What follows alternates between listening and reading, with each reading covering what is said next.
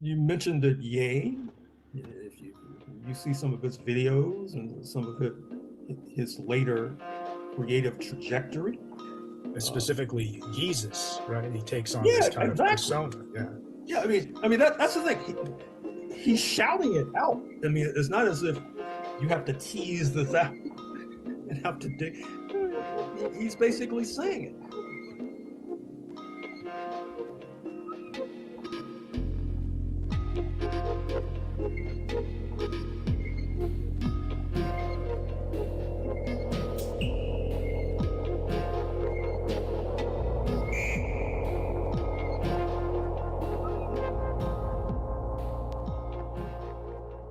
Welcome to episode 4 of the De facto podcast. I'm your host, Anthony Ballas. Today we are joined yet again by Dr. Gerald Horne, John J. and Rebecca Moore's Chair of History and African American Studies at the University of Houston, author of too many books and articles to keep count, most recently Counter-Revolution of 1836, Texas Slavery and Jim Crow, and the Roots of U.S. Fascism, which came out, I think, somewhere around May or so this last year by international publishers. And Dr. Horne and I also discussed that a couple episodes back in September. So you can go ahead and check that one out after we're finished here today. Today, we're going to continue our series on Dr. Horne's work by discussing his 2006 title, The Color of Fascism, Lawrence Dennis, Racial Passing, and the Rise of Right-Wing Extremism in the United States, published by New York University Press, 2006. Dr. Horne, welcome back. Thank you for inviting me. Okay, let's jump right in here. The Color of Fascism is a biography of Lawrence Dennis, the quote-unquote brain behind American fascism. It's an analysis of the phenomenon known as racial passing and its elusive and often overlooked connection with fascism. Before we turn our focus to Dennis, to start things off, would you mind orienting our listeners a bit to this phenomenon of racial passing, its historical roots, and so on, and maybe why you chose this particular topic? Mm-hmm. Well, this phenomenon in the United States known as racial passing, I think viewers should view as a direct outgrowth of the pathology of white supremacy, which, as we know, evolves out of racist slavery in North America. The phenomenon basically is that those who are lighter skinned, Negroes, melanin deficient, can choose a kind of exile by distancing themselves from their racial ancestry, that is to say, their Black ancestry. Now, I should say very quickly that I don't necessarily quarrel with a lighter skinned person who decides to rebel against the pathology of white supremacy, which suggests that if you have a proverbial one drop of African ancestry, that means that you're Black. I mean, you can look phenotypically like George W. Bush or Madonna, but if anywhere on your family tree there's some sort of African, that means that you're Black. Now, it doesn't take a genius to figure out that that system evolves in order to help to generate the more enslaved people because you probably know of these cases of Irish landing in New Orleans in the antebellum period and unscrupulous slave dealers grabbing them and saying, we're thrusting you into slavery because you're Black. And say, wait a minute, I just got here from Ireland. Well, they don't care. I mean, this one drop rule is a way to create a wider base for enslavement and therefore generate more profits. And it doesn't take a genius as well to recognize that generating more profits is sort of a key to explicating many phenomena in the United States. And likewise, to turn the coin over, it's quite revealing and striking to note that having indigenous ancestry does not necessarily mean that you're, quote, Indian, unquote. I mean, look at all the people who claim Cherokee ancestry, be it Senator Elizabeth Warren of Massachusetts, or Cher, the performer, There are so many, because by claiming indigenous ancestry, this also means that those who are ostensibly, quote, white, unquote, can then have a claim to the land. And so you can see how these definitions of race, which are obviously racist, either A, help to generate profit through enslavement, or B, help to generate profit through owning of land illicitly seized. And so these are the conundrums that we're faced with in the United States. Now, as I said, a person who could be defined as Black, but who is light-skinned, but decides not to go along with this system and rebel, I understand that. I mean, I don't make a moral judgment about a person who does that, just like I don't make a moral judgment about a person who decides to flee the United States altogether to seek an exile in Africa or Asia or Canada or Mexico, because why should we be prisoners to these archaic, ultimately exploitative definitions? Interestingly enough, so-called passing, it still exists to a certain degree, although certainly it's possible to say that with the onslaught against Jim Crow and white supremacy in the 20th century, the second half of the 20th century in particular, it became more socially acceptable to be Black. Obviously, there's still a Black tax to be paid. Obviously, there are still penalties associated with being Black. But obviously, as well, the system in 2022, 2023 is not as horrific or horrendous as it was during the lifetime of the character of this, the subject of this book. And speaking of Lawrence Dennis, born in the late 1890s in Atlanta, and obviously, as the cover of the book shows, you can hold it up again, is a person who was melanin deficient, otherwise defined as Black at the time of his birth, but decides for various reasons, as the saying goes, it's hard out here being a Negro. And so he decides to pass and ascends to the highest levels of the US elite as a result of his passing. I've oftentimes wondered, and some might consider this to be a point of personal privilege, and I don't deny that it is, why this topic, why this book hasn't been adapted for the cinema.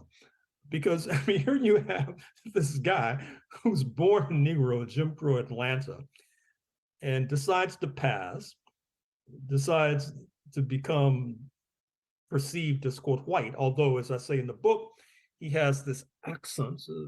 And it's interesting to talk about this because there are these other markers that can facilitate passing. For example, he had this accent that was difficult to pin down. Now, if he sort of talked like this, even if he looked like that picture on your photo, you know, with a sort of prototypical, stereotypical Negro accent, his passing would not have been successful, but he had a kind of elevated accent, and therefore that helps to accommodate the perception that he's actually not a Negro with all the penalties attached thereto. And so his hair, of course, doesn't necessarily pass the pencil test. I'm sure you've heard in New Orleans, which of course was, like many US cities, a color-obsessed city. If you could stick a pencil in your hair and it sticks like it sticks in my hair, that means, uh-oh, you're a Negro. I don't care how melanin deficient you are. And you could probably stick a pencil in this hair and it would stick. But people thought that he might be Arab, for example. And interestingly, to show you how bizarre these racist definitions are in the United States of America, you can have those who are Arab Christian ancestry. Ralph Nader, the former presidential candidate and the consumer advocate who has Lebanese Christian ancestry, he's, as far as I can tell, accepted as quote white. Now, of course, if he had been Lebanese Shiite, he would have been seen as third world, for example. And you have these very anomalous situations where even those who are of Egyptian ancestry, if they're melanin deficient, they could be and have the appropriate accent, they could be accepted as quote white unquote. I'm thinking of the host of the Today Show. I'm ashamed to say I've never watched the show. I've only seen her name in print. Her first name is Hoda, Hoda. Her surname is Kotb. Do you know how to pronounce that? I guess you haven't watched the Today Show either then. Anyway, she's of Egyptian ancestry and she's a host on the Today Show. She's melanin deficient. She's seen as quote white unquote, accepted readily. And in fact, just to go on in this vein, I had a very revealing encounter a few years ago in Texas at a Palestinian solidarity gathering where I was asked to speak. And of course, I thought I made somewhat anodyne, almost boring comments about solidarity between Black Americans and Palestinians and how we're both victims of settler colonialism. And I was shocked to find that one of the Palestinian Americans there, a well-known scholar, he objected, he pushed back. And I think he was of Christian ancestry, and certainly he was melanin deficient and had a US accent. And the conclusion that I drew was that he had accommodated himself to the United States of America. After all, I mean, he doesn't get followed around in stores when he enters, for example. And so he took umbrage at my alleged slur on the United States of America, speaking of it as a settler colonial enterprise. And then it occurred to me that this might not be uncommon, that you may have other melanin deficient people in the United States who are from the so-called third world, but who have the proper accent and the proper affect, and therefore are accepted and accommodated at the top tier. And then I thought again, then I would say, I'm sure one of your acute and alert listeners might then say, well, Professor Horne, weren't you in a contradiction? You're just saying that you don't quarrel with Lawrence Dennis for passing, and yet you have this critique of these Palestinian intellectuals who you encountered a few years ago in Texas. Well, I mean, these intellectuals, I'm only critiquing them because they're critiquing me. I mean, I'm not allowed to do a critique of the United States of America. I mean, come on. I mean, descendants of slaves, I have to uphold this fantasy about the United States so that these people can become more comfortable about being here in the United States? No, I mean, so I don't think that's a contradiction at all.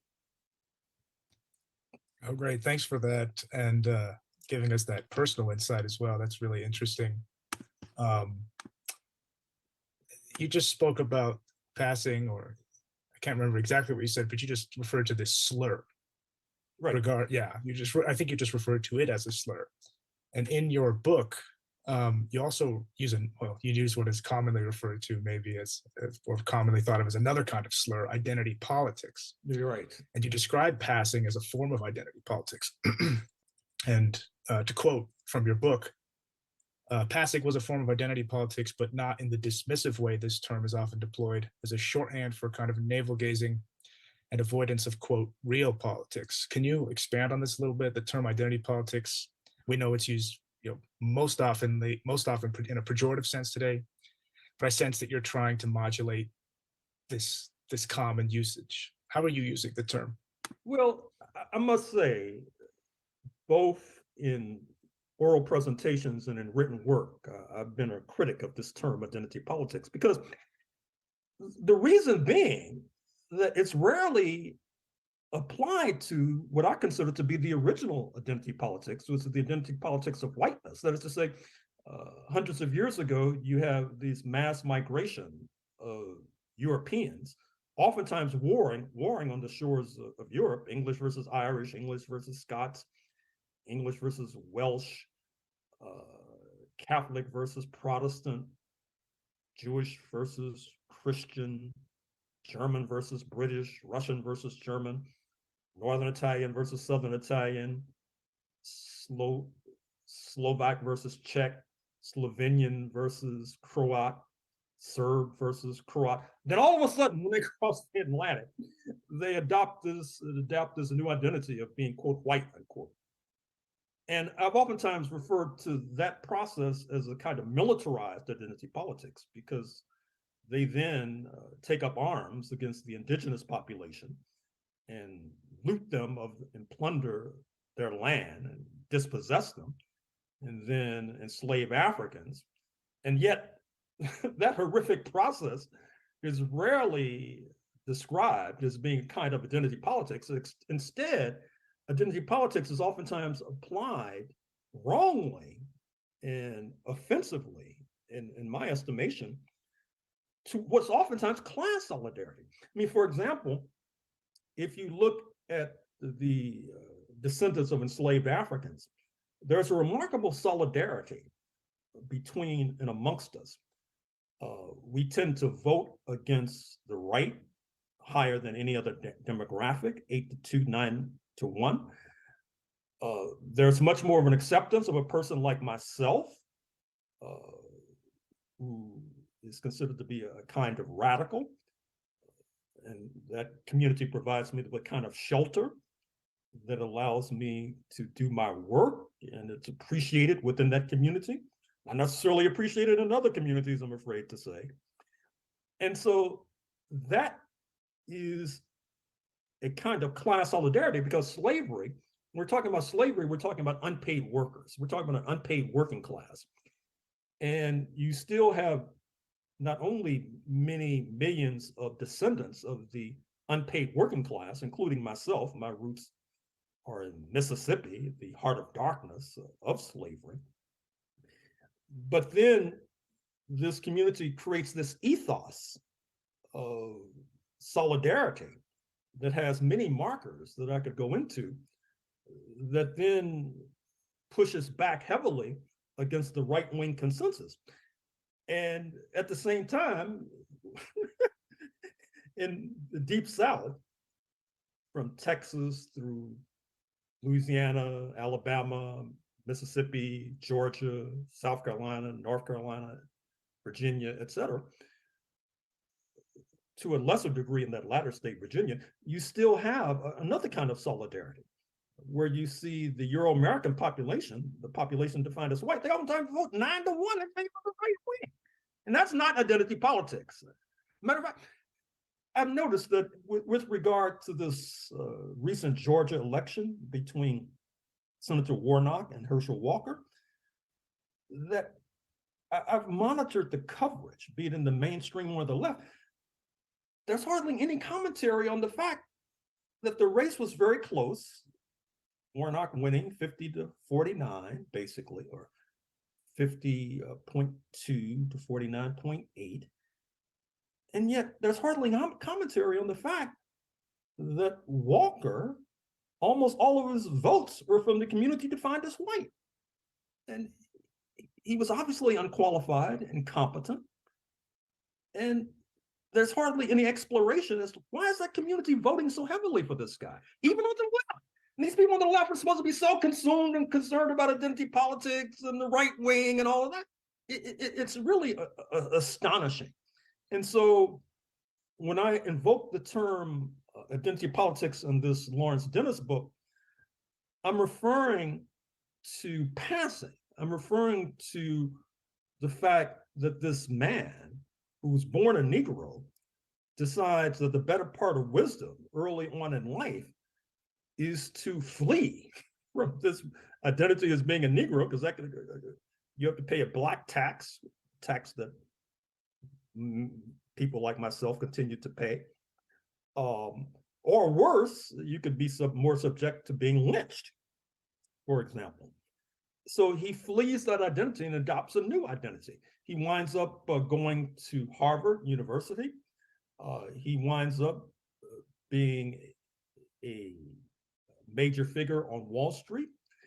But as the 1930s unfolds, there are many, including Charles Lindbergh, Lucky Lindy. This is the man who in 1927, with this newfangled contraption called the aeroplane, crosses the Atlantic single-handedly and becomes a national, if not a global hero, but quickly becomes a hero for the right wing, as well as Henry Ford, by the way, whose name is still affixed to a major US corporation that produces automobiles for fix or repair daily, as we used to call it.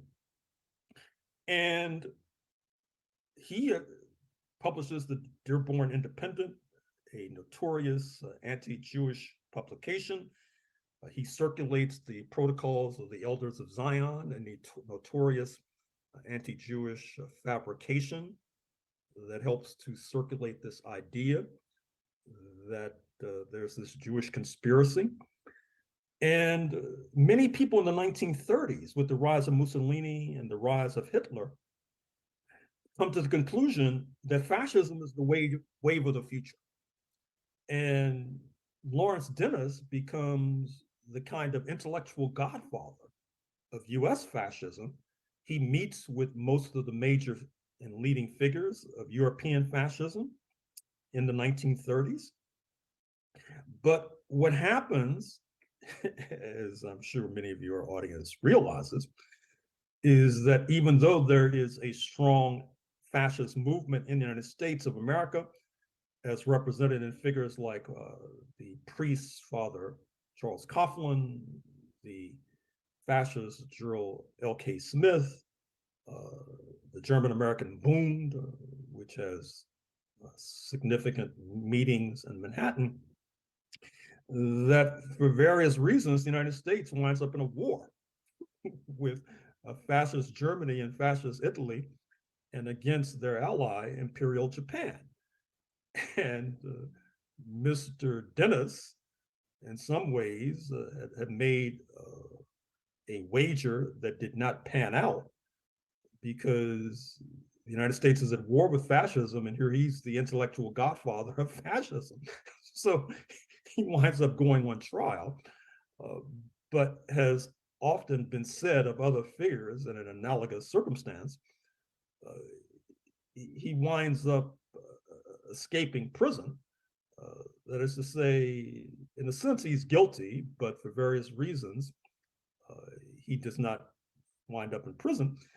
And post 1945, he helps to assist the rise of a kind of right-wing movement that I think it's fair to say, as contemporary events demonstrate, and I'll come back to that momentarily, this so-called conservative movement as represented by the patron saint of post-World War II conservatism, speaking of William F. Buckley. And it's interesting, William F. Buckley too has that sort of accent as well, which helps to obscure his Catholic background. Because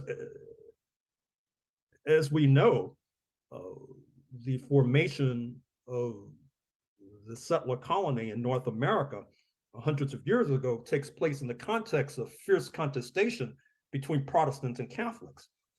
And I don't think I'm going out on a limb to suggest that with regard to what many perceive to be a rise of anti-Semitism in the United States, the White House just had a conference on that just a few days ago. There has been a lot of publicity about the rapper and designer and personality once known as Kanye West and some of his statements, the link to a film circulated by Brooklyn Nets basketball star Kyrie Irving that apparently calls into question the authenticity of the Holocaust, the slaughter of millions of Jewish people and political dissidents and others in Central and Eastern Europe at the behest of the fascists in the 1930s and 1940s. But what strikes me about this current concern and this current discourse is that there's hardly any reference to history. There's hardly any reference to, and let me recommend in this context a documentary film, which I know you can find on Netflix, if not online. It's called Constantine's Sword by I'm not sure if he's still alive, the former Boston journalist Jim Carroll.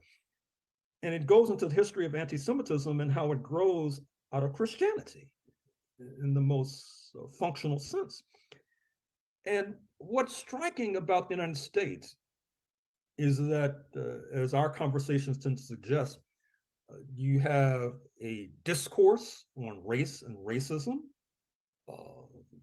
generated not least by the Haitian Revolution and its pushback against racial slavery. You have a discourse on class, as reflected in the rise of labor unions and socialist-oriented movements. You have a discourse on gender and a critique Unmute that in the United States. But there's hardly any discourse questioning religion. Let's pause it's that. not as if I'm suggesting. What's up, everybody? Good to see you. Welcome to the second Wild Card Friday, where we don't know what we're going to talk about. Could be anything. No, James Baldwin was a British author. I believe a British homosexual author who had a really cool debate with William Buckley, like black and white debate. Like literally, I think like I don't know what year was the Buckley. It's very like in terms of like especially like a black guy being on a main debate stage. This is very Buckley versus Baldwin. I thought James Baldwin was American. I thought he was British. Nah, I think He's American. Yep, yeah, it's just the way he talked. He lived a long time in France, though. 1965. This happened. Yeah. Have you ever seen William F. Buckley debate Gore Vidal? No, I don't know who that is. There's a certain debate with Gore Vidal was like kind of a lib, but like, you know, he was a very prolific American writer. And at one point, William F. Buckley just kind of calls him a homosexual. Yeah. And that was very, very frowned upon at the time. It's kind of remarkable that, like, you know, they were like, you can't just say that on TV about the guy. You know what? That's funny that I made that like weird like mishap of like thinking that James Baldwin might have been British. And I think it was kind of how he talked, but also William F. Buckley had that, or I don't know, William Buckley had that like imposed draw when he spoke, where it almost like, where did you get that accent from? It's like the mid-Atlantic accent. That's just it's like so how weird, though. It's like it died out completely of like being like a way that distinguished people spoke. Like that was like a very the Queen's English or whatever kind of thing. It was almost like a it was almost like a like an imposed thing to like make yourself seem like smart, like as if like you couldn't make it in academia without such a draw to your star of the evening, who has been sitting at war, getting a wonderful reception here in the Cambridge Union.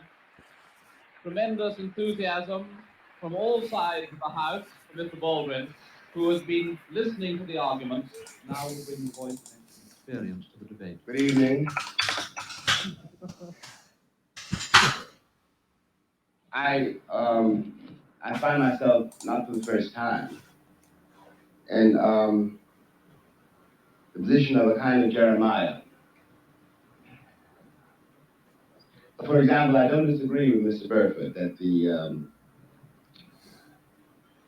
the inequality suffered by the American Negro population of the United States has hindered the American dream. Indeed, it has. I quarrel with some other things he has to say.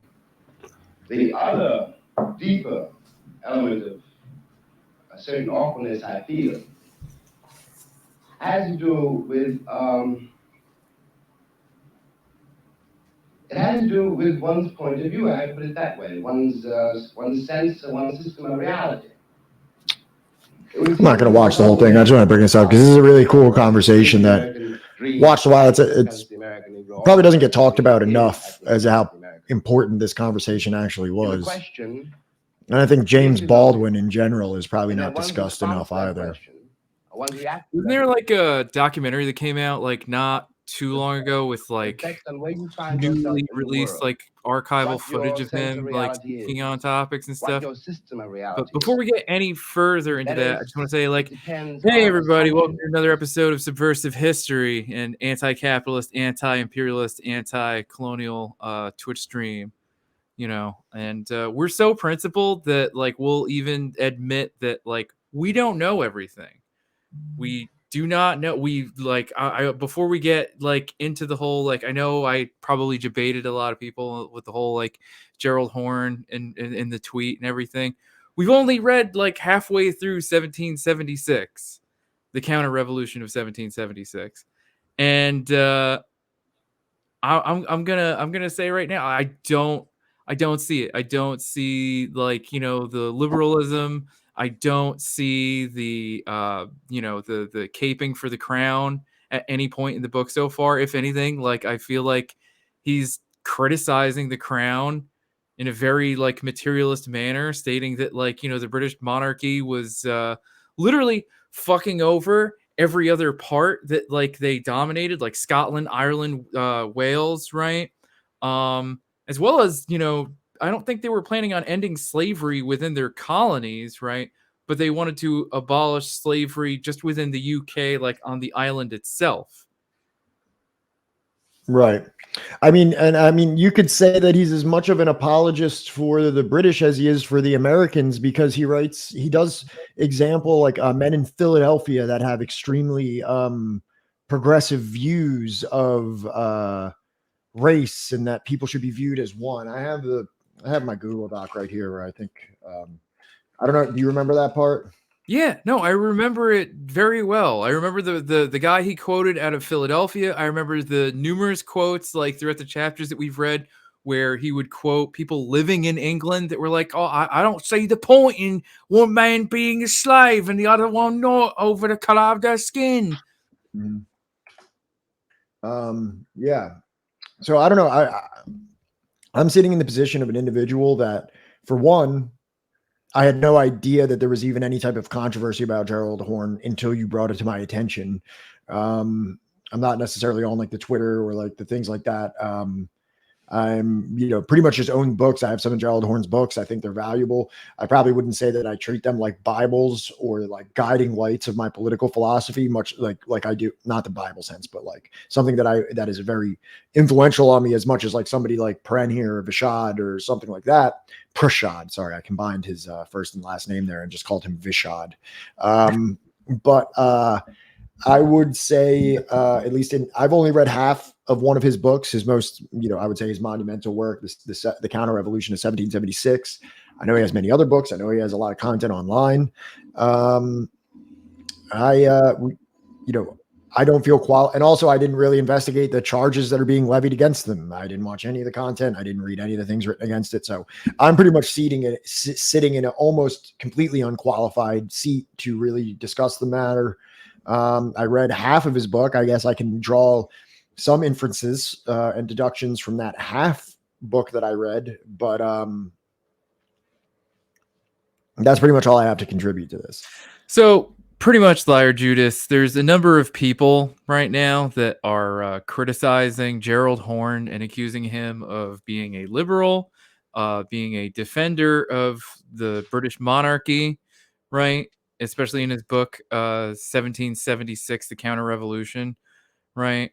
And it's just kind of ridiculous, and it seems kind of silly to like levy those sort of accusations at him. Do we have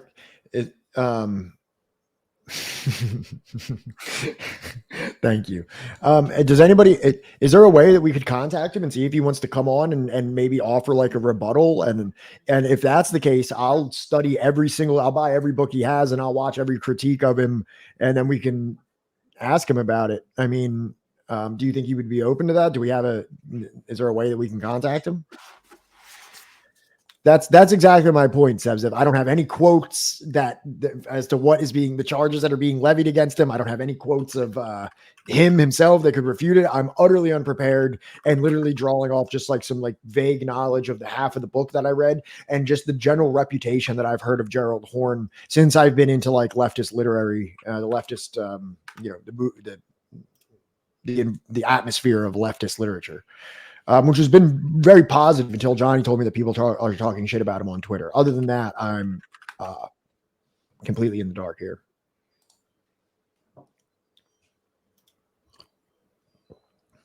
But if, what is your opinion of it, Cinnamon Challenge? I'd love to hear.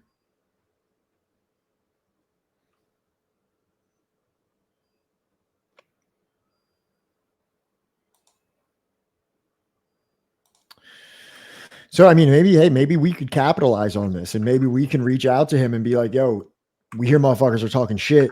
We're willing to, if you want to come on and clear your name, you know what I mean? Or something like that. I just sent you the Rainer Shea, Gerald Horne promoting British Empire, and the Midwestern Mark's critique of Gerald Horne's The Counter-Revolution of 1776. Case study of the U.S. left's retreat from materialist history by Marius Trotter. Has Marius Trotter written anything? Can you look that up real quick? Do they have any writings on the situation like that? Yeah, so here he is at that CP. Remember, he was at the International Conference for the Communist Party in 2022. I don't know if that's the same thing that we were reading about. He was at like some like book donation or the archives were being deposited into like the New York Library. I think this is different than that. Okay. Yeah, other than writing for Midwestern Marks, I'm not really seeing a whole lot. Okay.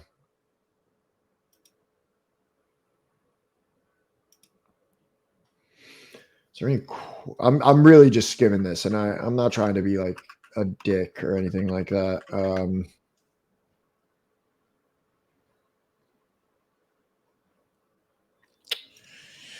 The arguments that Horns makes about the modern America's conditions are an influential example of this. They're a red flag for misleading parts of the historical analysis. Horn has argued that building a unified workers' movement isn't possible without addressing settler colonial subjugation against Native and African workers, which is true. The trouble starts to become apparent when you pay attention to exactly who's chosen to argue this point. In one op-ed he's written, okay, so here's a quote from him. When Euro-Americans vote across class lines for faux billionaires, we are instructed that the reason is that the opposition did not meet their exacting progressive standards. Hence, they voted for the right. Hold on, let me reread that. When Euro-Americans, white Americans is essentially what he's referring to, vote across class lines for faux billionaires. So this is bringing up like the reform versus revolution and the, you know what I mean? Like, should we be voting for the lesser of two evils if it marginally improves the material life of someone, even though we're perpetuating, the capitalist system, and potentially it should be abandoned or at least most bourgeois electionism should be abandoned. I find that extremely difficult to answer, you know what I mean? Especially from my position as a relatively well-off white person. Because if somebody disagrees with that, I don't know, you know what I mean? Like, just because I have an opinion on that, I don't think that I'm like the outright authority on that matter. Like, I'm trying to break this up piece by piece and not analyze it flippantly. So we have when white Americans essentially, there's a lot of loaded language in here, but when essentially that white Euro-Americans, I guess, who aren't billionaires, make the decision to vote for someone like Joe Biden. I would assume that's what the fuck they're referring to here, is that there was a lot of people across a broad range of like the left that made the decision that it was in their best interest and maybe in the best interest of other people to vote for Joe Biden, because they looked at that as a reasonable alternative, or not just reasonable, a necessary alternative to a second Donald Trump election or a second Donald Trump presidency. Let me ask you this though, right? Okay. I want to get through this quote though, but go ahead. Would you tell black people in the South not to vote? No. Neither would I. That's like an insane like thing to. But I wouldn't tell black people anywhere not to vote. Right. If they decided to vote. I mean, there's a discussion to be had with anyone, regardless of if they're black, white, or anything, about what are the implications of participatory, participating in these elections, and what are the consequences of that, and what are the contexts as to what you're supporting versus what does abstaining from such a thing mean? You know what I mean? Is there consequences to supporting the Democratic Party? Yes. Are there material consequences for not? I'd say also yes. So, I mean, this is an extremely complex subject that I certainly don't have completely fleshed out in my own opinions, which as a result, I do not feel comfortable professing it to anyone else as to how they should behave on it. Right. So, yeah. So we are instructed that the reason is that the opposition did not meet their exacting progressive standards. So I think a lot of this, like I said, and I'm just, I'm actually critiquing Gerald Horne's words here, I think. Like, obviously, when Euro-Americans vote across class lines for faux billionaires, we are instructed that the reason is that the opposition did not meet their exacting progressive standards. So that, I guess, that the white Americans vote for these billionaires because the opposition, meaning Donald Trump, that they vote for Joe Biden because Donald Trump is not progressive enough. I've probably heard a much broader, not necessarily a critique of his progressivism, but more so like a harm reduction type of argument for voting for Joe Biden, that they believe that the second election of Donald Trump would bring harm to, I guess you could call them marginalized people or the nation as a whole. And thus that's why you're justified to vote for Joe Biden. I'm a convicted felon. I haven't voted in an election in my entire life. I was convicted of a felony at 19 years old, and I've never been restored the right to vote. So I don't put a ton of thought into this, but I understand that it's a contentious issue among the left. But let's see, I'll try to get more into this. Hence, they voted for the right. Once I was explaining to a prominent left-leaning scribe that the citadel of the elite, the Upper East Side of Manhattan, and the citadel of the Euro-American working and middle class, Staten Island, are the bastions of the right wing in Gotham. He demurred, seeking to point out that the latter borough voted thusly because of liberal failings. Okay, hold on. He demurred, seeking to point out that the latter, being Staten Island borough, voted thusly because of liberal failings. Okay, so that, like, I guess that liberalism could have convinced them otherwise, that like the liberals could have had a more, if they had not failed, they could have like enlightened Staten Island to be less reactionary and not vote right wing. Is that what you're getting out of this line? I don't know, like what to get out of this line, because it's like, well, and like liberal failings. I mean, also to say this though is that to say that they voted thusly because of liberal failings. Feel like, and I'm critiquing Gerald Horne's wording here as the maybe not being very clear, but also because conservatism, or at least the conservatism and that we embody here in the United States. The Democrats and the Republicans and even the MAGA Republicans are liberals in a broad sense. I mean, we have an entirely liberal political system here.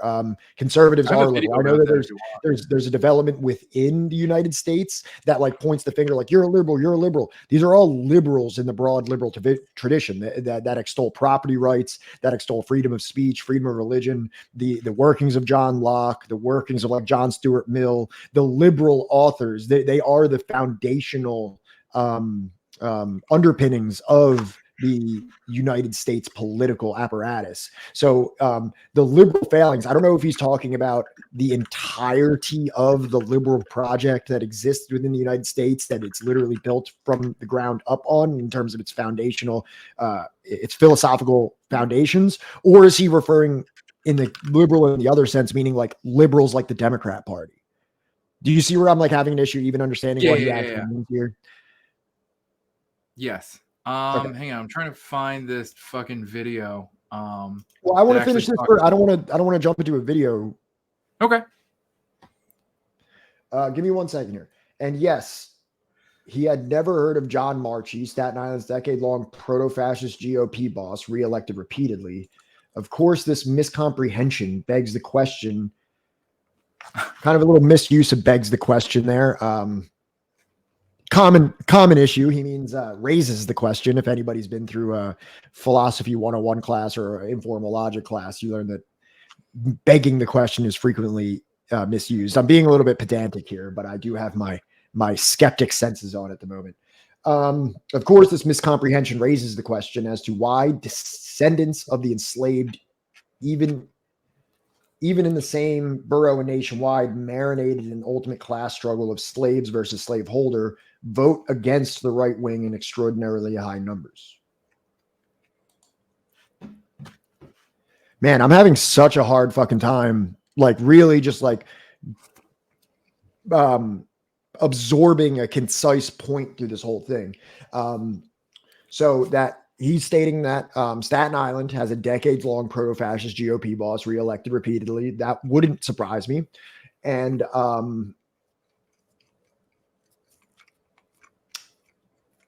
so it raises the question, why do descendants of the enslaved, why do black people in the same borough, Staten Island, and nationwide, who have marinated in the ultimate class struggle, vote against the right wing in extraordinarily high numbers?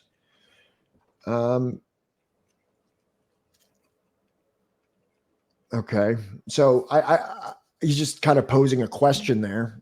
Do you have anything that you want to add to that? That maybe I'm not picking up out of it? Okay. Here, Horne has recognized the reality of class only so that he can take the opportunity to promote anti-proletarian myth. A myth which has been promoted by the Democratic Party, that the MAGA movement's primary base is in the working class rather than the labor aristocracy and the petty bourgeois.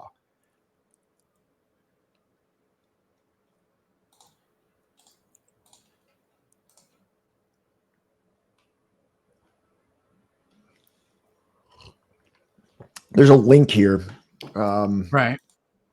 Says, okay, so promote an anti-proletarian myth, a myth which has been promoted by the Democratic Party, that the MAGA movement's primary base is in the working class rather than labor aristocracy and petty bourgeois. What do you think about that statement? Well, as far as I can tell, he's only talking about the Upper East Side of Manhattan. And what is that, Staten Island? Staten Island, yeah. I don't think that, like, at any point he's talking about, like, the larger, like, U.S. population. Right. Now, do you agree with, what do you think about this statement, that the MAGA movement's primary base is in the working class rather than the labor aristocracy and the petty bourgeois? I mean, like, look, the people that performed January 6th were obviously very petty bourgeois. But to say Correct. that, like, you know, the vast majority of people that undyingly support him, right? Well, I don't know about undying. Let's not get hyperbolic with the language. Right, I'm okay, saying, okay. So I'm a person, and I think you're a person from relatively working class backgrounds, right? I don't know what background Rainer Shea is from, but I know that I am from a working class family. My family's all union workers in Philadelphia. My uncles, my mom, even my mom's new husband are all from locals in the Philadelphia Union. I do believe that a lot of these people do espouse pro-Trump sentiment. Maybe they're not like diehard MAGA, and maybe they don't constitute the primary base, but some of the working class areas that, especially in the United States, and I mean, this kind of speaks to the overall, like, whether it's Rosa Luxemburg or whether it's Gramsci, that there's a reason that we say that fascism is liberalism in decay. And it's not because there aren't vast swaths of the working class that do tend towards that fascist right. Would you agree with that? It's kind of ahistorical to say that that doesn't happen. And why would that not be happening in the United States? That when you have a disenfranchised and alienated working class, there is obviously a polls that they can generate to fix that societal alienation. And one of those polls is fascism. And fascism is so far more popular, or at least accepted in the United States, than socialism or communism would be. I mean, a classic thing that you see in fascism, right, no matter where it pops up, is that it tries to use almost quasi-socialist aesthetic, right? Or it's always making appeals towards the working class while it's working in service of the bourgeois or petty bourgeois, right? And that's the only reason why we even have to contend with this whole myth that the Nazi party was a socialist party. You know what I'm saying? Yeah. Using the rhetoric. Right. So I think that the idea that the MAGA movement's primary base is the working class rather than the labor aristocracy and the petty bourgeoisie. I think we're slowly slipping towards a point where those kind of distinctions are kind of what's the word? Losing base, or losing kind of their accuracy, because we are drifting more and more towards wealth disparity and wealth inequality in this country, where it's just people are becoming increasingly either richer or poorer, but not really much of an in between. Well, let's check this out, because this is kind of interesting. This is the data that he linked. It's from Vanderbilt.edu. I don't know why they chose this background. It makes it really difficult to read, but new political science research debunks myths about white working class support for Trump. New research from Associate Professor of Political Science, Noam Lupu, challenges several common assumptions about white working class support for President Donald Trump. He conducted the research outlined in the white working class in the 2016 election. The two first met in graduate school and have collaborated, blah, blah, blah. Starting with the survey data from the 2016 election and then working farther back, they conducted their own analysis to determine the truth of those key assumptions. One was simply wrong. Only about 30%, not a majority, of Trump supporters were a white working class. A related assertion, however, was true of white working class voters. Most, about 60%, did indeed support Trump. Wait. Of white working class voters, most did indeed support Trump. So is he saying that taken out of the context of all the different classes and races and coming to this intersectional white working class category, that the majority of them did support Donald Trump? Related assertion.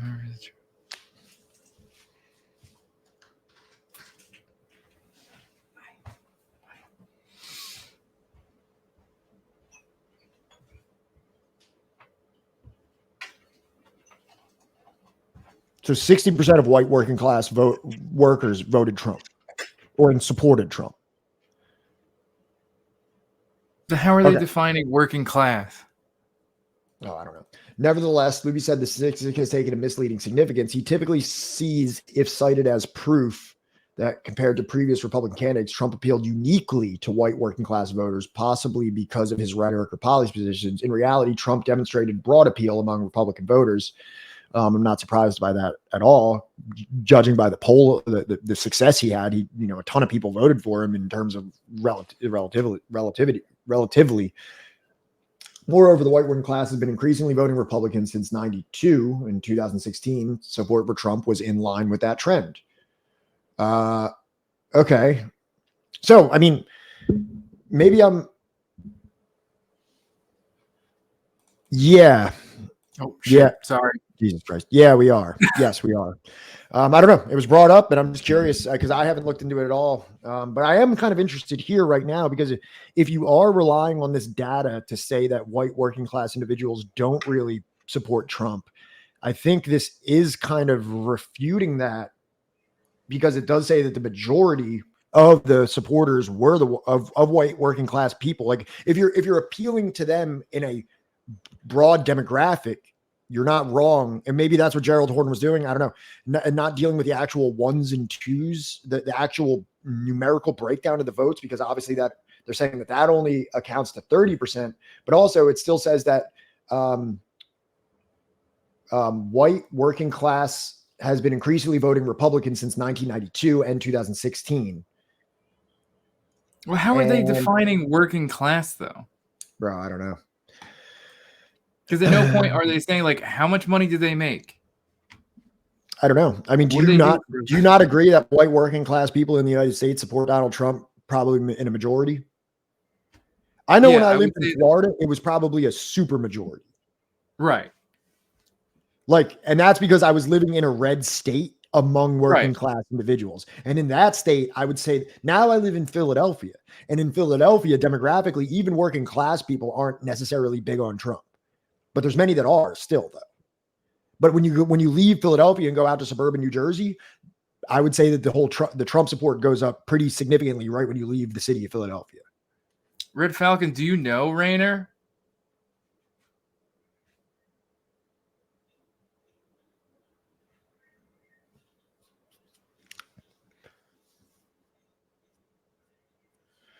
Oh wait, yeah, no, this is Marius Trotter. This isn't even Rayner. Oh, I'm sorry. I thought no, this is Rayner's newsletter. What are you talking about? Is it? Yeah. Which one are we looking at? It says right at the top, Rayner's newsletter. Okay. My bad. And this is where I got this link that he put. Okay, I'm going to read it one more time where it says that he's saying that data show Trump voters aren't disproportionately, even though data has shown Trump voters are disproportionately not in the working class. Oh my God, dude. This is, maybe I'm just not smart enough to dissect this. Because like, so Red Falcon, would you want to talk about this?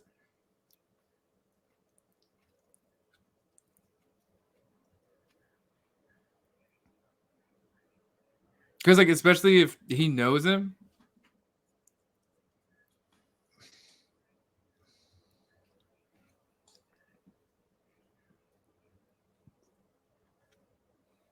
So, like, why are we talking about white working class when he's talking about the enslaved, meaning the black people? Why are they voting against the right wing in extraordinarily high numbers?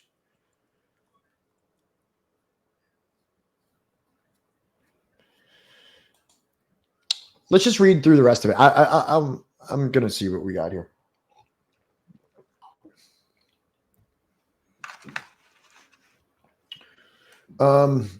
Even though data has shown Trump voters are disproportionately not in the working class, Horne has talked about this Manhattan example in isolation to imply that the working class make up the core of Trump supporters. Do you think that that's what he said?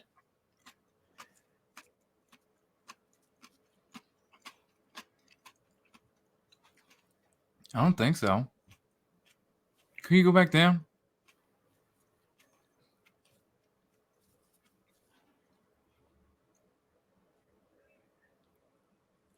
Yeah, I don't get that. I don't think that that's what he was trying to say at all. I think he was using it as a very specific example for that location. I don't think that he was saying that like, oh, Manhattan and Staten Island are like an example of like the wider American context. Yeah. I mean, I think that there's, I think that this is kind of like a conflation, or maybe like he could have meant this, but I don't think it's necessarily clear from this specific tweet or whatever this is. Yeah. In an op-ed that he wrote that's his specific conclusion. I could be wrong about that, but I'm just diving into this flippantly here, but an analysis that omits what? Incoming what? Oh, fuck. Oh, fuck. Holy shit. 155 Raiders. Welcome, Raiders from Left Flank Vets. Holy shit. God damn, that's a lot of people. We are an anti-capitalist, anti-imperialist, anti-colonial Twitch stream, one of the few. And, today we're just talking about whatever, homie. But I think that DM me and we'll have any info that might shine. Yeah, no, Falcon, I'll send you a link and you can just talk about it if you want. Like, you don't have to do the camera or anything. We just do audio. Because I'd love to hear your opinion on it. Because I think it's very interesting that like this keeps happening. Just pretend there's a cool raid alert sound because we don't have one because we're that new.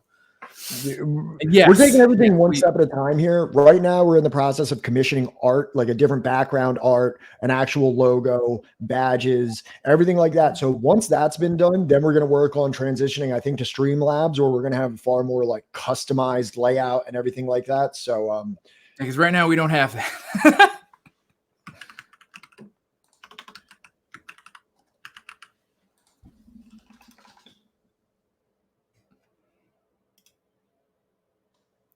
Yeah, maybe we'll get some sound alerts and some things that bounce around. Yeah, no, I promise we'll get better sounds. They're right. This is not necessarily a yeah, there you go. Chat handles the sounds for us. Yeah. Just imagine the sounds, all right? We promise. The real sounds are the friends that we made along the way. Yeah. Or like, you know what? Join our Discord below if you're not watching this on mobile. Tell us what fucking sounds you want. All right. We'll upload whatever sounds, as long as they don't get us TOS'd. The people we don't sound. care. Put whatever sounds we want. Here, you want to Thank you, Marcus, for the raid, though. Yeah, holy shit. We have easily the most people in our chat that we've ever had in our entire careers or lives. Here, if you want to read this, go ahead. Just let the people know what we're about. So we're actually more of like a book club on Fridays. We just kind of like bullshit, right? On every Wednesday and Sunday at 6 o'clock p.m. Eastern Standard Time. We read books. Literally, we go over chapter by chapter each, day. We go over a single chapter, and we dive real fucking deep into. Lately, we've been reading Black Shirts and Reds by Michael Parenti, and I think that for February coming up, we're going to read Gerald Horne's what is it, Dawning of the Apocalypse. I don't think we agreed on anything specifically, but I would read that. Oh, it's Lawbrarian. It's been really great so far. Black Shirts and Reds being a book that I read like early on into like my political enlightenment, and it's like you don't really glean enough from it that you really need to until you've made the rounds and read some more books. Can you link? Oh no, that's just what we do. Like, if you want, you can follow us on YouTube at Subversive History, and we will. That's where all of our old episodes are, and you can catch up that way. But yeah, we're right now. I think we're on chapter 7. Frankster says, "Thank you so much. I really appreciate hearing that, especially now that I'm in school again. That saying that, I really, really appreciate that. Thank you." Oh, the book, what, Black Shirts and Reds? What, you want a little PDF of it? I can hook you up with PDF. If you join our Discord, we also have join the Discord. It's all that too. Yeah, I mean, I suggested that because it seems like there's a lot of things going on right now, and we at this point we're fans of Gerald Horne. We're fans of his books. I've been fans of his the content of them that I can find on YouTube, and I've also only heard good things of his reputation. And now it appears that there's some kind of controversy going on. I have no idea because I don't spend any time on Twitter. If it wasn't for me being on here and speaking with Johnny, I would have no idea that this was actually happening, and I would just be quietly enjoying his books in the background. But apparently now there's some criticism going on. I'm interested to learn more about it. I'm also interested to read more of his books. So if he was interested in coming on to talk to us and we could actually ask him about some of these charges that are being levied against him, and he could defend himself in a public format where he can go on record and either contextualize these situations or shine light on them or tell people to fuck off, I'm down for any of it. Yeah. Oh man. shit! All right, We were so should we just go back into it? Should we just go back into it? It seems like the yeah, if people you want. are All right, talking about so it. far we've got this guy Rainer Shea, who maybe we can talk to somebody that actually used to organize with him later, and Marius Trotter, who's linked with It's Wolf Skeptic. Wolf Skeptic was here on our first day ever of streaming. Yeah. It was like one of the first people to ever come in and talk to us in the chat and just like have like a participation and go back and forth discussing like the pink tide in Latin America and everything like that. And it's like I remember our very first like pilot episode. And I'm like, oh, somebody actually cares and like wants to watch, and it's cool to have you back. So we were just kind of there's this that was written by Rainer Shea, I guess, January 12th. So just like within the last week, that is pretty critical of him. And I'm just trying to figure out exactly why. I don't want to be just like immediately dismissive of it either. I'm interested in seeing where they come from. So we kind of got down. Where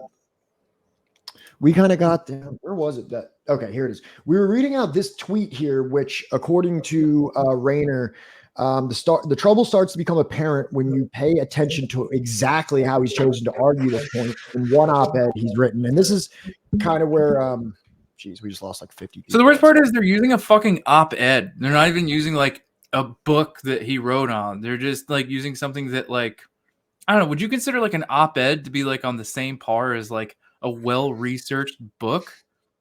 I mean, I don't know. It depends, because I don't think he doesn't write books about maybe this specific issue. So you can only really draw inferences from his social media. Right.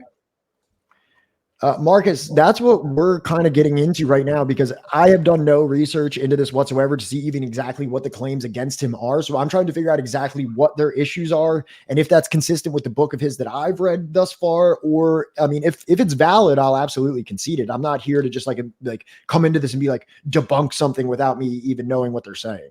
So this fucking Marius Trotter guy is trying to say that Gerald Horne is a liberal, right? And then you got Rainer Shea, who's trying to say that Gerald Horne is like a British monarchy apologist. So I'm just trying to get into the actual newsletter and see exactly what the claims are. So the first thing is this thing from the op-ed, which they seem to be drawing a pretty significant conclusion from it. And I'm trying to actually figure out if it's valid or not, right? Because so essentially what Gerald Horne is saying here is that when white people vote for billionaires, essentially, choosing to participate in elections that violate class lines, we are instructed that the reason is that the opposition did not meet their exacting progressive standards. Hence, they voted for the right. Once what I was explaining to a prominent left-leaning scribe that the citadel of the elite is in the Upper East Side of Manhattan, and the citadel of the Euro-American working and middle classes, Staten Island, are the bastions of the right wing in Gotham, meaning New York City. He demurred. Staten Island is right wing, yes. He demurred, seeking to point out that the latter borough voted thusly because of liberal failings. And yes, he had never heard of John Marchi, Staten Island's decades-long proto-fascist GOP boss. He re-elected repeatedly. Of course, this miscomprehension begs the question as to why descendants of the enslaved, even in the same borough, marinated in the ultimate class struggle of slaves or slaveholder, voted against the right wing in extraordinary high numbers. So it seems like he's saying here is that it's raising the question that descendants of the enslaved, meaning black people, vote against the right in extraordinarily high numbers. And this is like a common thing throughout American politics, and especially prescient like lately with like the whole advent of like Candace Owens and the Daily Wire and this whole like the Southern strategy never actually happened, and that, you know, the Democrats were just a continuation of like the racist party, that Dixiecrats. The Dixiecrats. And I'm certainly no Democrat apologist whatsoever. I mean, you can trace an entire lineage of the establishment Democratic Party being absolutely detrimental to black people in pretty much any time period from the Dixiecrats to now. But I think that there is like a more nuanced take as to why many black people vote not for the right. Well, And I think you can pretty adequately point to a lot of things of the Nixon and the Reagan era where you may have seen like a lot of alienation from Black communities towards conservative parties or conservative candidates. You've probably seen that come down a little bit, even in you've probably actually seen that come down a little bit recently. I'd say that probably more Black people voted for Donald Trump than they did for any other maybe Republican candidate in recent history. Like I would say, like in the past few election cycles, because obviously if we go all the way back to like, the time of the Dixiecrats, you would probably see pretty wide Republican support from Black people. Did you have something that you want to say, or you highlighted this? I just didn't know. Is there anything you wanted to highlight? I mean, like, look, Marcus is pointing out exactly what the fuck is going on here. That, like, I see this with a lot of Horne's work on almost anything. Takes multiple points through history, which he does, right? And someone points out a data point that goes against, I guess, whatever point he's trying to make, and says, I've beat him. I got him. And I want to get to, I mean, like, look, maybe we can bring somebody on that knows that a little bit better than either of us pale faces, that really aren't in that community and haven't read up on that. So like we're very averse to speaking on things that we haven't have any direct knowledge or can point at a book and be like, that's where we're getting the information from. I'm not going to do like an anecdotal, I mean, it could definitely, it could, if you're asking me why I think that is, I mean, obviously, like, and I'm not saying that this is the only demographic, but a lot of times when you see, the Latinos for Trump, a lot of this you do see in South Florida, which is like, the bastion. And I'm not saying that this is the only demographic, because you can probably, see a lot of this. I don't think this is the only representation of this phenomenon or this gradual change that in the, obviously, Cubans in Miami are going to lean more conservative. And that isn't like because that they're like a monolith or anything like that, but there is like a historically relevant chain of events that you could draw to that political conclusion. So the other thing I wanted to touch on real quick, right, is the LaRoucheite thing. And I asked Pat, like, hey, how much do you know about Lyndon LaRouche? And he's like, nothing. And then I reached out to, fucking Famous Horse, who is a fellow streamer that talks a lot about, Lyndon LaRouche and the history of the LaRoucheites and the contemporary things that they're doing right now. And who I'm sorry to cut you off, but this is a great point right here, is that the election itself was so contentious that it brought out tons of people on all sides. Previously unmobilized voters came to the polls. Like Donald Trump was such a polarizing figure that it emanated a lot of political activity in previously unrealized sectors. So that's like a perfect point there. But go ahead. So, like, maybe at some point we will have Famous Horse on and do like a co-stream sort of thing where like Famous Horse can break down who Lyndon LaRouche is, who are the LaRoucheites, and what's their connection to the Pat Sox. But boy, howdy, it is fucking deep fucking like bullshit. So like we'll save that for like another day. But yeah. Baldwin's Ghost, and I always agree with this too, because you know what I mean. Like you can go to any of these historical conflicts that we cover here. Whether it's, in the Congo, when you have King Leopold suppressing the Congo for the rubber extraction, you had the Force Publique, which was made up of Congolese people who were carrying out like the vicious orders of the Belgian monarchy because they had something that they could gain from that. There will always be like the class, I guess you could call it like a class traitor portion that will seek to enrich themselves because of the oppression of their own people.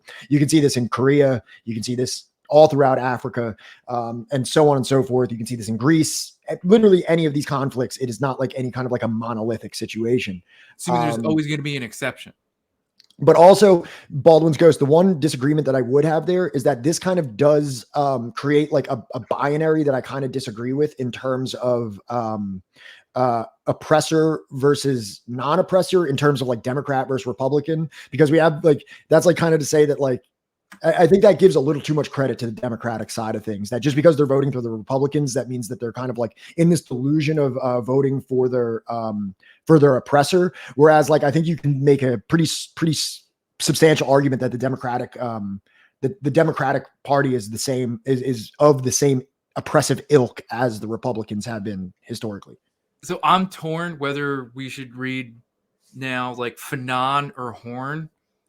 I can't decide which, but I also really want to read Redskin, White Masks. So like, I'm all over the place with this, but yeah, I'm pretty certain that like Fanon covers a lot of this regarding like, you know, the colonized mind or the psyche of like the colonizer. Oh yeah, Fanon's long dead. Also, I sent Red Falcon like a link, Pat. So I don't know. Oh, for sure. Yeah. So let's get back into this a little bit. I don't want to get too, I'm having fun talking with chat and everything, but I do want to learn more about this. So, so here Horne has recognized the reality of class only so that he can take the opportunity to promote an anti-proletarian myth, a myth which has been promoted by the Democratic Party, that the MAGA movement's primary base is in the working class rather than the labor aristocracy and the petty bourgeois, even though data has shown Trump voters are disproportionately not in the working class. Horne has talked about this Manhattan example in isolation to imply that the working class makes up the core of Trump's supporters. I don't know if he was actually saying that. And also, like, the Democratic Party puts out that the working class is all like MAGA. Yeah, I don't know if they say that either. I mean, listen, and I'm going to say this to everyone in here, and there's a ton of people in here that probably don't usually hear me talk and everything like that. Current event politics is like my least, my least studied situation. I read books about things that happened decades ago, hundreds of years ago. I read very well fleshed out secondary source material about wars that happened and conflicts and anti-colonial movements and philosophies and things like that.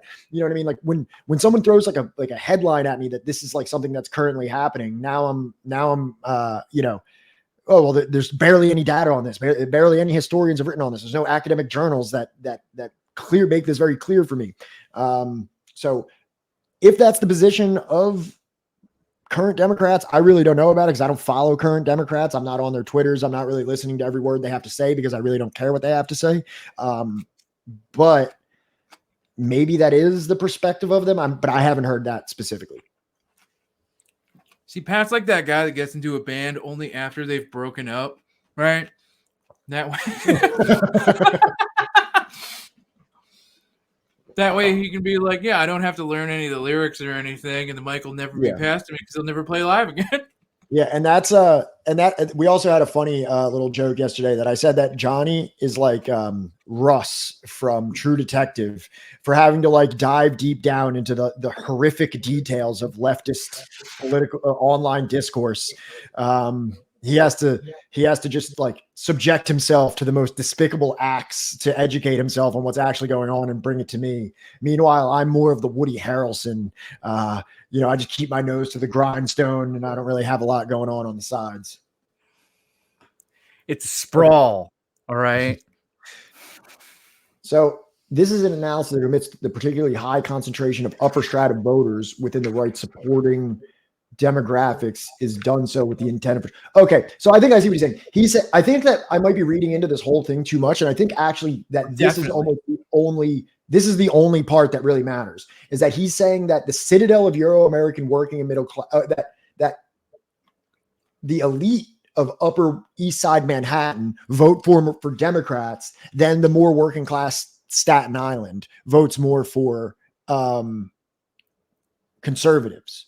Right, because there's no poor people live in the Upper East Side of Manhattan. No, like, well, I legit don't think many do. I legit don't think many people do, but like I don't know. The whole thing hinges on so much though that like, you know, that the Democratic Party, right, espouses this myth that all of the working class is MAGA, right? And that like also, I mean, Gerald Horne is speaking specifically about Manhattan and Staten Island, right?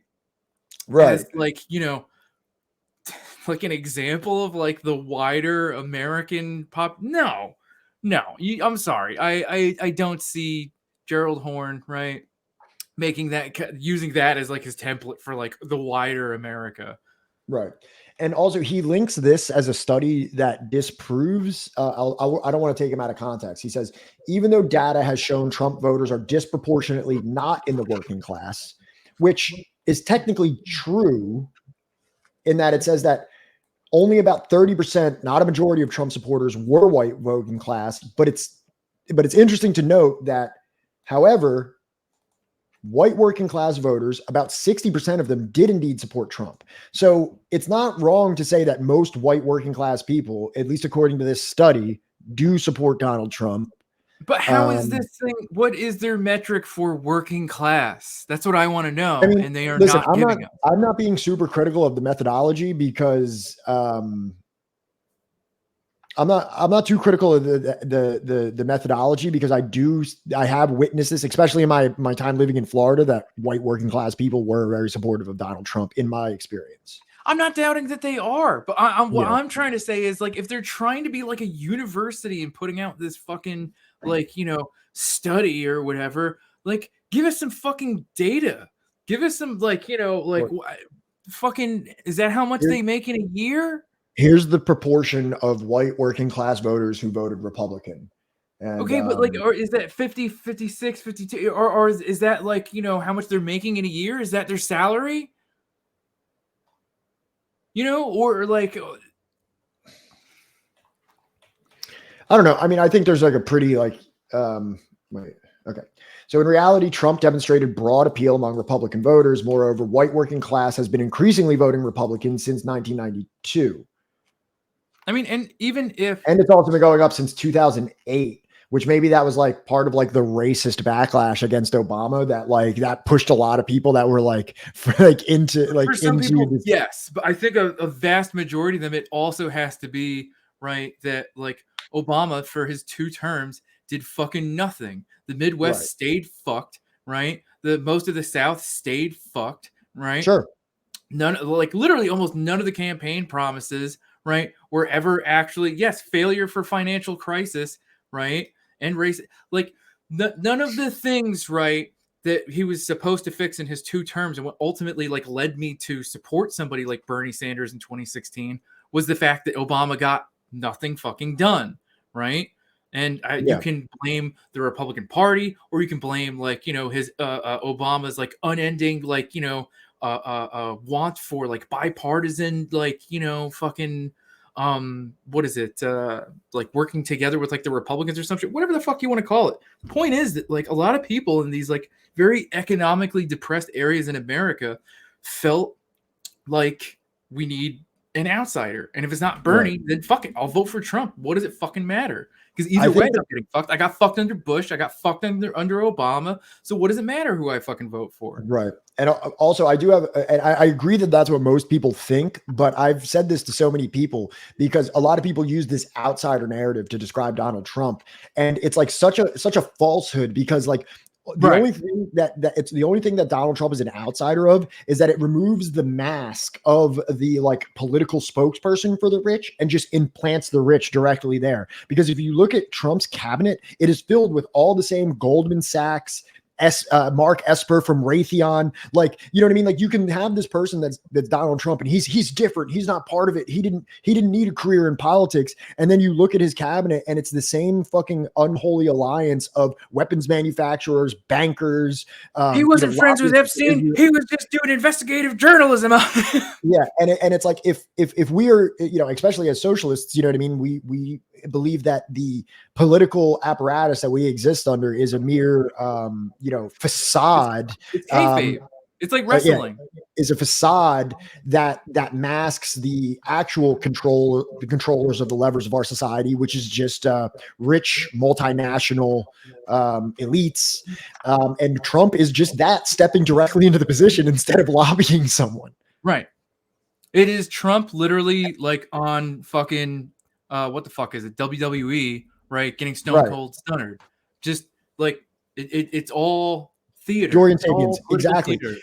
and this is what people don't bring up. Like they'll bring up shady business deals that some like Democrat or other person like, oh, they Hillary Clinton does these speeches for bankers and all this stuff and just like that. And it's like, they're puppets for the rich. And it's like, so then what? Your solution to that is just to elect the rich directly into the positions. And they play this thing where it's like he was a successful businessman, thus he must be a successful politician, which doesn't even make sense. No. Nor was he actually a successful businessman. I'm from South New Jersey. Go ask in Atlantic City how successful his businesses were.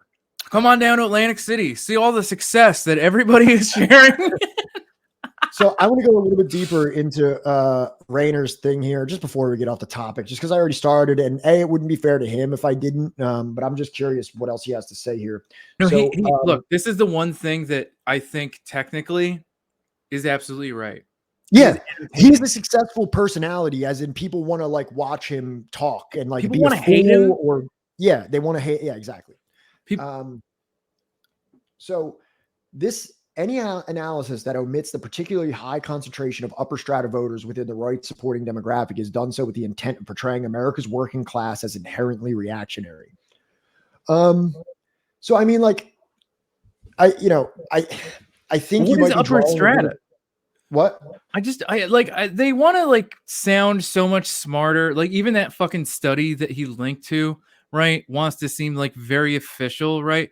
But I'm not seeing any data. I'm not seeing anything about like how much money are these people making? What is like the cross section of like, there is data. There's just not the methodology isn't available.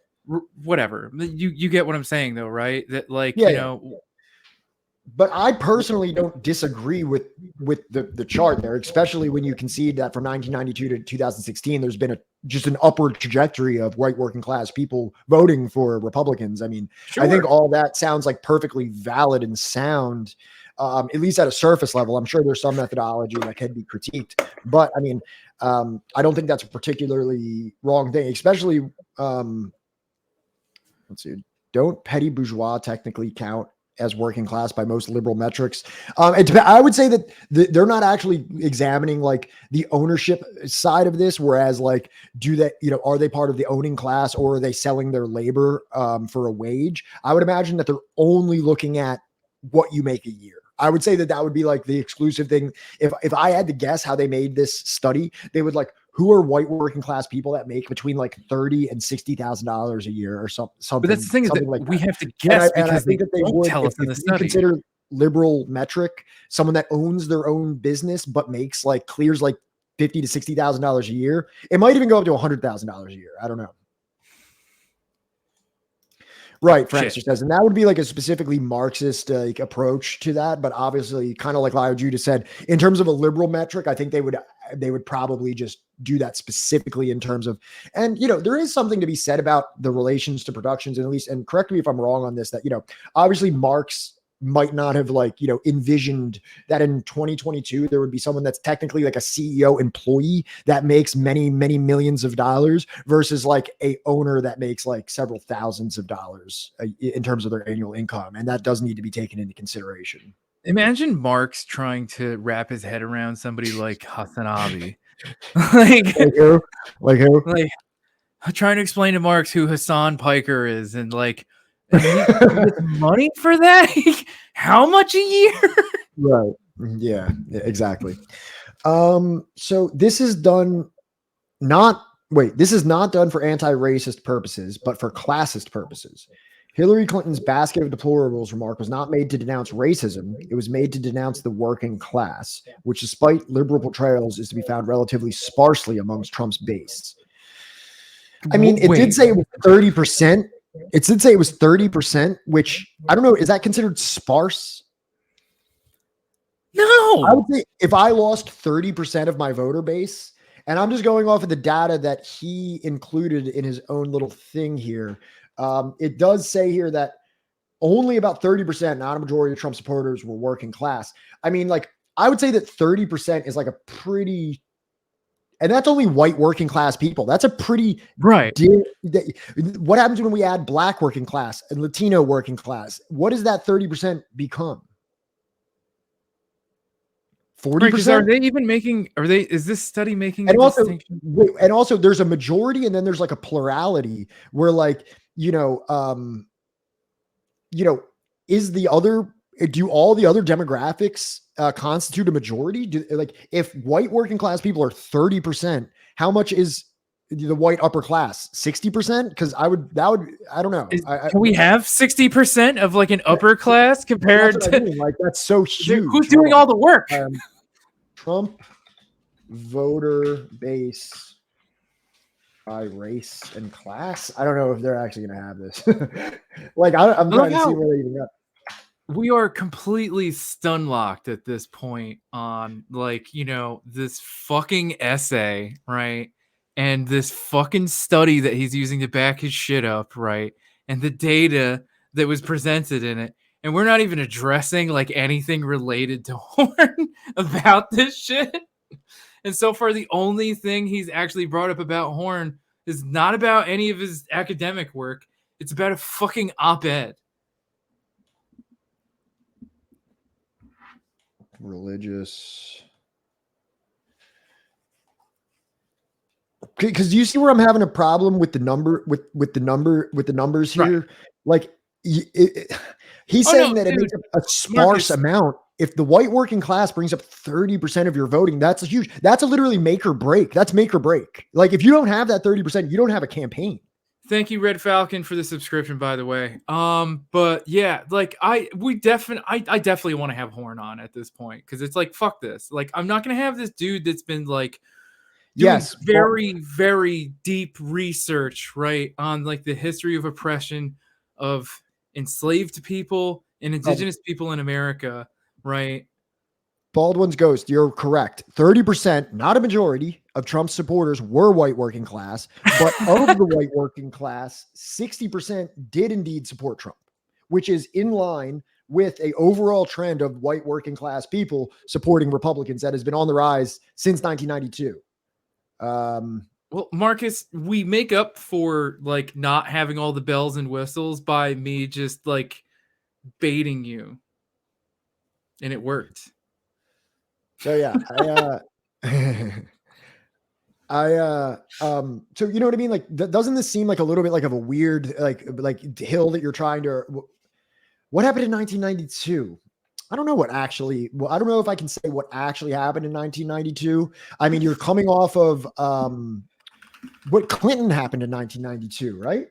So you're coming out of the 80s, which is like the golden era of conservatism in terms of at least how conservatives. Bill Clinton elected 42nd president of the U.S. Yeah.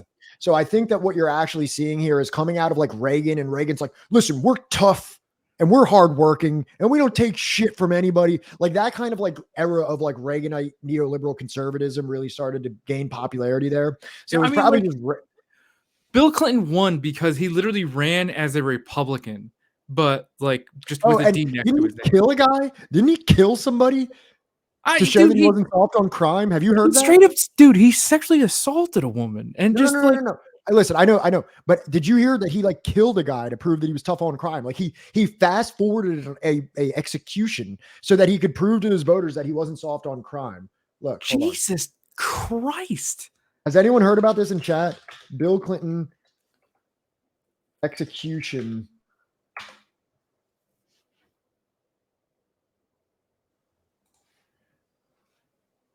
You know what's fucked up is that like my mom was like a huge Bill Clinton fan, like well into like the 2000s. Rector was an American convicted murderer who was executed in 1981 for murder of a police officer, Robert Martin, after killing a man in a restaurant and fleeing. Rector spent 3 days at the Crescent.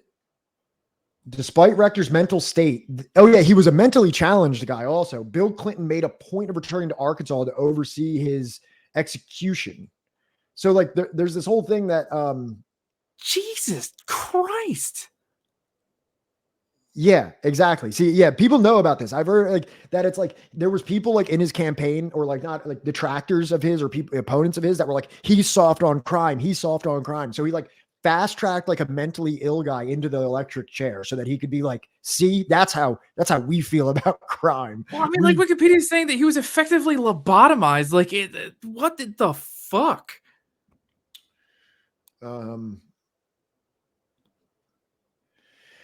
You Rector was subject to a unique overlap of controversies in 92 during his execution in Arkansas, an oft-cited example of his mental insufficiency and his decision to save dessert from his last meal for later, which would have been after his execution. So this just shows where this person was at. They give him his last meal and he says, all right, I'm going to save my dessert for later. Where are we go? Like, he's that far like out of like reality.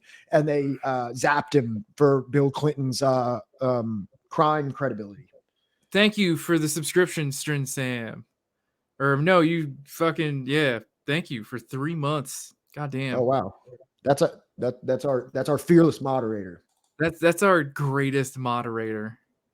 So yeah, so in 2002, which was 10 years after that, but still, I want to see if there's any role in 1992 campaign here.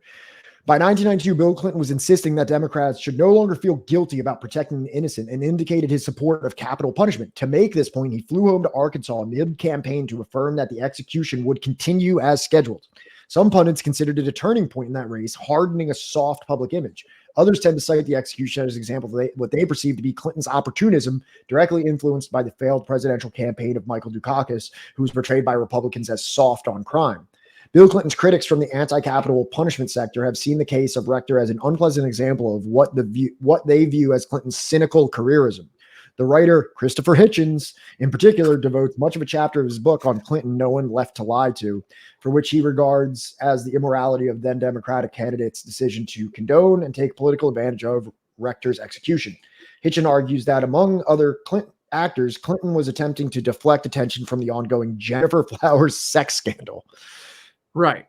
And Sam, while you may technically be our only moderator, like on duty, right? You're still our best, our greatest, our champion. Shit, if we keep hitting 65 people in here at a time, we might need to organize another one. But everybody's been so chill in here too. We haven't had like any issues whatsoever. Yeah, no, I'm like honestly shocked. He says naively. He speaks naively into it's because the communism isn't mentioned in the title for the stream. Yeah. The only for anybody in here that doesn't hang out with us a lot, when we actually like say when we do Michael Perenni's book and it has communism in the title, we get like an influx of chuds to argue with us. And I entertain the chuds. I feed the trolls. Pat loves a debate. I'm a debate bro at heart. I'm a brocialist debate bro. Like I love you, but like, oh my God, are you a debate bro? It's all right. I'll debate your future. Brocialism debate is sicko. Yes, no, he absolutely is a debate sicko, Frank. The truth is to find that demographic where working class people are disproportionately present. You need to look among the half or so country that typically doesn't vote. This isn't materially invested in either bourgeois party and doesn't electorally participate either because they're too alienated from the system or because voting is widely difficult for the poorest people. Tens of millions among them regularly go hungry and often fall behind on the bills and have a good chance of being evicted should crisis hit them. These people certainly sound like they have the institutional influence to be able to maintain systemic racism, thwarting the wishes of the powerless and the coastal elites with their super PACs and billionaires. This is like a sarcastic statement here, right? That it has to be, right? Because like coastal elites, that's stupid. That's dumb. That is. Am I a coastal elite because I'm from New Jersey? Dude, both me and you pretty much live paycheck to paycheck, right? Oh yeah. And all it would take is like, for us to lose our jobs for an extended period of time with like, if I lost my job for a month, I would be fucked. Right. Like if I lost my job for a month, like I am homeless. Yeah. And I say all the times that I'm better off than a lot of people. And we are. I don't mean that to say that I'm like wealthy. I mean that to say that I don't make $20,000 a year. So like, I don't feel comfortable, like, opining my position as like a toiling field worker or something like that. You know what I mean? I have a much more advantaged position than that. I work not even. I don't even think you have to be like, toiling away in a field or anything. Like the factor is that like neither me nor you are like hoping and praying that like Section 8 comes through and that like we're going to have a place to stay and we don't have to like, go to fucking family services to try and get like, shelter for the night because it's like fucking 43 degrees out right now. Right. Yeah, you we made don't that have to point. go to like a soup kitchen in order to Yeah. find like a meal for the fucking day. You made that point so much better than I did, and I appreciate you coming in with that. Like that's what like fucking pisses me off about this whole like, oh, coastal elite bullshit. It's like, oh, I'm sorry that like, you know, most of the fucking population in this country, right? Like it's predominantly at the coast. What the fuck do you want us to do about it? Yeah. Horne perpetuates this classist myth by directly repeating it and constructing a narrative about U.S. history that makes the myth appear to be vindicated by an analysis of the country's past. The narrative depends on apologia for the British Empire. Where the fuck is the apologia? Minimizing the evils of the Brits is an obvious sign of imperial chauvinism, but in Horne's case, it's only a byproduct of his real goal to portray U.S. history in a way that's primarily or entirely simplified to racial struggle. Okay. His goal is not to combat class reductionism, but to promote race reductionism. Whether he intends this as a means for frustrating class struggle isn't relevant, because simply due to the anti-Marxist ways in which he frames history, the Democratic Party and its infiltrators within the communist movement uses ideas. Wait. Okay. So was he gonna wait till like halfway through the book before like talking about how great like the British monarchy was or the British Empire was? Like, because like so far, like halfway through, like, you know, the counter revolution of 1776, he's only brought up how like the British were awful. They were also awful specifically to the Brits, to the Welsh, to the Scots, right? They were awful to their slaves in Jamaica, right? And throughout the Caribbean, right? So where's the fucking apologia there? What? Yeah. Because like they you know, listen, man, I probably hate the British. And I don't like to play on my identity and invoke my identity politics. But as someone whose first name is Patrick and whose middle name is, well, it doesn't matter. I won't give my middle name out. Yeah, don't fucking dox yourself. But like, folks, he's a very Irish man. All right, I'm a very Irish individual, and you know, I've been brought up and I've stewed in anti-British sentiment my entire life, coming up from an Irish working class background, and I am keen. Is your middle name? His middle name is Mick. I'm a keen opponent of the British Empire, as well as someone that I think would, as well as someone that identifies as a Marxist, have spent a great deal of my recreational time reading books about the horrors of the British Empire, such as Sashi Tharoor's Inglorious Empire and various other books, and also someone that's read a good amount and visited India. I could go on about my credentials of an anti-British monarchy and British imperialist individual. But when I read that book, I didn't get that vibe. Like I said, and I made this clear when we were going over the book, that come out, you black and and fight me, like, come on. I think I made it clear that he was not constructing a narrative that the British were endorsing abolitionism for some altruistic purpose or for some egalitarian goal, but because their own inhumane profit-seeking behavior was becoming untenable, and the placement of their heads remaining on their shoulders was becoming in question. And thus they did it as a pragmatic move, but not be out of some like deep moral enlightenment that all men are created equal and so on and so forth. It's because it was fucking with the money. Right. And even then, I'm pretty certain they were losing control. Really, the British I don't think the British monarchy had any altruistic intent of abolishing the Royal African Company, which was their state slave trading company. It was because, as a consequence of the Glorious Revolution and all these burgeoning private merchant slave traders, that the RAC kind of abolished itself due to inefficiency in competition with all these private slave traders. Right. And also so because they needed troops. The RAC like existed until and this is the same for Spain. Spain was not some fucking altruistic anti-racist crusaders. No, they were opportunists who knew that they could employ the arms of scorned Africans on the run from their slaveholders, and thus weaponize that spite. I mean, granted, we did not finish the counter-revolution of 1776 by Gerald Horne. Again, I'm just going to restate that again. If anything, right? Like, I feel like he didn't bring up the French enough, but like he very adequately discusses a lot of the Spanish, a lot of the English, a lot of the Caribbean. Very little. I mean, the French have a whole different history with Canada and things like that, and I'm sure a whole different book you read about that. But this is what I think may be happening here, and I might be talking completely out of turn here because I've only read a segment of Rayner's critique, and I've also only read one book by Gerald Horne. But it seems like there is a dichotomy that does exist where there's the superpower of the British, and then there is like this burgeoning superpower of the United States, which would soon have the revolution. And obviously one was more a proponent of abolitionism, even though it wasn't because they had like some kind of spiritual awakening to be abolitionists, but because slavery was becoming more and more untenable, dangerous, and non-profitable, whereas the colonies did not agree with this. And then maybe if you have to make an extremely reductive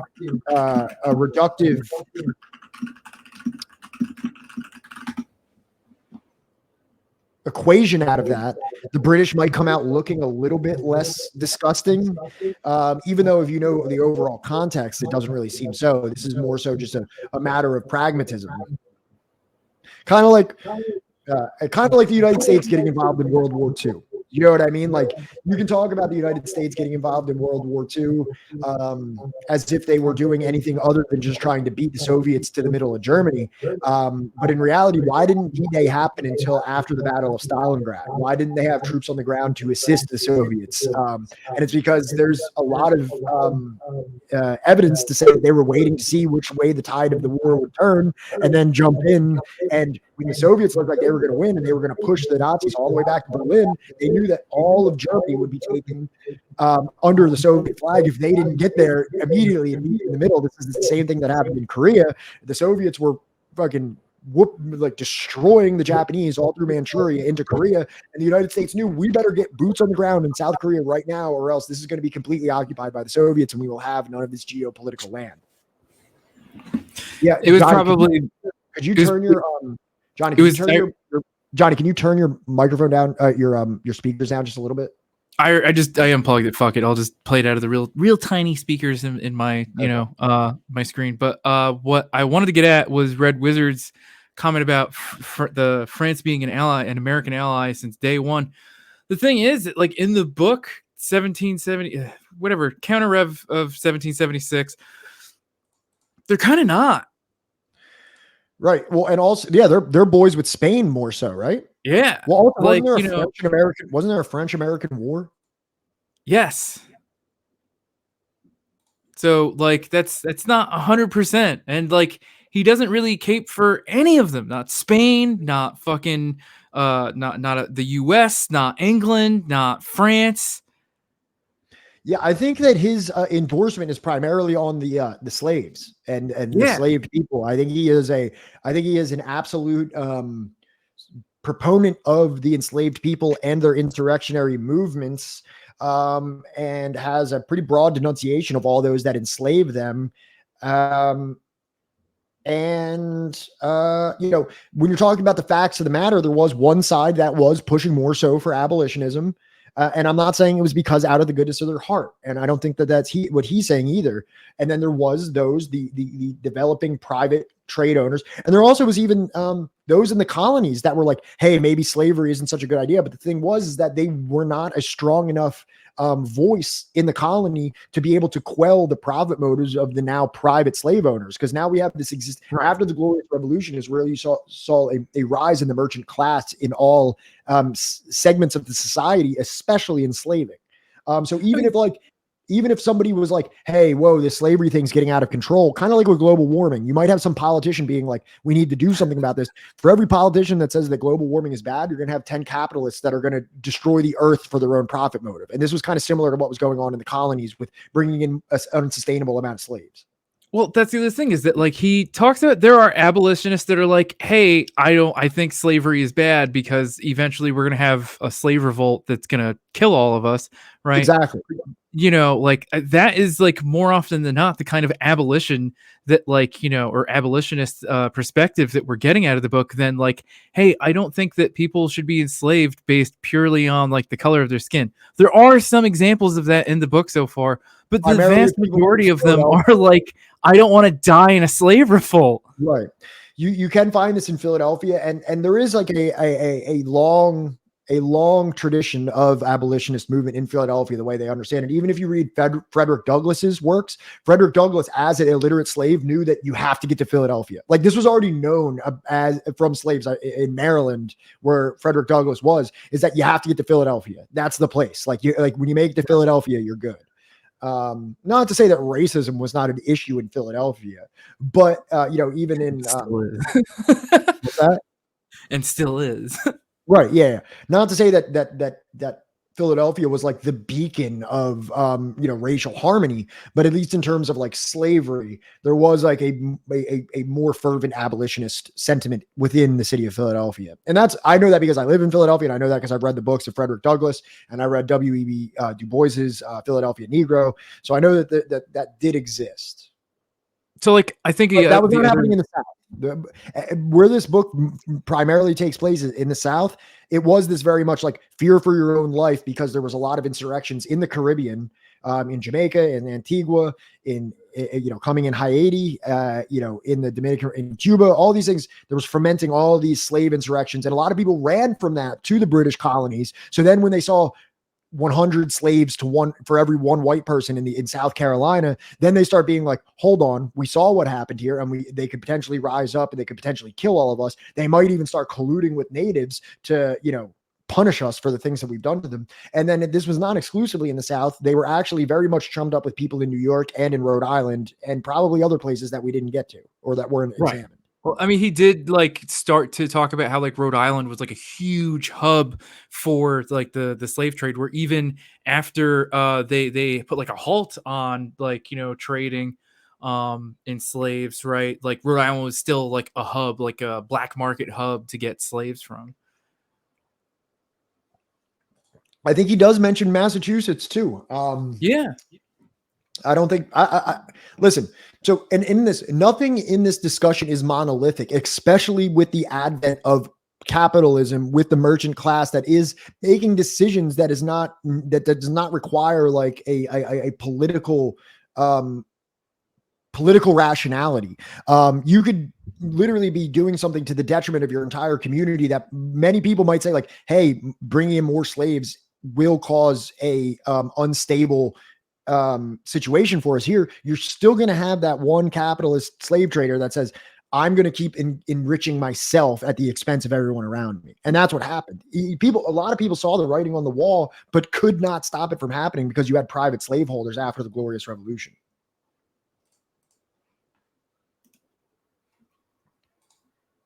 I don't know. I don't know. I think, have we talked about this situation enough? Should we read more into it? I guess we're not talking about anything else, right? I mean, like at some point, fucking Red Falcon is gonna hop in, I think, or we're gonna figure out how to get his audio on there. Whatever that's happening, just let it happen. Isn't that right along with what we're currently doing? Yeah, exactly. Yeah, he's gonna hop in for a quick round 8. So okay. All right. Minimizing the evils of the Brits is an obvious sign of imperial chauvinism. But in Horne's case, it's only a byproduct of his real goal to portray U.S. history in a way that's primarily or entirely simplified to racial struggle. His goal is not to combat class reductionism, but to promote race reductionism. I would say his goal is not, I don't think when Gerald Horne got down to write this book that I have right here, I don't think his goal when he sat down is that I want to promote race reductionism. I think what he wants to dispel is the altruistic notion of the American Revolution. And I'm not saying everything was bad. Like we're not reading a comic book here. And the study of history is one of many different perspectives. So you can have an historical event and you could buy 100 different books on it, each with a differing interpretation of the events. So there's certain things that are indisputable, but there's many contexts that require like a subjective idea of whether it's good, whether it's bad, who does it benefit, from which class perspective are we going to analyze this from? So, I mean, I think the problem is that we looked at this kind of like the way Domenico Lacerdo views liberalism, where you have these mouthpieces for oh my God, I spit. These mouthpieces for liberalism that, okay, sorry. I thought you were saying that I had literal nonsense. I'm sorry. You have these mouthpieces for liberalism that claimed to be like, we care about freedom, we care about democracy, every man, what is it? Where every man is, what is the thing from the Declaration of Independence? You know, all people are created equally and endowed. Some bullshit like that. And they're saying this while simultaneously owning fucking slaves and trading fucking slaves. And then, you know, at the end of it, they can say, we did this out of the goodness of our hearts, when in reality, that's not the case. And I think that Gerald Horne is trying to establish why that is somewhat of a flawed narrative. What do you think? I mean, like, look, at the end of the day, I forget like where I heard this now, or directly who I heard this from, but like class can be stratified, right? And if you don't know, or you cannot accept the fact that class can be stratified, then you don't know enough about class and you are not examining this thoroughly. You're like, it's kind of like what am I looking for? Kind of like how when you're in grade school and you have like simple math, right? Like basic algebra, and then you have like trigonometry and all this other like complex, like, you know, math. There's going to be like levels to this shit. You know what I'm saying? Right. I get it that, like, you know, to keep things simple, that there's the bourgeois and there's the proletariat. But like, if you're not like well read enough to understand that, like, you know, the proletariat can be stratified, you know, by more complex means of oppression by like the bourgeois class, and that even the bourgeois class can be stratified. Like, I don't know what to fucking tell you. So I'm looking down here now. In his essay on Horne's book, The Counter-Revolution of 1776, Fred Schleger of World Socialist website summarized why Horne's account should not be believed. Horne's scholarship does not stand up to the slightest scrutiny. Horne's work is worse than inaccurate. It is in large measure a work of fiction. His interpretation, of course, source material is so inaccurate to be fanciful. Quotes are truncated to invert their meaning. Sources are misattributed, and even elementary facts are misrepresented or are just plain wrong. Honest historians who deal with a vast array of sources make mistakes here and there. What makes Horne's representation so galling is not their magnitude and number, but what they are central to his project of rewriting American history. The weird thing is, Sam, I don't even think that these guys are trots. Well, what is World Socialist website? Oh, they have a Wikipedia. I think the guy's last name just has trot in it. It's a website of the International Committee of the International Trotskyist Movement. Publishes articles and analysis of news and events. Doesn't Rainer Shea identify as a Marxist-Leninist? Yeah, same thing with fucking Midwestern Marx. Doesn't he like identify as like a Marxist-Leninist? Maybe that's beside the point. I don't know. You know what I mean? Like, because, you know, they're kind of talking about. So they're just like willing to platform a trot so long as like it is fucking critical. Oh, look, they have a thing on the 1619 project. Received considerable attention for the criticisms of the 1619 project, which aimed to reframe American history by placing the consequences of slavery and the contributions of Black Americans at the center of the country's national narrative. They described the project as one component of a deliberate effort to inject racial politics into the heart of the 2020 elections and foment divisions among the working class. According to the Washington Post, Wall Street Journal opinion columnist Elliot Kaufman brought into the mainstream criticism of the 1619 Project from 4 historians who had been questioning it for months on the World Socialist website, a fringe news publication founded upon the principles of Trotskyism. On what those professors wrote had gained momentum in the Twitterverse and sparked discussion of their analysis of the 1619 Project. So, Pat, you want to know something interesting about the 1619 Project? Sure. Guess how many schools actually adopted it? The 1619 Project? Yeah, as like a curriculum for like their classrooms. Oh, I don't know. Tell me.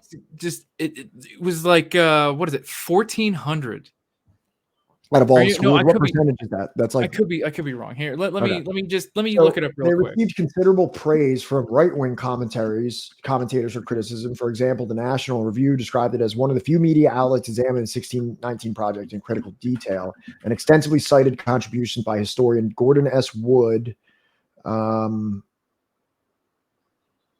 James M. McPherson. The research director of the right-wing American Institute for Economic Research told the Dartmouth Review that there was strange alliance between conservative historians and Trotskyists of the WSWS, who described as old school historians following data. And Michael Barone in the conservative New York Post gave positive attention to historian Sean Willen's criticisms of the project in World Socialist website. Wow, Criticism. Article for the socialist magazine New Politics, the Lebanese Trotskyist academic Gilbert Akkar, so this is from another Trotskyist, described them as a pro-Putin, pro-Assad, and left-wing propaganda combined with gutter journalism run by a Trotskyist cult, which perpetuates a long, worn-out tradition of inner-Trotskyist sectarian quarrels and fulfilling its role as an apologist for Putin, Assad, and their friends. Reason has said that a 2022 viral false account of NYU agreeing to racially segregate student housing was partially due to the inaccurate reporting on the World Socialist website. Reason commented, as a socialist publication, they sometimes criticize the progressive left for being preoccupied with issues unrelated to class. So open up that link that I just sent you in chat.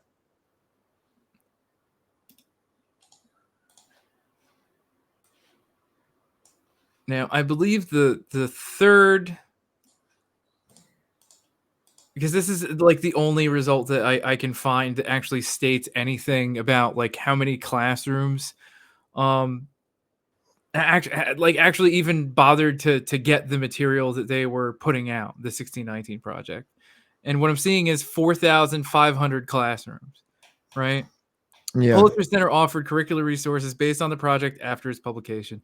It is also offering grants to 40 educators in 2021 to develop standards-aligned units meant to engage students with project or related content, among other things. Since the 1619 Project was published in 2019, related curricular materials have reached approximately 4,500 classrooms, according to the Pulitzer Center's website. And at least 5 school systems adopted it district-wide, including Chicago Public Schools and District of Columbia Public Schools, right? So let's see, how many schools are there in the U.S.? What are we talking? Does this have to do with the World Socialist website thing? The fact is that, like, you know, they were talking about 1619 Project, which apparently Gerald Horne is like related to in some way. Like he's right. In sense of the conclusions. But I think we already kind of. You're just trying to figure out that you're just trying to say that this wasn't as big of a thing as a lot of people make it out to be, right? That like only a very small percentage of schools even implemented it. 4,500. Yeah. Out of 130,930 K through 12 schools in the US. Overall, very significant. But I kind of want to actually look into some of this here. So obviously, we can kind of make a little bit of a. We can probably write this off just a little bit. You know what I mean? This whole thing about this guy, Fred Schlegel of World Socialist website. But this is kind of what I want to look into because I luckily have a PDF of Counter Revolution right here. I could go over the many indisputably false representations of history the book makes, from portraying Ben Franklin as pro-slavery. Let's just see that real quick. I just want to see what the quotes are, and I want to see if they're real quotes, and we'll see if they're disputable or not. I'm open to them being disputable, but let's just see right now. So we're going to go to the book. And I'm sorry, Baldwin's Ghost, I'm not familiar with James M. McPherson or Battle Cry for Freedom.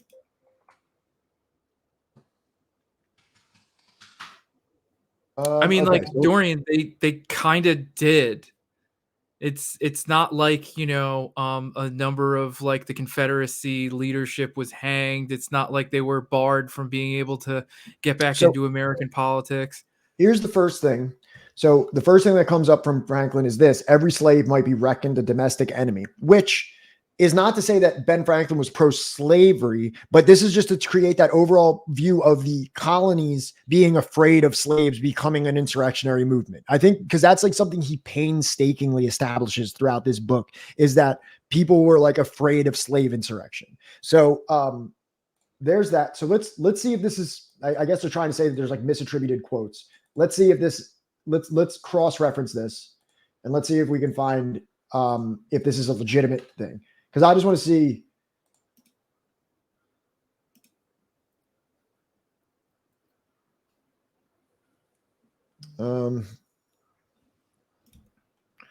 So it does appear that a lot of this is coming from directly from Horne himself.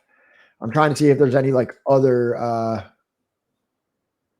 I guess it's going to be real hard for me. I'm not going to find a fucking primary source of him saying this. Oh, he actually has a hyperlink on it. So let's see where that allegedly comes from. Here. That is allegedly from The Unknown American Revolution, The Unruly Birth of Democracy and Struggle to Create America by Gary B. Nash.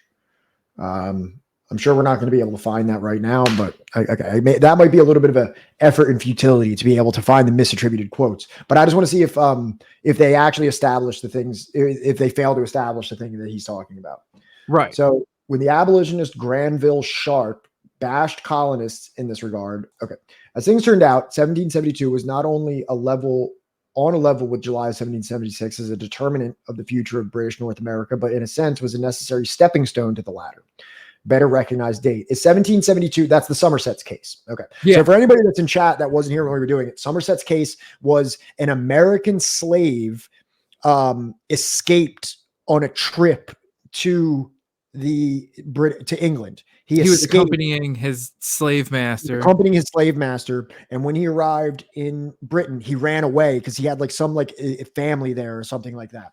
So then what it came down to was, do they have to return the individual or not?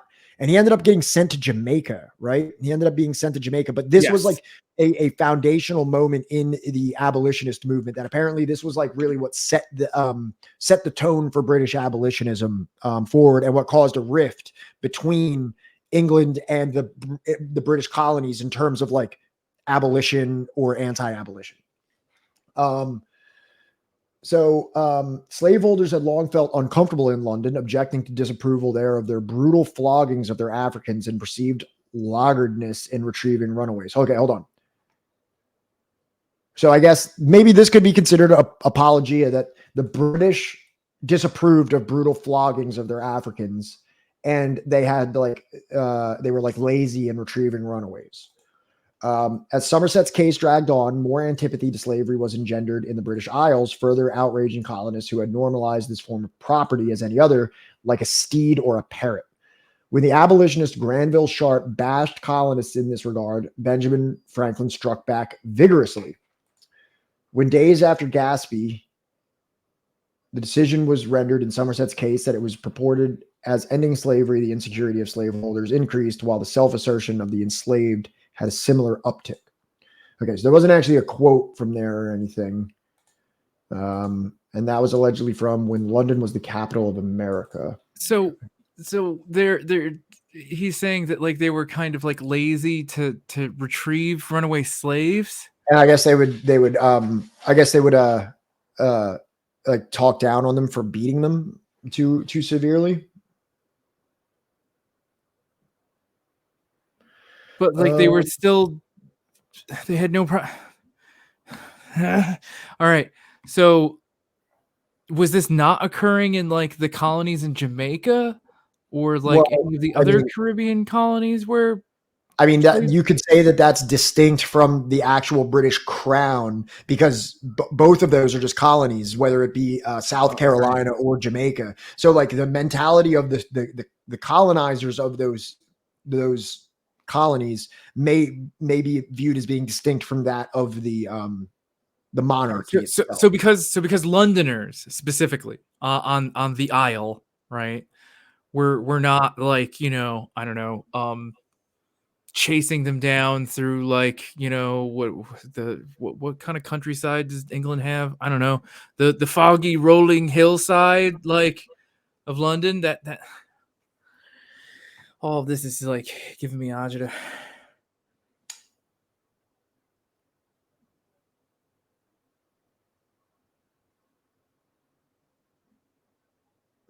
Wasn't like Ben Franklin kind of a piece of shit anyway? I've heard a lot of crazy. Yeah, not even that. Like Ben Franklin didn't think Germans were white. He didn't think yeah, like swarthy. The swarthies. Yeah. Swarthy. He literally called them swarthy. Yeah. Yeah. So like, putting forth out of context.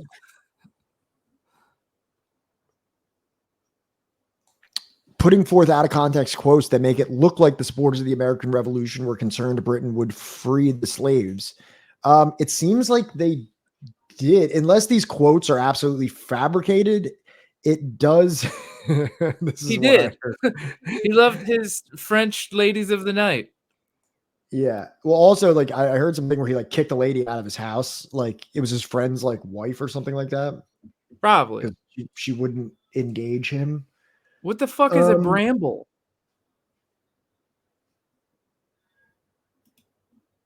What is...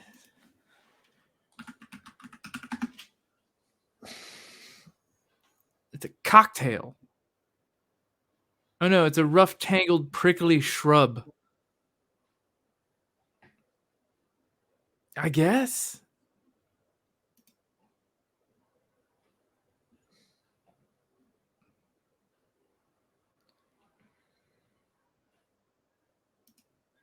Thorny ass plant. Okay. All right. So like to I don't know, to act as if like the colonists were not concerned about like the English abolishing slavery, especially considering that they were an English colony or whatever the fucking right term is, like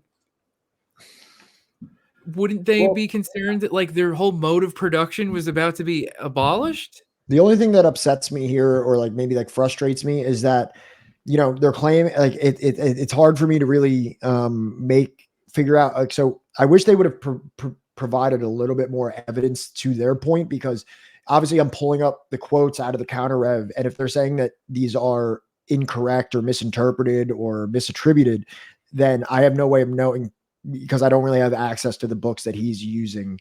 Let's see if maybe I can. So like, let me see if I'll just type in Ben Franklin slavery. So it does seem as though that on Rayner's side, it does seem as though they're trying to maybe engage in a little apology of their own for the founding fathers. Does that seem right to you? I mean, like, if you're not going to go one way, I guess you're going to go the other, right? Let's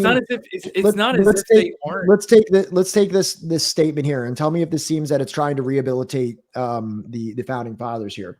So it portrays Benjamin Franklin's pro-slavery to putting forth an out-of-context quotes that make it look like the supporters of the American Revolution were concerned Britain would free the slaves, to acting like a 1772 court case threatening American slavery was a catalyst for the revolution when the American crisis had begun well before that point, to arguing Rhode Island was fighting to preserve slavery when it was one of the first states in early history to abolish it, to assigning desire to preserve slavery as the central concern among the American revolutionaries when no recorded documents of theirs articulate such a concern. The only statement of theirs referencing the 1712 case was one of Franklin, in which he regarded the decision as essentially correct, although Franklin didn't think it went far enough. From studying just how wrong Horne is, it becomes apparent that the founding fathers, who were pro-slavery, did not regard Britain as any kind of threat to the continuation of human property. Wow, this is a lot. What? rejecting Horne and his ideas is vital for the success of the American Communist movement. These ideas are what the NGO, i.e. liberal side of the state's counterinsurgency effort against class struggles used in order to infiltrate Marxist spaces. As long as the liberals can sufficiently co-opt liberation struggles, those struggles will remain not enough of a threat for the state to have it fully bring out the counterinsurgency's fascist aspect. Built enough organizational strength and broke from the Democratic Party and are practicing ideas, then the state will get desperate. So wait, in what way is Gerald Horne's work like pro or anti-liberation struggle? Well, I guess because if you come to those conclusions, it invalidates. So I guess Ben Franklin owned slaves. He carried advertisements for the sale of slaves in his newspaper. And at the same time, however, he published numerous Quaker pamphlets against slavery and condemned the practice of slavery in his private correspondences. I don't think that counts. Like, it's not as if he couldn't hire workers, right, and not own slaves if he didn't like slavery to begin with. So here's a website called penandslaveproject.org. This is probably one of those. This is probably one of those Democratic-run, one of those, psyops that are looking to co-opt liberation struggles. I'm just curious. Benjamin Franklin was a slave owner. However, his ownership was not the only way he benefited from the institution. He gained profits from the domestic and international slave trade. As the editor of the Pennsylvania Gazette, Franklin benefited financially from the advertisements for runaway slave and slave auction advertisements paid by slave owners and traders. The statement was correct about Franklin's abolitionist efforts. A few months prior to his death, he wrote strongly against the institution, calling it an atrocious debasement of human nature, and its very extirpation, if not performed with solicitous care, may sometimes open a source of serious evils. However, focusing purely on the last months of his life does not paint an accurate picture of Benjamin Franklin's complicity with the slave trade. The university pays tribute to Franklin's legacy in many ways, including naming a freshman dormitory in his honor. Pennsylvania tax and exoneration record serve as further proof that Benjamin Franklin owned one enslaved person in the years 69 to 74, although he is known to have owned several more. One Negro. Well, like Dorian said, condemn slavery, but not out loud. Well, it apparently owned them right up into, like, during that whole Somerset case situation. Apparently, he owned a slave during that time, if these records are reputable.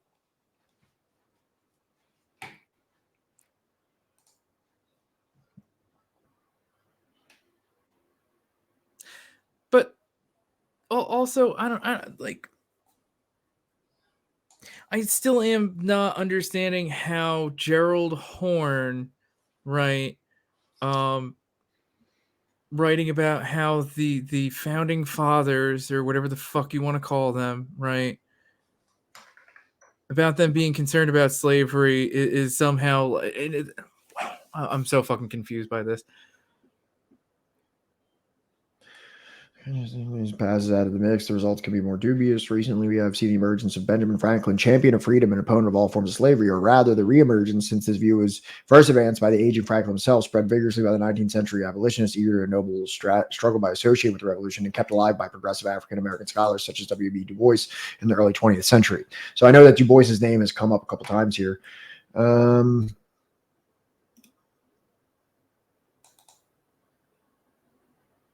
Right, Baldwin.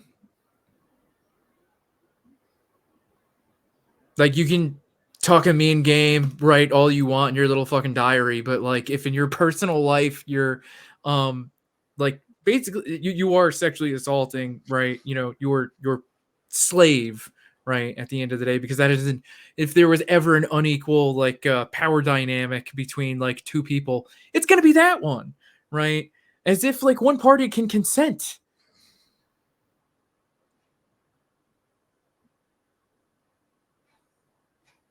I just want to know, like, are these people going to be like really into like Hamilton at some point?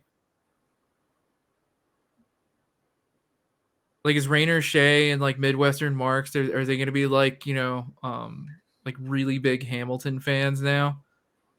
Alexander Hamilton? No, like the play Hamilton, written by fucking Lin-Manuel Miranda. Yeah, no, it's coming back. Hamilton is coming back, but not in the way you expected it.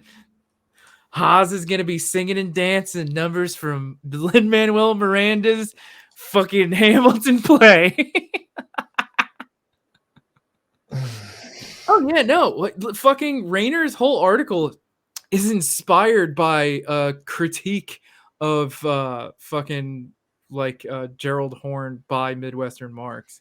Or I'm sorry, it's published by Midwestern Marx, but it's written by specifically a guy named Marius Trotter.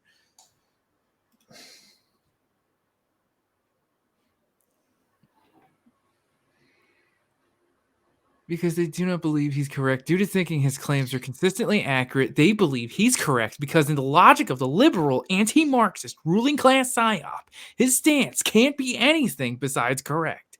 He's seen as right simply because he transgresses against the conventional academic view of the Revolutionary War and therefore deserves praise for this regardless of how much evidence there is to support that view. But the thing is that like every other fucking like paragraph is based off of a citation in this fucking book. Yeah.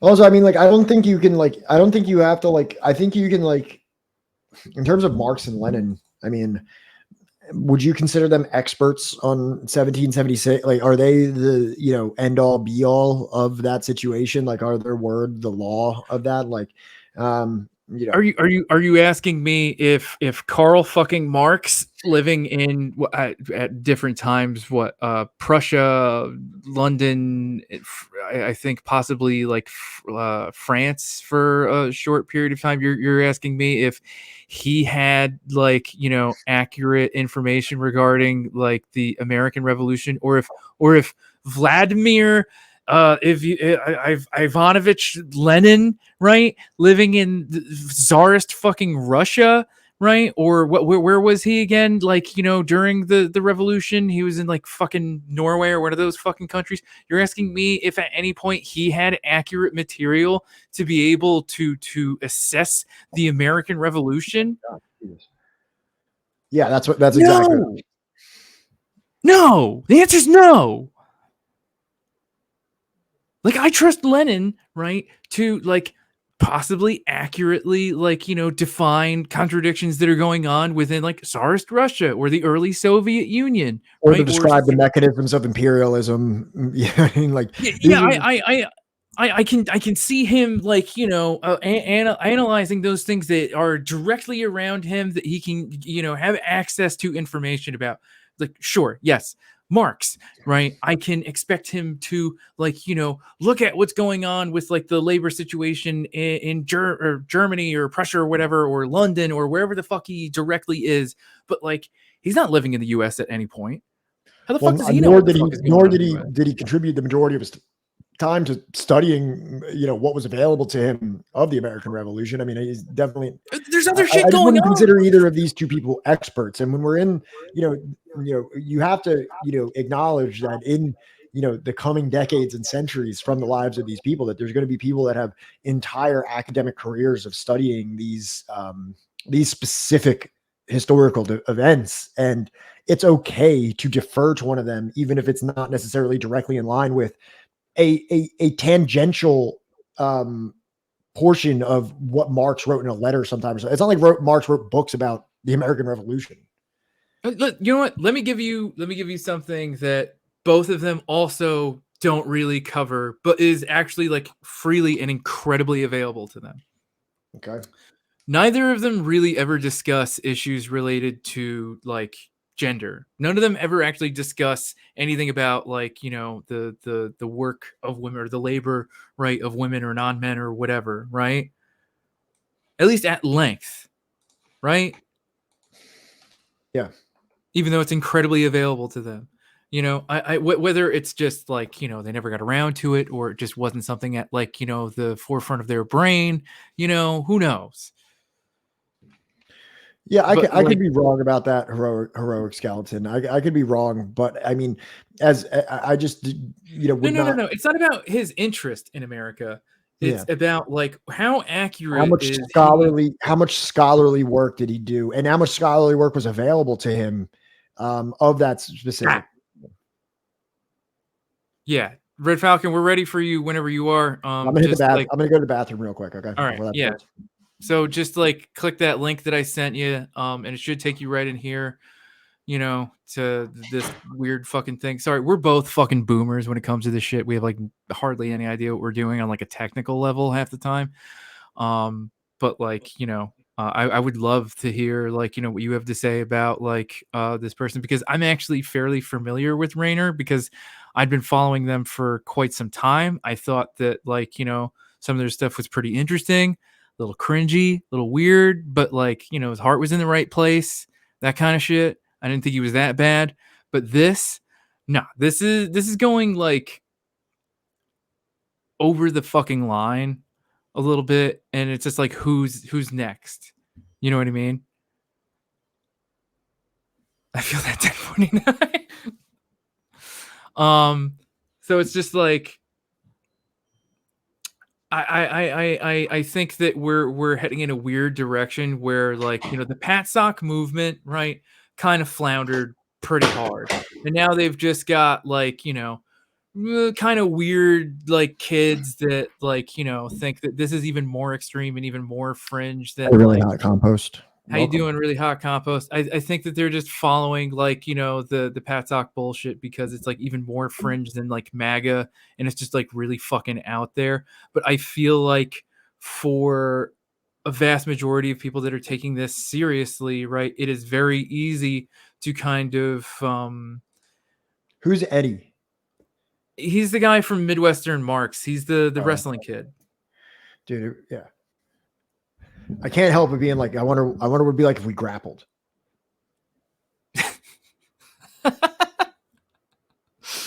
That's sick. Really hot compost. Pretty hot compost. I wish I had land to compost on. I wonder how good of a wrestler he was, and I wonder if we ever grappled. If my purple belt in jiu-jitsu, I wonder how. I wonder if his wrestling would be superior. I mean, like fucking what the hell is it? He posts videos of like his wrestling, or he'll use it as like an interlude when he's got to like run to the bathroom or something. But judging by his ears, I imagine he was pretty committed to it. Yeah, because he's doing like the what is it? Not he's doing like the what is that called? Where it's just like college wrestling or something? College wrestling, collegiate wrestling. Yeah, collegiate wrestling, because he's got like the ear guards and shit on. I don't know anything about this. I do want to say on this right here, right? We brought that book up. We brought that book up. I have brought that book up, and I even acknowledged that, like the Kristen Godsey, right? She's not like a Marxist Leninist or anything. She's not like she doesn't consider herself like a communist, but like she does acknowledge like the advancement, right, of women under socialist construction.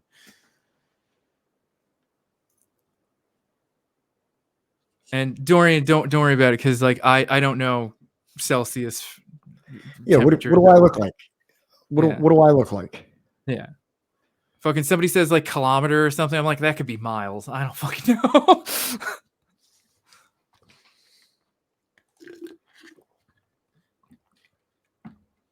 What do I look like? A Frenchman?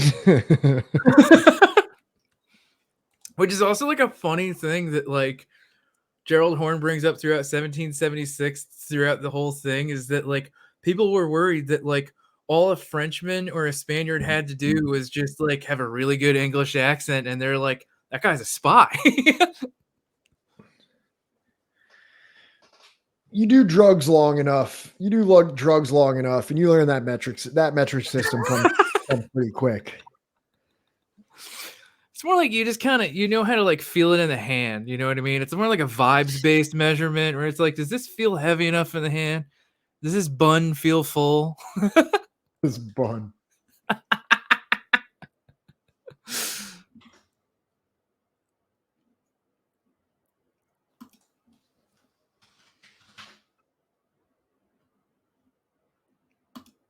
Did I send the right thing?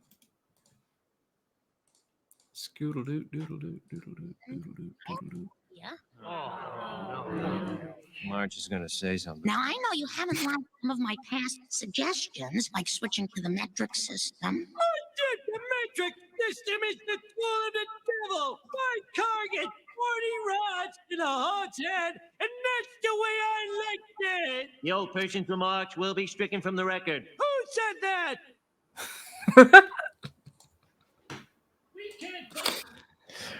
My car gets 40 rods to the hog's head, and that's how I like it.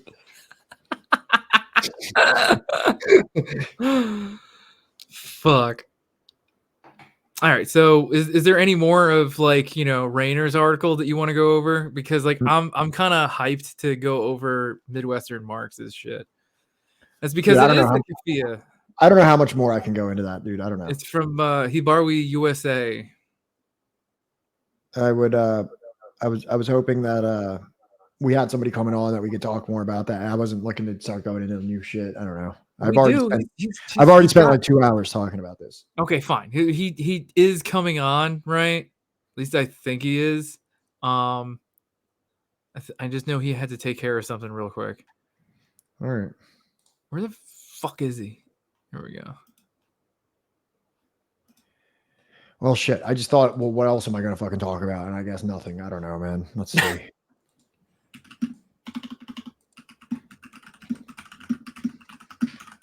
I don't know. I just. This is again the Fred Schleger guy. That's like the first thing that it says. I want to credit Fred Schleger. So who the fuck is Fred? Which one was Fred Schleger again? That's the World Socialist website guy. Ah, okay. So fucking Rainer Shea, who's been like all about fucking like liberation struggle, Marxism, Leninism, and all this other shit for like years now, right? And even has like a fucking like Marxist Leninist like Adventure Time fanfic, right? Based on Marxism, Leninism. He's now like gone like full 180 to like Trotskyism is right now. What? I don't know. I want to look at Midwestern Marx's article though. That's what we're looking at. Oh, right. I don't know if we can, Senchal, because from what I've seen, it doesn't look like he's reversing course. The claim aroused furious indignation on the right and passionate defense of this position on the left. After being pressed to provide source for this claim, Jones said in a tweet that was later deleted that the source was the book Counter-Revolution of 1776. Colonists decided to declare their enemy from Britain was because they wanted to protect. Where does this hyperlink go to? Does it not go anywhere? When I open a link to a new tab, it's the same thing. It's linking itself. Yeah, it links itself. That's always good. This is the only Michael Parenti can cite himself as a source, all right? Which he does, yeah. He's like, yo, if you want to know more about this, I wrote a book 10 years ago. All right, so he's that number 2. They did not do this right. Down at the bottom is where the sources cited are. Oh, okay. It says Jones, Nickel, Hanna. So this is from an interpretation of the book, and I kind of agreed that. So number 2, they're taking this quote instead of taking a quote from the actual book, which I thought might have been more helpful to quote the book than it would be to quote some journalist, or is it a journal? Yeah, an NY Times columnist. So this is the quote of a columnist from the New York Times. That Britain had grown deeply conflicted over its role in the barbaric institution. I don't know if that's exactly how Gerald Horne would have put it. I don't believe he does. If anything, I feel like in the book he talks about how they're trying to balance this madness of suppressing revolts from the Welsh, the Scots, and the Irish, right, while also defending themselves from the Spaniards and the French, right, back home, while also like defending their colonies in the Caribbean from the Spanish and the French, right, and also their colony on the mainland from the Spanish and the French, and also the indigenes, as he calls it. Oh shit, he's in. All right, so we're gonna add Red Falcon FNI, and he's gonna talk about Raynor. So yeah, if you just want to like unmute yourself. In Yahweh skin everybody. Can you hear me? Yeah. Oh shit, I am echoing like crazy. No, that might be me. I'm using a phone. Gotcha. I'm not sure how this is gonna work. But Do you have any headphones or anything? Yes, this isn't one of those where you need like an adapter to use. Shit. 3.5 or 3.5 Shit. millimeter jack. So what I'll do is I volume down, so hopefully it doesn't pick up as much. How's that in the feature? It's not exactly the greatest quality. It's kind of Mikey, walkie-talkie kind of quality. Let's change this settings. Audio. Isolation, autonomy. Just mic volume. I don't remember. What's that? All right, you might have hung up. Oh, I guess we lost him. I think the last Sorry, thing I heard folks. was I don't know, man. Yeah. So,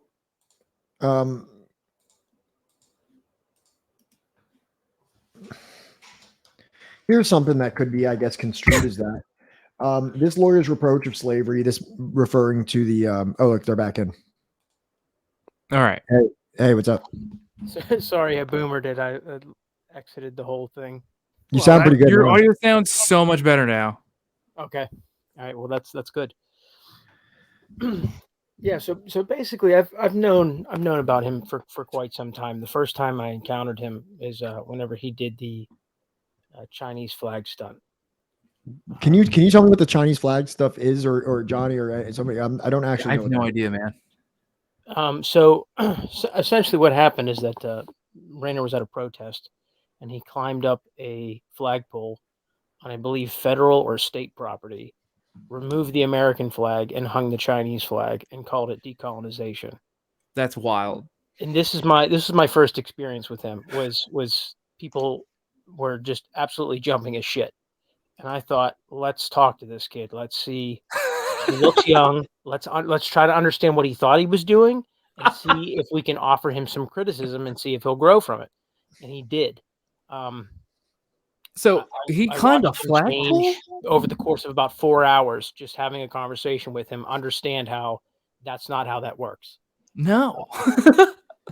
And after that, I've had a relatively positive opinion of him, because that's an excellent way to react to criticism, to grow from it, Yeah, to learn something, to evolve from it. and I'm coming into this. I don't want to offer like any kind of like scathing denunciation of him as a person, because I don't know him and I'm very unfamiliar with his work. I'm just kind of piecing through this, and I'm like maybe trying to like dissect this a little bit versus what I know about Gerald Horne, as opposed to like being like, hey, Raynor Shea needs to be thrown out. And Oh no, I'm not saying that he does or doesn't. I'm just trying to explain to you why this is surprising to me. No, I agree. I think we're both coming at this from like a moderate angle, is what I'm saying. Yeah. So for the longest time, when people would say things about him, I would defend him. I mean, there's other things I know about him which I'm not going to share on here, because I'm not trying to, dump a bunch of his personal information out. Right. Yeah. But there's a reason why he acts the way he does, and there's a reason why he is an excellent aggregator of information. Right. That's what he excels at more than anything else. I think I'm picking up what you're putting down. Yeah. But and for some people, the way that he communicates or acts is off-putting, and I never felt that way about him. because of the fact that when I came to him with some criticism, valid criticism, he reacted to it inquisitively. He was like gracious in receiving it and sort of evolved from beyond that point. And I'm not saying that I'm responsible for that, because I'm not the only person that was criticizing him at that time. And Right. in fact, somebody that I have done some online work with is probably more responsible for that growth. But it's very surprising to see him take this route. And what makes it even more surprising to me is that he doesn't act this way with Jay Sakai, which is mind-blowing when you consider the quality of work that comes out of Horne compared to the quality of work that came out of Jay Sakai. I don't know if you I'm sure all of your watchers are probably of the intellectual and emotional capacity to read Sakai and come out of it just as well leveled as they are now.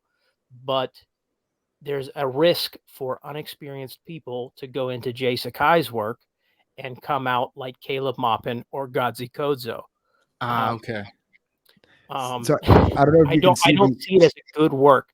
I think that it's not something that should be your first source, for sure, at least.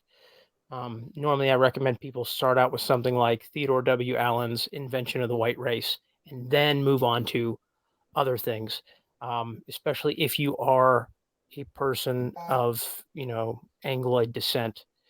That'll hit you with all of the same facts in a way that will not put you off as much.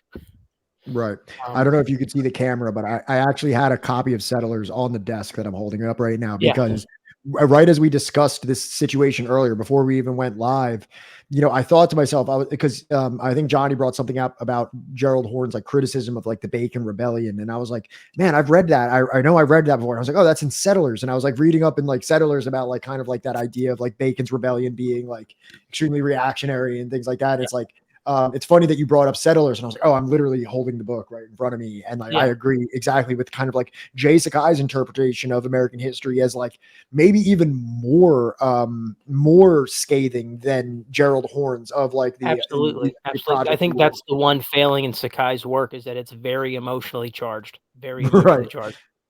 I enjoy it. I think it's a great book, but and I guess the reason I'm mentioning that is because I don't know if it's changed, but Rayner was an advocate for that piece of work, much stronger than I could ever have been, because I'm not particularly a fan of it because of how emotionally charged it is. And it's interesting to see him turn on Horne, which, as you just stated, and I feel the same way, is a much softer, softer addressing of similar issues or the same issues in some cases. And that's one of the things that really hit me as surprising about this coming out, because none of us saw this coming. He hadn't let us know that he had started working with PC USA, which, as you might know, is sort of a small, at times slightly reactionary offshoot of CP USA.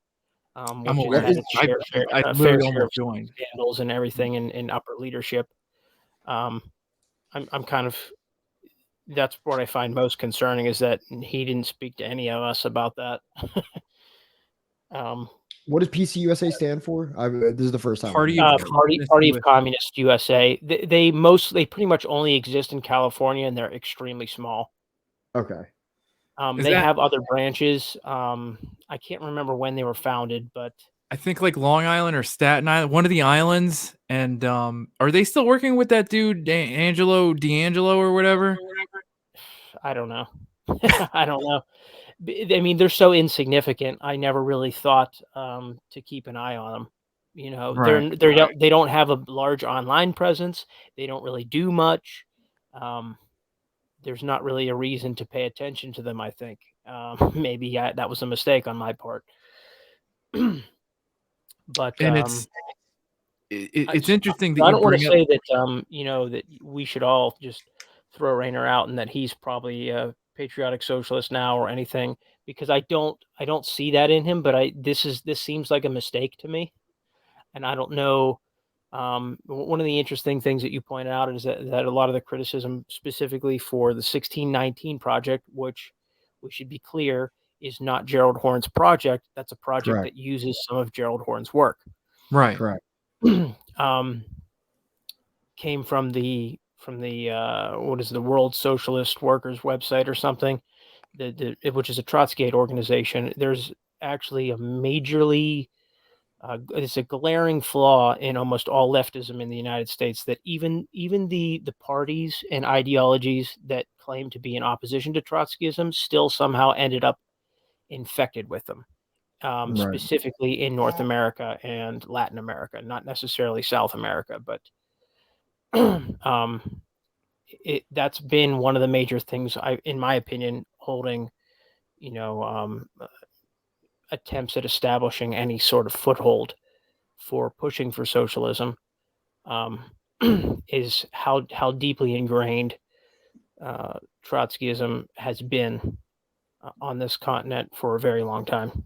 It's kind of interesting that you bring that up, because I think it was 2016 or 2017 when I first joined the Democratic Socialists of America. I had no idea about socialism or anything, and I remember asking around to people like, hey, can anybody teach me what the fuck socialism is? Like, I want to get involved in this, and like I want to know more, but I want to know like what it is that I'm working for or towards. And there was one person that like was like, oh, meet me at this coffee shop, I'll tell you everything you need to know about socialism. And he worked with the IMT, and like next thing you know, I'm like basically in the IMT learning socialism kind of wrong. What is the IMT? It's the International Marxist Tendency.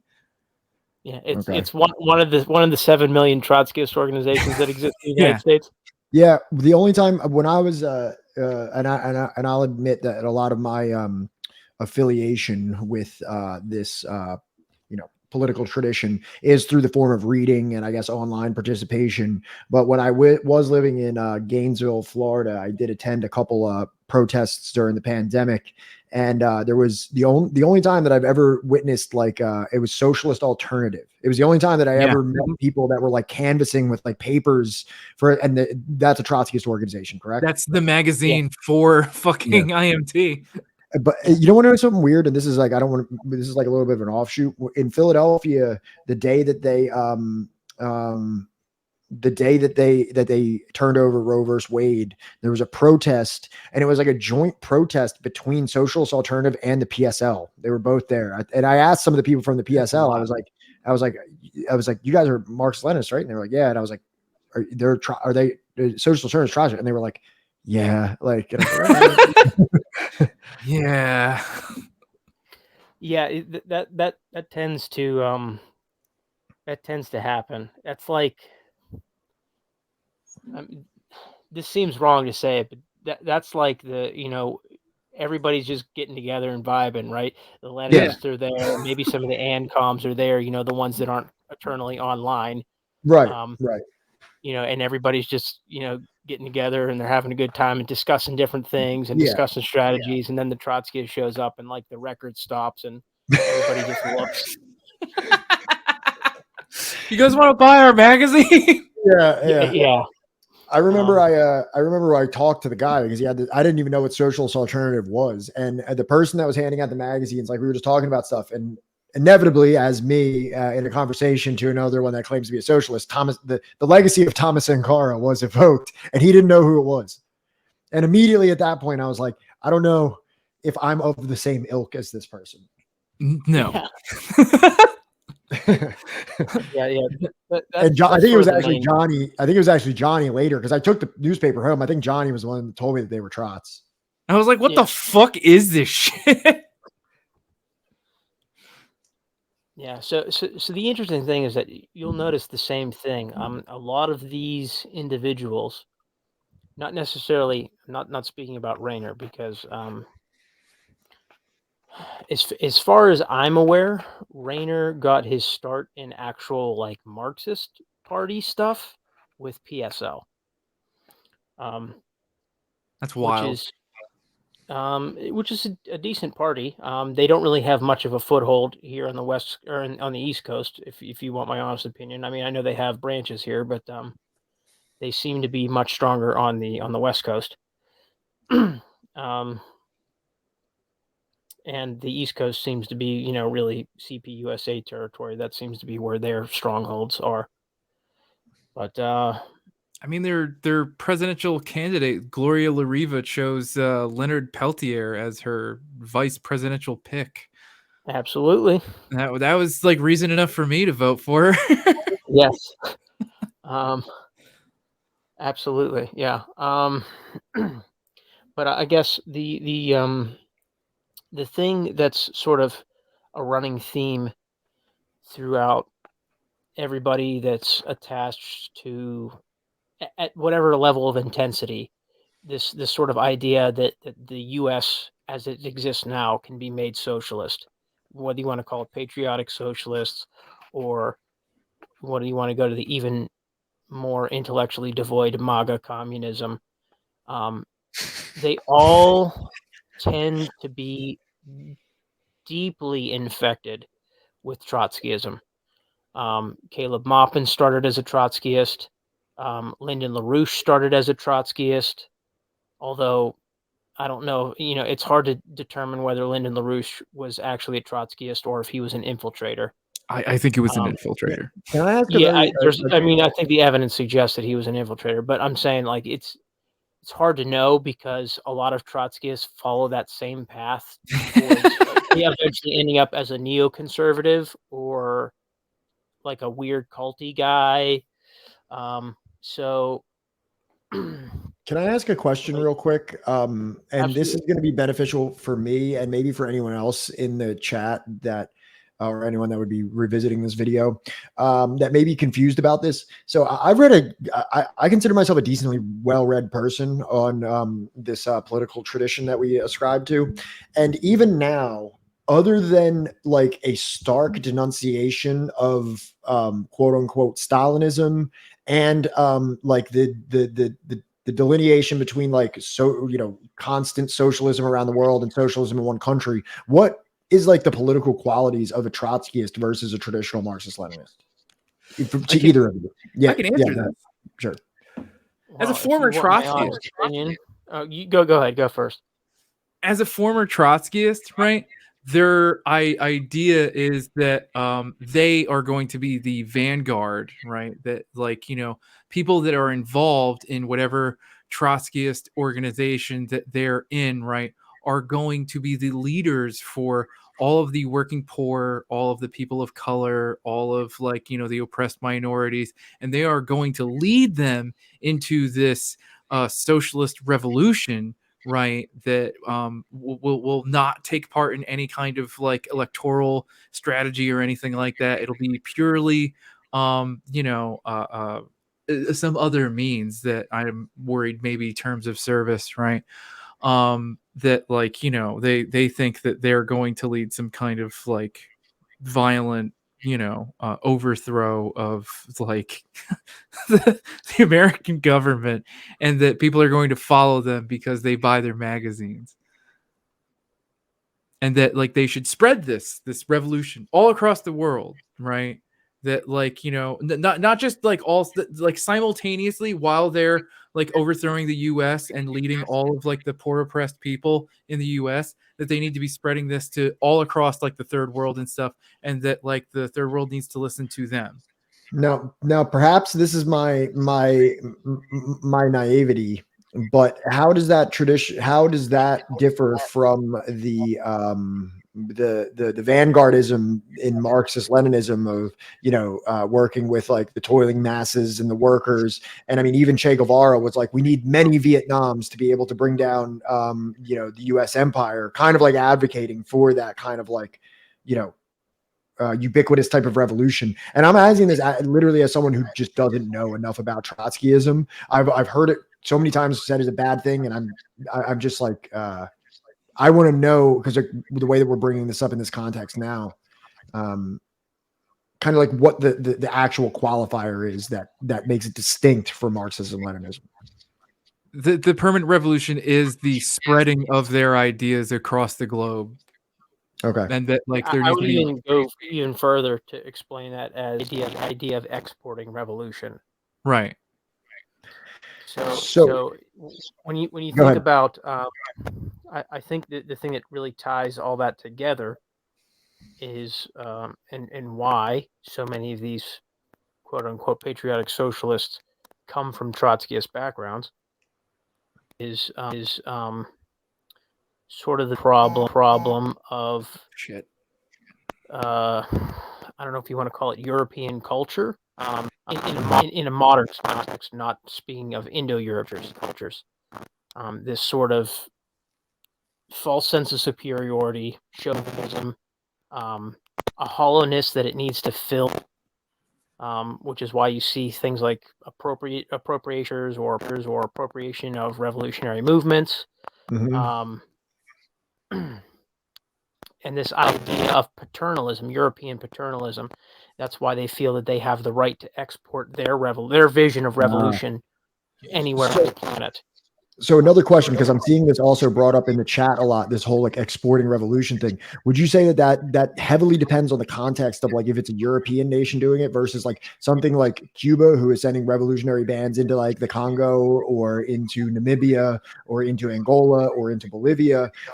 Like that would not be considered like a Trotskyist endeavor of exporting the revolution? No. Yeah, I wouldn't consider it as such, and there's a specific reason why. You can see how this could be confusing, though, that term exporting the revolution, and then you see like the aims of like. Yeah, no, absolutely, I agree with you. You have to consider the intent as well. Cuba is not looking to create a quote unquote revolutionary state in Africa. It sent people to Angola. It saw a people's revolution building, and it sent resources, human resource. That's different than essentially what is basically just imperialism, but with a socialist bent to it. Right. Where in Trotskyism, the idea of exporting the revolution is sending your troops to dictate what's going to happen throughout the revolution. Because they're too inept to do it themselves. What do you say? Like because you consider them like inept, like they can't do it themselves. They need it. Exactly. They need the big boys to come in and show them how to do it. Paternalism. That's the idea that they couldn't do it themselves. They need us. Right, which would be exemplified in, let's say Che and the Cubans in the Congo, where just because that the Congolese couldn't necessarily mobilize themselves to sustain the revolution, Cuba didn't necessarily enforce more troops to be like, no, we already have our boots in Angola. This will be a revolution regardless. When it seemed like that they could mobilize, Che and Cuba kind of abandoned that project because I guess it wasn't organic enough. Exactly. Okay. Because if they had stayed, we would be discussing whether or not the Cuban contingency there influenced how the revolution unfolded. Okay. Right. I mean, right. I think the other big example to be used is that like when Cuba had troops in Africa, I forget which specific part of Africa this was, but they requested the Cubans help them fight this other African, revolutionary party or something. And the Cubans literally responded with, no. We came here to fight like Afrikaners. And that's apartheid. That's on you, man. You take care of that part. And that might have been at their geopolitical detriment. It might have been great for them to get a larger foothold into South Africa, Southwestern Africa, develop geopolitically, develop new markets for trade and things like that. So even at their own geopolitical detriment, they may have neglected to do those things that they could have potentially. Mm-hmm. Yes, that's the nature of being a principled Marxist-Leninist. Is that which sometimes it was. It was Angola and Namibia. So that somebody else can take a W. Right. Okay. Cool. Okay. I'm sorry to get so pedantic about that, but I just felt like I was confused on it, and I was hoping that it may, like I said, for anybody else that may have the same issues as I do, we could all learn together.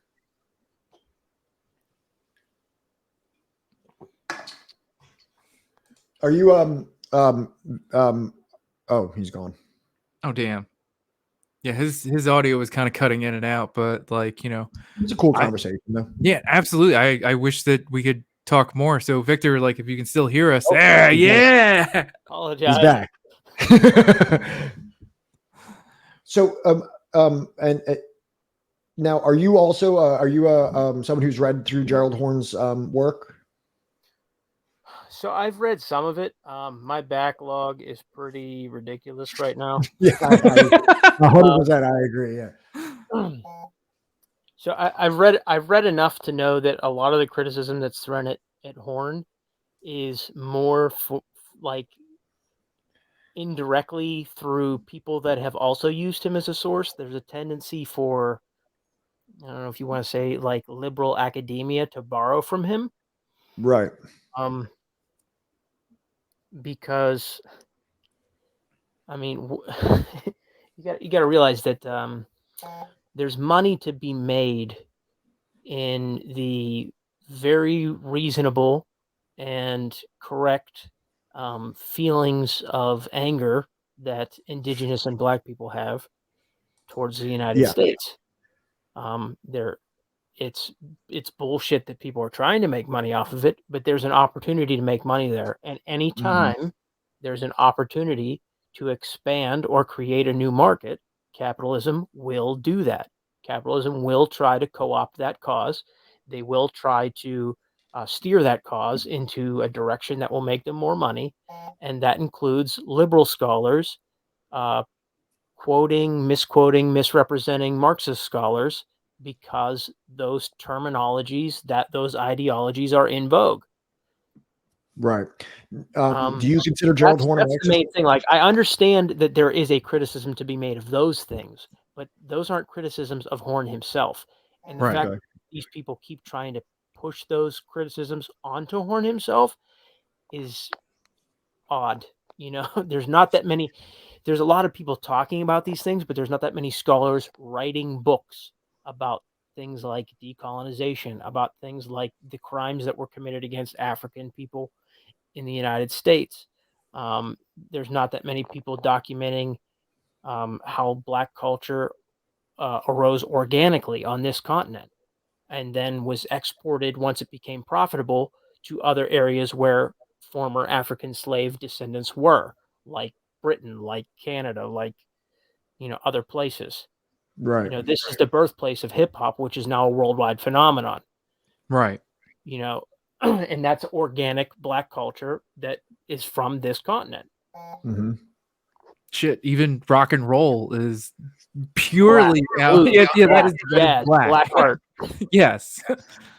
Rock and roll, which means everything after it, punk, metal, all of it. It's all like it hinged on Black culture coming up with rock and roll.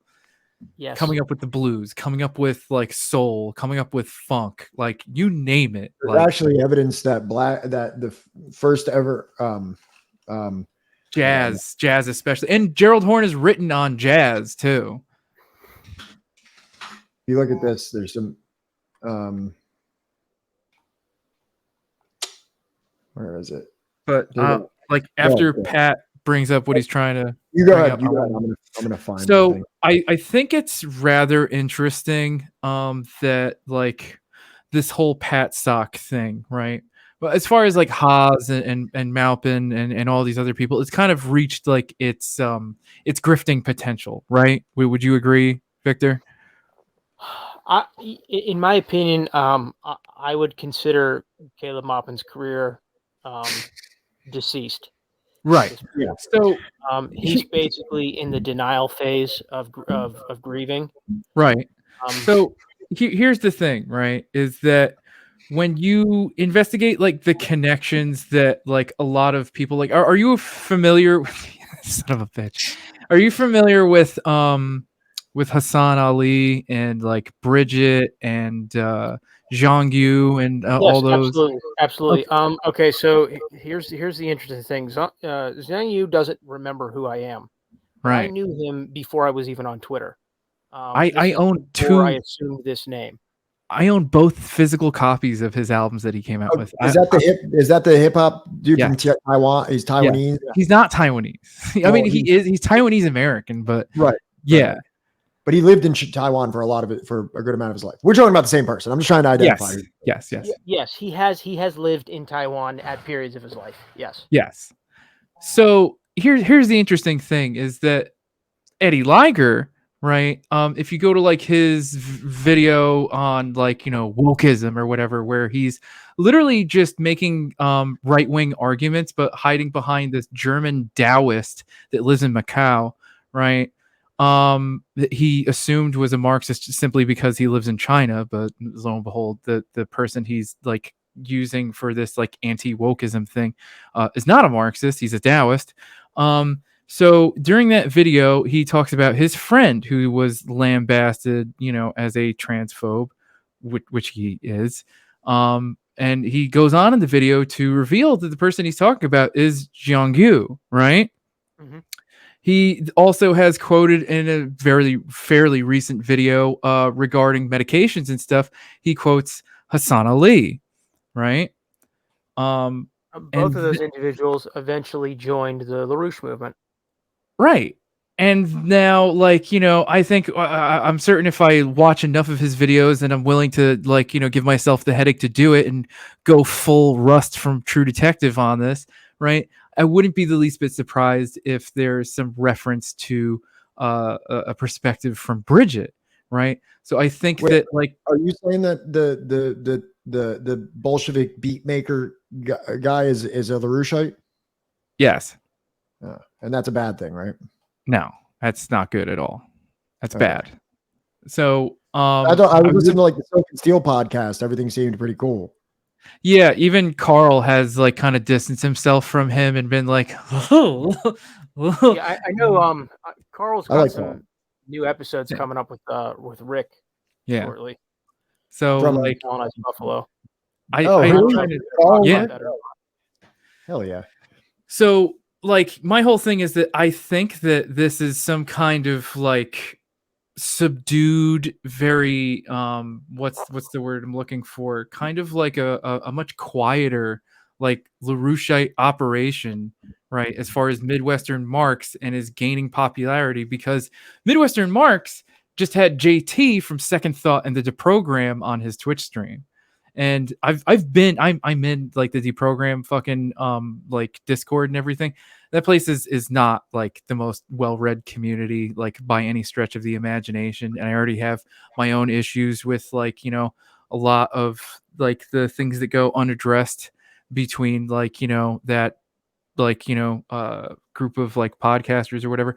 But I think that honestly, like it's still existing. The like, LaRoucheite like fucking operation is still underway. And I think that Midwestern Marx is kind of like too neck deep in all of these people, right, to not be connected with it. Or even if he isn't, he's so far invested he can't pull out at this point. Right. Because like why at least he thinks he can't, Right. So here's the interesting thing. This is an excellent way to spot some of these people before they even start going down that rabbit hole publicly. You'll notice that there's been an interesting turn in Jimmy Dore. All right. Right. So Jimmy Dore started hanging out with Diane Sarr, who's a LaRouche candidate. And in his show, in this line, you'll see this line repeated by everybody before they come out. That they've never read anything about LaRouche, but they heard he had some good ideas about XYZ thing. Usually it's nuclear energy. Or the land bridge are super fucking cold and they're not really that interesting. So his take is basically that nuclear energy is a good idea, which most people that understand the science behind nuclear energy, in a modern context, also understand that it's a good idea. Yeah. But that's besides the point. So usually you'll see, and Jimmy Dore did deliver this line. I've never read about him before, but I've heard he's had good things to say about this. Sooner or later, it will come out that Jimmy Dore has joined.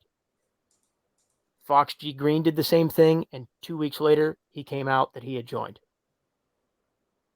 Even though Caleb Maupin had been a LaRoucheite for, I think, 2 or 3 or maybe even 4 years at this point, he delivered the same line and then eventually came out.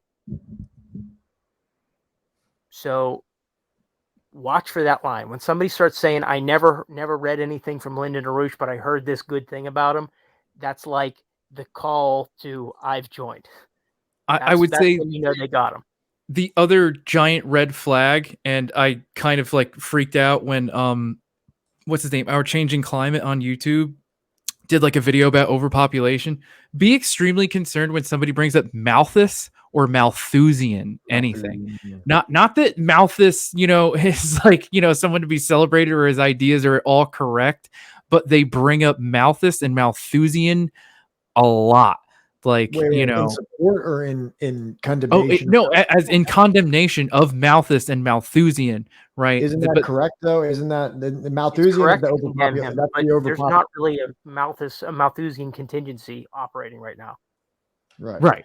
It's which like is dog whistling, essentially. Yes. Because there is nobody's no sane person is a Malthusian. And if you don't have to condemn them, just fucking ignore them. Yeah. Right. Like Joe, 1 in 1 million people. Fucking AOC or Joe Biden or fucking like any of these other people, they're not reading fucking Malthus and being like, yes, all according to the plan. Is that what it is? Is it saying that the like the Democratic Party and like the Green New Deal and all that is like an effort in Malthusian population control? Is that what they're trying to say? They absolutely believe that. Okay. Or that's the dog whistle they use to speak to each other. But okay, so it's not a supporter of Malthusian. It's accusing the establishment of like the conspiracies of Malthusian population. Accusing capitalism doing capitalist things of being some kind of secret Malthusian plot. As if it's not being driven by like a heartless becomes a Jewish plot or international finance plot or however they want to explain it. But it goes back to the same delusion either way. Whereas capitalists are being directed through like mindless profit seeking and just like a absolutely ruthless self-interest at the expense of anything. They're making a broader conspiracy of it that the capitalist class is more walking arm in arm to annihilate like half the population or something like that. Hold on, let me see. What? He's checking on something, but yeah, Liar Judas. Yeah, I was reading what Liar Judas posted. Yeah. To see if it was something I could bounce off of. But you'll notice that like I don't even know if this guy's around anymore or if he blocked me because I clown on him too much. But that Fox G Green dude, before he disappeared from my feed, was talking about how like there's some kind of satanic plot.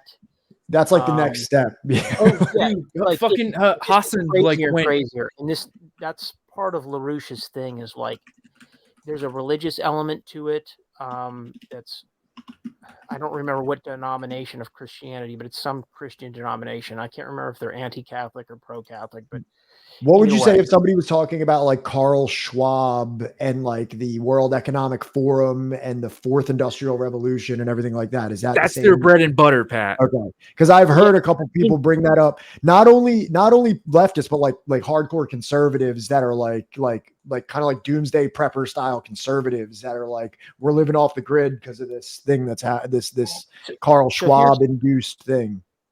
Here's some interesting things that connects these people and other people that are not in the leftist community, or at least not pretending to be like these individuals are. Yeah. Okay. There you go. Yeah. So some of the money behind LaRouche is tied to the Moonies, which is a cult, different cult. Yeah. We're well aware. Yeah. Yeah. Okay. Well, I don't know. Did one of you say you were from Philadelphia? Yeah. Okay, so you live in the state where they have a lot of shit going on. The Moonies. But the Moonies do, anyways. Oh wow. But they're obviously tied to the World Anti-Communist Union, which is also tied to people like Alex Jones. They're tied to the Venus Project and the Zeitgeist Movement. these people are all tied Wow. to Lyndon LaRouche. Wow. So the interesting thing about them is that you'll see them attack the same people. And I think I'm not saying that Klaus Schwab is good or that we should defend him, because we shouldn't. He's a capitalist. Right. He's of the mindset that him and his big floppy European brain should be in control of the whole world. It's like George Soros, like the same way that there's this constant fixation on like George Soros doing all. It's like George Soros has a lot of things that you can criticize about. Let's look at just what he did to the economy of Thailand for exist. Like we can absolutely, metaphorically crucify George Soros for everything that actually exists that he's done. But there's like this insane conspiracy that surrounds him that even like criticizing him for anything almost puts you in this camp of like anti-Semitism. Yeah, exactly. Crazy people. And here's the thing. Okay, a lot of those people are connected to the same organizations in the background. Right? Yes. So it goes so much deeper, Dorian. I think that there's enough evidence to at least suggest that these people exist to create wild conspiracies surrounding people that are actually guilty of things. And there's like, think of it this way. There's nothing really unique about Klaus Schwab or George Soros.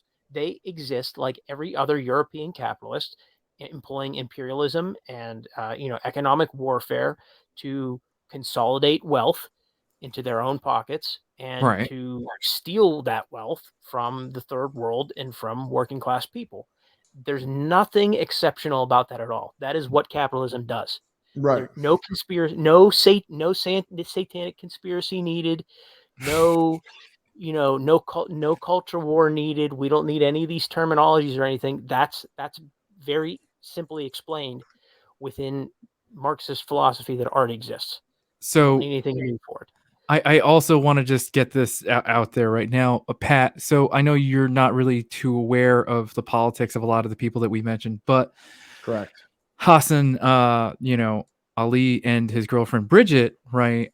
Especially. All right. So Hassan Ali was part of, like, originally why I got onto Twitch was to follow this group called the Culture.tv, right? And they were like, they made really good videos, but they kept a lot of like the real bigoted shit, like, saved for Instagram, right? Same thing with the podcast, the probably canceled podcast that was run by his now girlfriend Bridget, right? Where they kept a lot of the really. What's that? They're married. Oh fuck, they got married. So yeah, like, all right, so they kept a lot of like the really like crazy stuff, like the LGBTQIA plus community is actually, this is where it all bleeds together, where Soros is above LGBT. It's not an organic movement, it's a manufactured movement to emasculate and to generate the society that we live in. Absolutely insane. Pat, they believe that it is a satanic psyop by the government. They believe that, like, I and my wife are in on some kind of satanic psyop by the government, right? To like turn kids trans and make people gay. Yeah. Yep. Yeah. So it's all coming together for me now. I'm aware of some of this stuff, but actually this LaRouche thing, I've never actually even known who that was. But I know about like the Soros conspiracy. That seemed to be a parallel. His wife is still alive and running the organization under the name the Schiller Institute now, out of West Germany. Schiller, where she grew up in the cult. I'll get to that later. Junior. If you get what I'm pointing to there, she grew up in the LaRouche cult, 26 years as junior, and ended up marrying him. Okay. Oh yeah, Let me do some math. Let me just do some math real quick. I think she's 74, 76. But okay. Oh, for me, Dorian, it was literally not until they started having on like literal Schiller Institute, like, fucking candidates that were running for office in New York that I was just like, wait a minute, I'm out. Fuck this.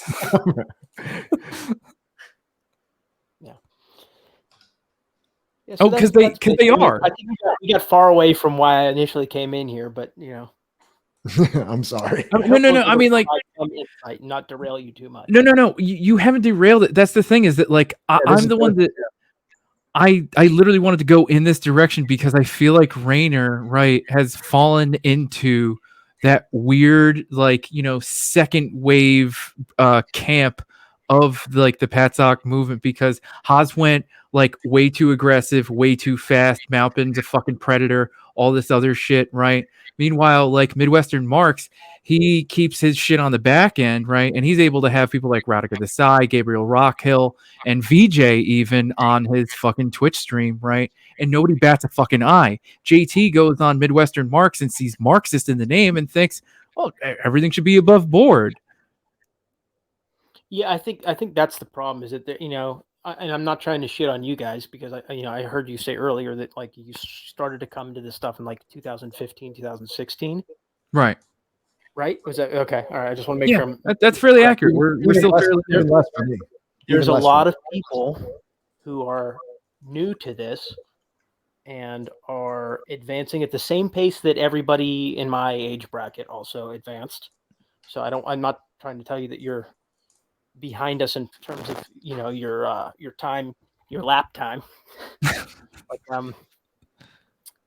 it's a pace, not a race. A lot of people that are out there producing programs, and they're not vetting things. They're not fully vetting things. They're not reading secondary or tertiary text, subject matter, and then they're making, hour-long video essays or doing whole streams on stuff. They're not bringing experts on. They're bringing people that might know a little bit. I'm no expert. I'm a blue-collar laborer. I'm a machinist by trade. Everything that I know, I had to teach myself through books or meeting with other Marxists, or hell yeah, meeting with other indigenous people from tribes other than my own.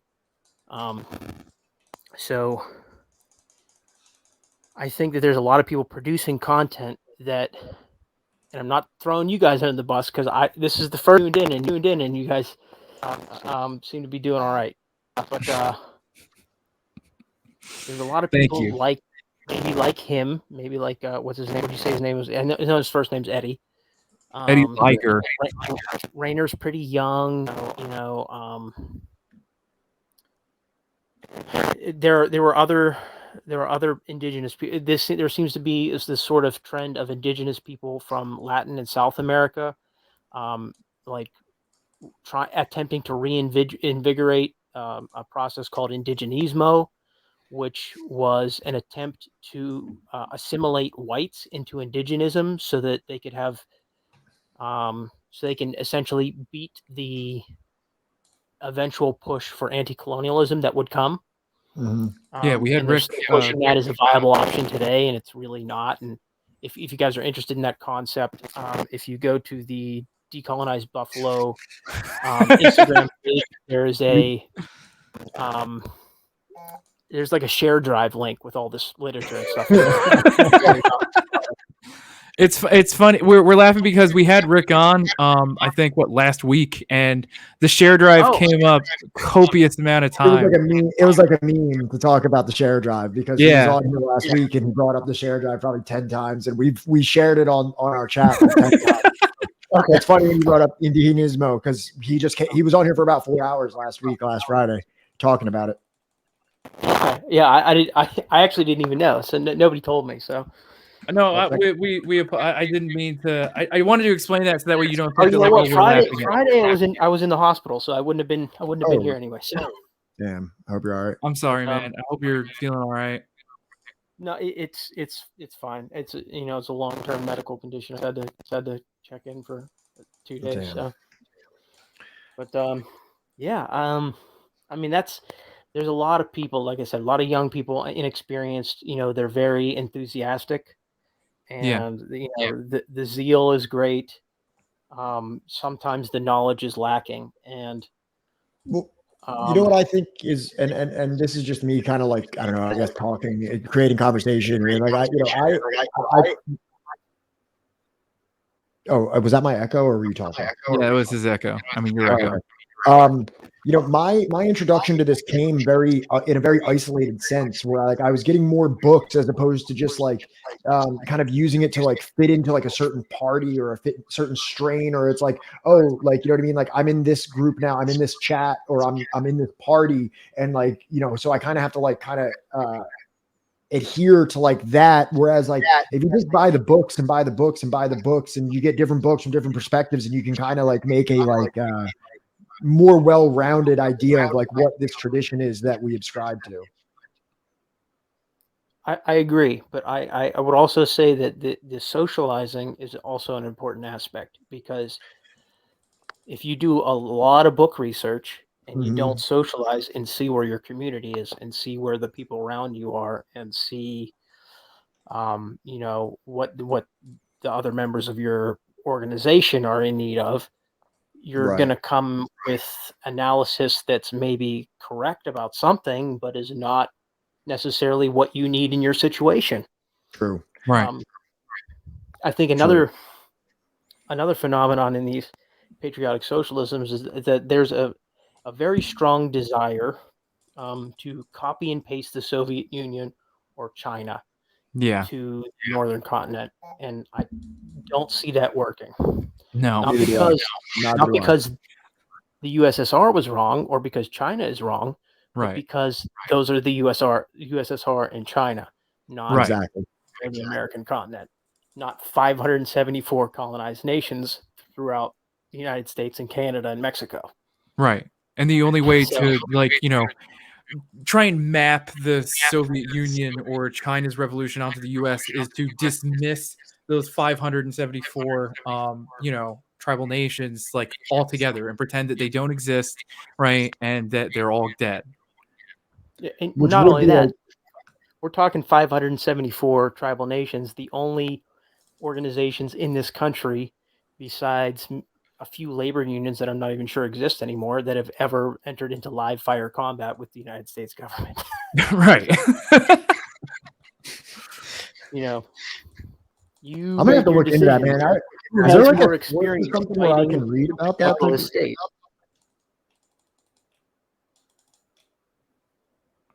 I think there was a little bit of overlap, but I believe Pat asked, is there like a resource you recommend for looking into the armed conflict between First Nations and the U.S. government?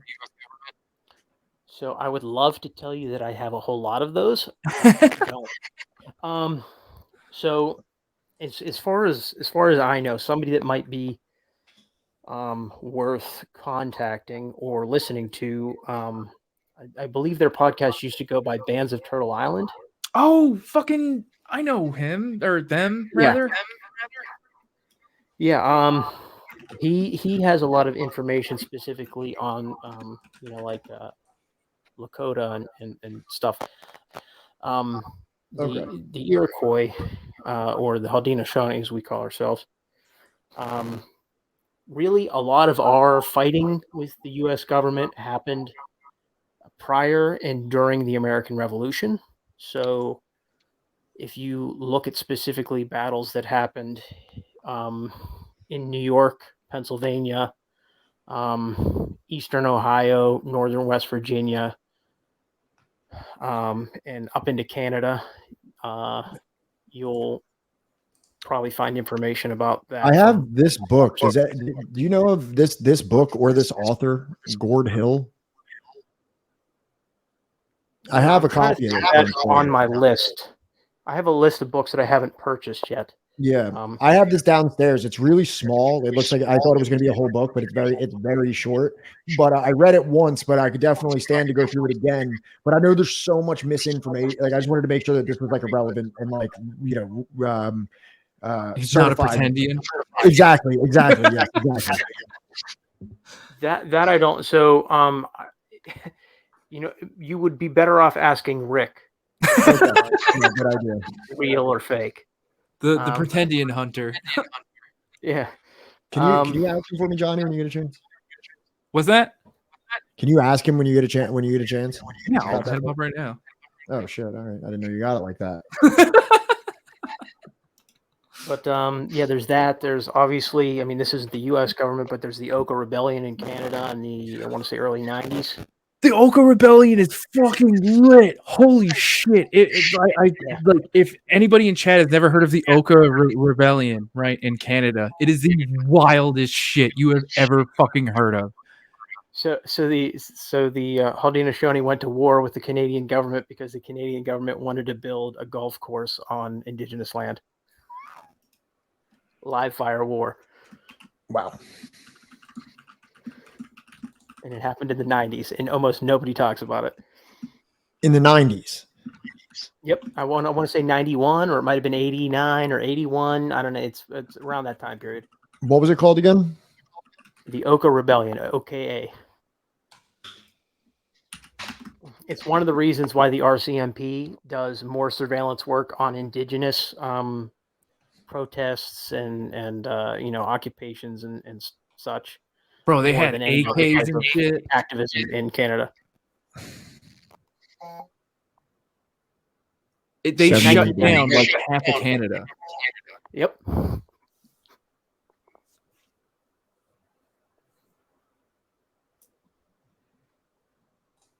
Oh, Papa Gandhi. That's a throwback.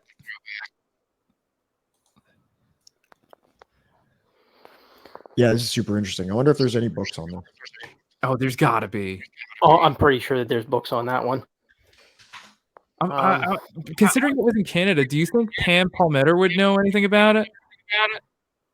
Oh no, I don't live in Canada. No, I know, but I just figured, like, I don't. This is $3.99. Oh, you're asking because that event was in Canada. Yeah, it was in Canada, right? There's a good chance. I mean, there's a lot of people that are still alive from that time period. It's not that long ago. Because I think she's Algonquin. I believe you're right with that. I believe you're correct. I don't know. I obviously I can't look her up because every time I try to do anything on this phone, it hangs up. So, Gotcha. Okay. But yeah, but I believe you're right with that affiliation there, but I'm not 100% on that. I will do the work for that one. Yeah, but that was primarily Mohawk. Yeah. I can't pronounce their actual name in their language, so sorry if you're Mohawk and you're offended by that. No, I'm But yeah, that was primarily Mohawk versus the Canadian government, and obviously, anytime. Well, it really seems like it, especially in Canada, anytime there's kind of any Indigenous resistance, the Haudenosaunee show up. So, in some capacity, whether it be 3 people or 100 people, but badass. I just want to state one more time, just because I don't know if we have enough, but neither me nor Pat are Indigenous. When I say that I'm Indian, I mean like my father's side of the family is partially from Mumbai, India. Not that. You're a real Indian then. Yeah. And it's no, not even. We're like Anglo-Indian at this point, and like all of them are Catholic, so Catholicism is very popular in India. When I was there last Easter, and I was actually staying at an Indian family's house, and we celebrated Easter by shooting off fireworks. Apparently, they do fireworks on Easter night, and it was a Christian household that I was in. And they knocked on my door at night, and they had me come out, and they shot off a bunch of fireworks. That's fucking cool. Yeah, well, it's cool. So the one thing that I did that you guys brought up before I came on, and I wanted to address. So the interesting thing about Marx, and some of you may already know this that are, watching, or you guys might already know this, but one of the main inspirations for Marx while he was researching for Capital Volume 2 and 3 was the study of the Iroquois Confederacy, or the Haudenosaunee, as we call ourselves. And in his ethnographic notes, he sort of states that he sees the way that we had politically organized ourselves in our society as, in his mind at the time, an ideal way to organize socialism. And this is where the term primitive socialism first arrives, although I think that's an incorrect terminology, because if you look at the political structure specifically of the Haudenosaunee and many of the indigenous tribes of North America, it was far from primitive. And in fact, years, if not hundreds of years, ahead of where Europe was. This one? At the time. This one. Yeah. Okay.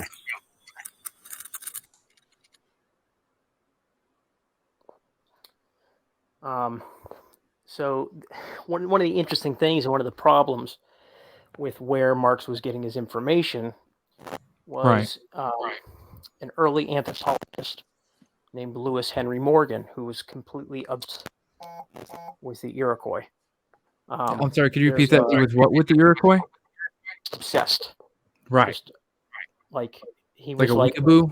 He was like a weeb for the Iroquois Confederacy. And his research, Lewis Henry Morgan's, was far from accurate in some ways. Very idealized. He's sort of the originator of the noble savage myth. Oh. And this was Marx's primary source. This is why when people say, well, Marx is racist, he didn't actually, when he was researching the Iroquois Confederacy, his research wasn't accurate. Well, you have to look at his sources. His source of information was Lewis Henry Morgan. So I can't really in good faith say, yeah, Marx is racist, because it's being filtered through a source that's not providing correct and quality research.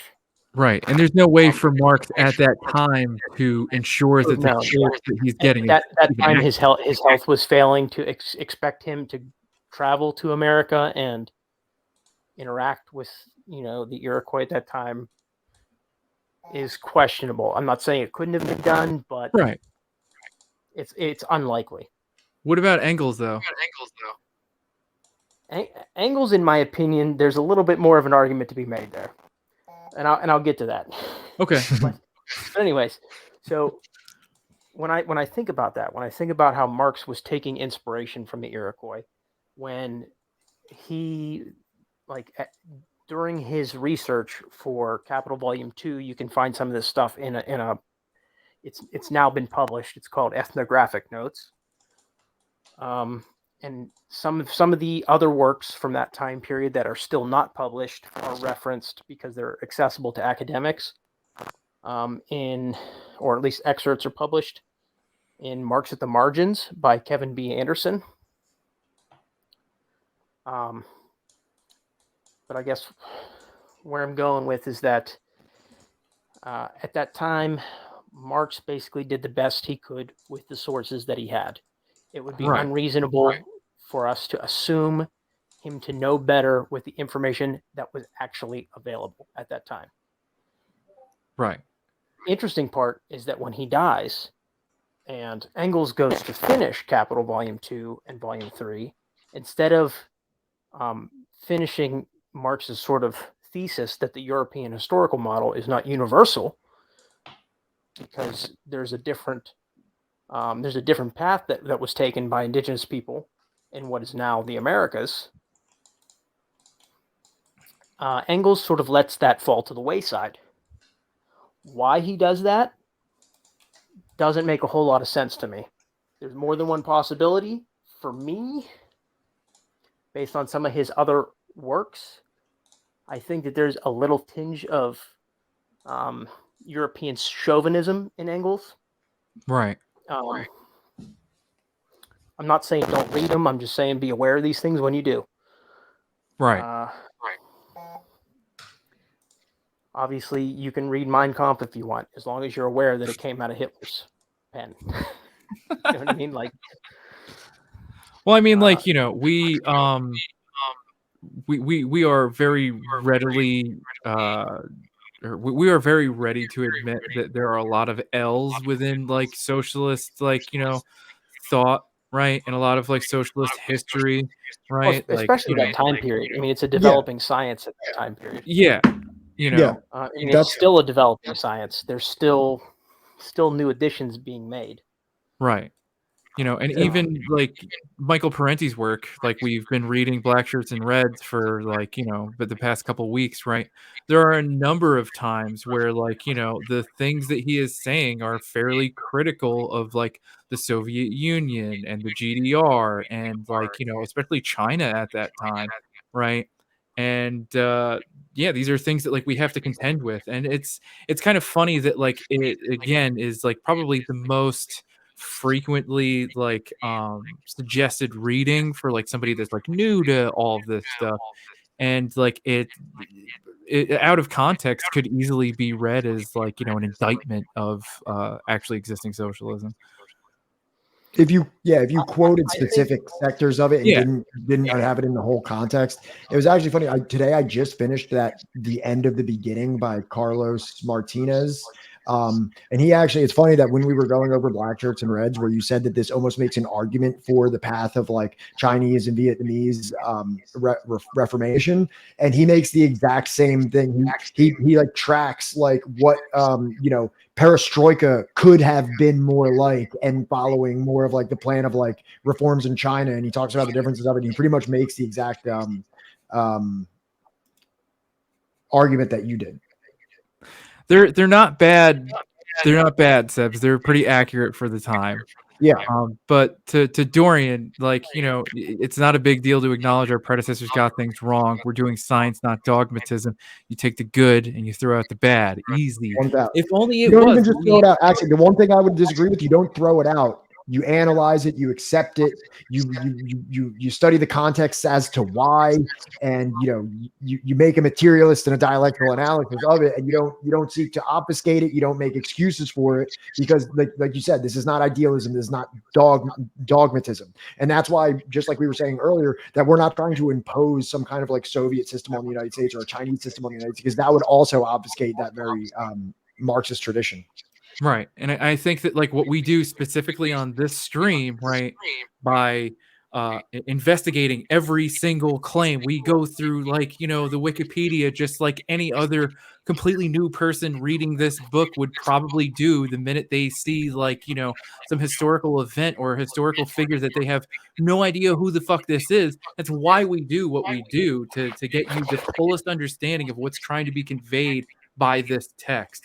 And the reason like why like I have made such a big idea about like bringing on like indigenous voices into this stuff is because like I really do feel like the American left has just completely starved itself from that perspective for the last like 300 fucking years. Well, and maybe not starved it. Now with like Pat Socks, they're actively rejecting it. They're not even like ignorant of it. They're acknowledging it and being like, no, fuck it. Like, and that's when I first like, I didn't follow like Haas or Jackson Hinkle religiously or anything like that. But the first time that I was really like, what the fuck are these guys talking about, was when they were criticizing like Luna Oy and like the Vietnamese situation. And then they were also criticizing like the decolonial measures of natives in the United States. I was like, what the fuck happened here?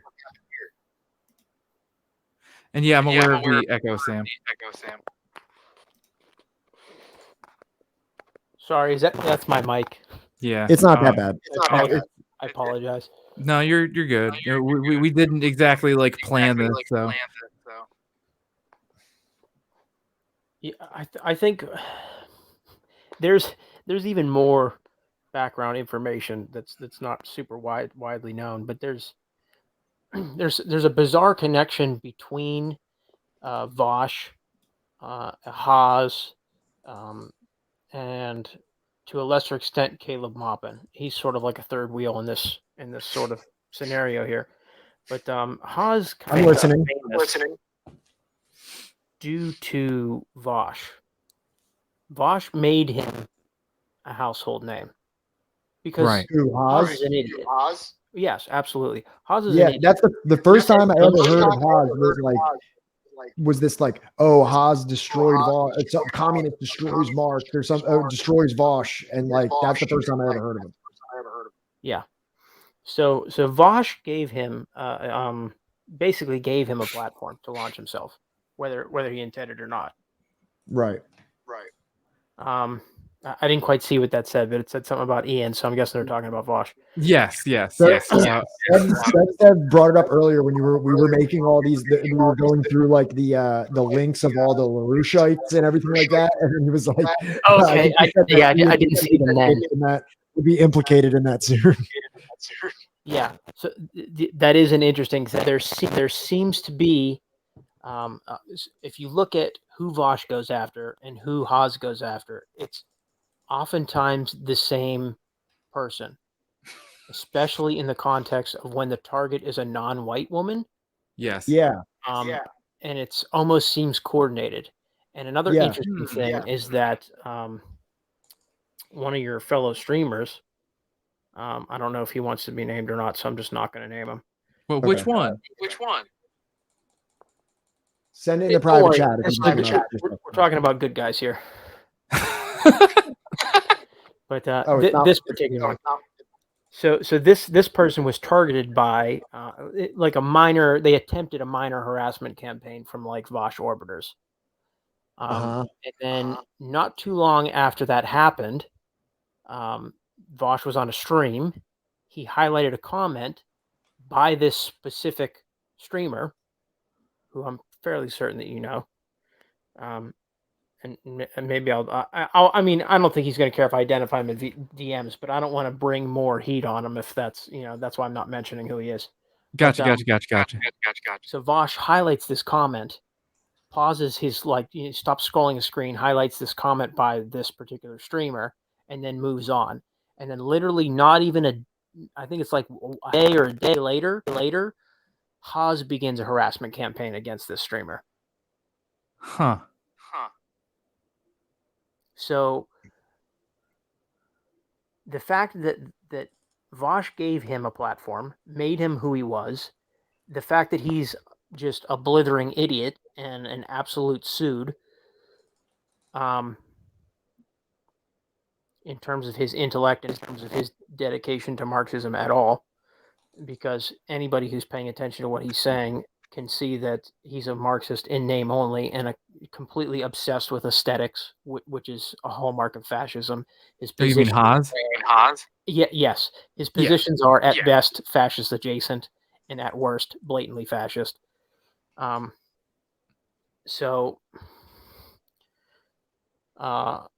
And honestly, in my opinion, he's one of the dumbest people on the internet. He says some of the stupidest shit. The other day, he said that Marxism was better. It essentially boiled down to Marxism was better when it was entirely dictated by metaphysical concepts. And I'm like, okay, cool. We're referencing a time that literally never happened. Yeah. What? This is a long time ago in a galaxy far, far away, Haas. I think honestly the times where he is like quoting that these quotes are handed to him specifically, that I think he has a list of cherry picked quotes for specific situations, but other than that, he does none of the thinking. I don't think he has any larger understanding of any of it. I think his name is Ezra and Henry. Get the fuck out of here. Those are the two infrared members that I think do the most of his thinking. I think Haas is the centerpiece because one of the reasons is because I think he's unstable, and too unstable to not be easily manipulated and controlled. And two, so that the other two have like padding essentially between them and the stupid shit that they make him put out. Right. This is another reason why I think that Midwestern Marx is perfect. He is calm, right? He's collected in most of the time that he's making his arguments. And like he doesn't he's not as what's the word? Like sensational. But he is literally stated that's a possibility. Here's the thing. Sorry, your audio is cutting out a little bit.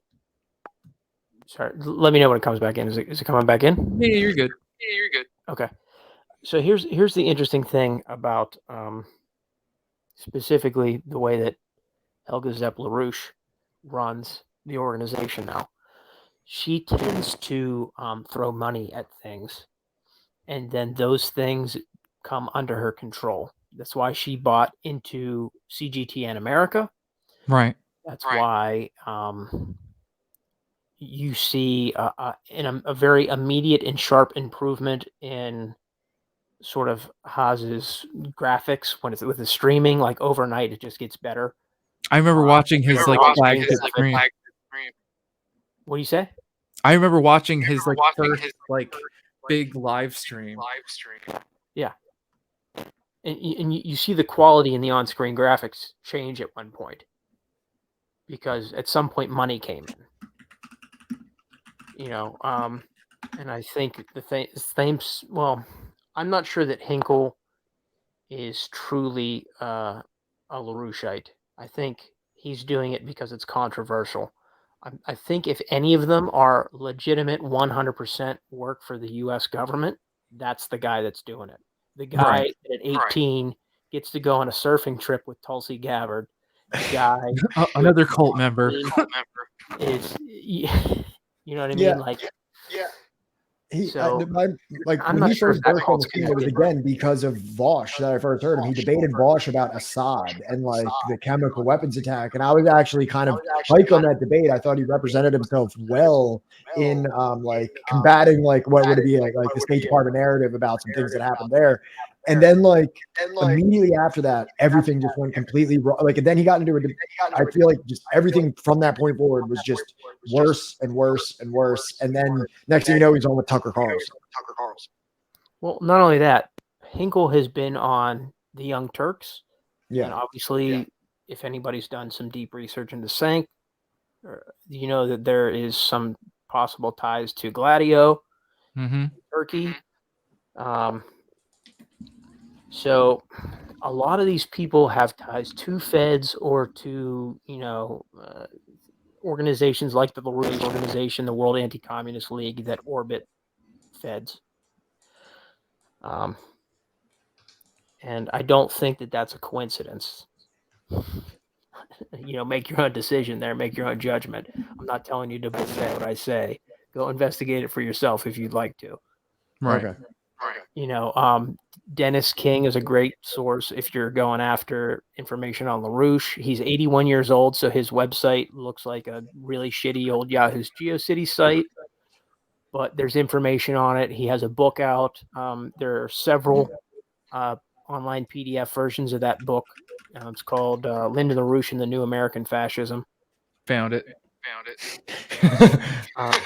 If you go on Twitter and you search Undead Comrade Lyndon LaRouche, it'll be in one of those posts. That PDF is uploaded with the author's permission, so I know that you can use that one without getting yourself in any trouble. Not that you'd probably be worried about that, but I'm just saying for purposes on your show, that's a free copy of the book that's available. That is not in violation of any laws. But obviously there's that. There was a great Moss Robeson article that came out tying, the Lyndon LaRouche to the OUNB and what is now Azov Battalion and all that shit. So the very same people that are, and I'm sorry, is there if you mute just for a second, just because, all right, there we go. So it's interesting that like the LaRouche people, right, more often than not are like, hailing Putin as like some kind of like great leader, right? And like, are going off about how positive they view the Russian invasion, right? Meanwhile, the LaRouche people, like the LaRouche organization is responsible for keeping the OUMB and like, organizations like Azov alive in the first place. And that's all I wanted to say.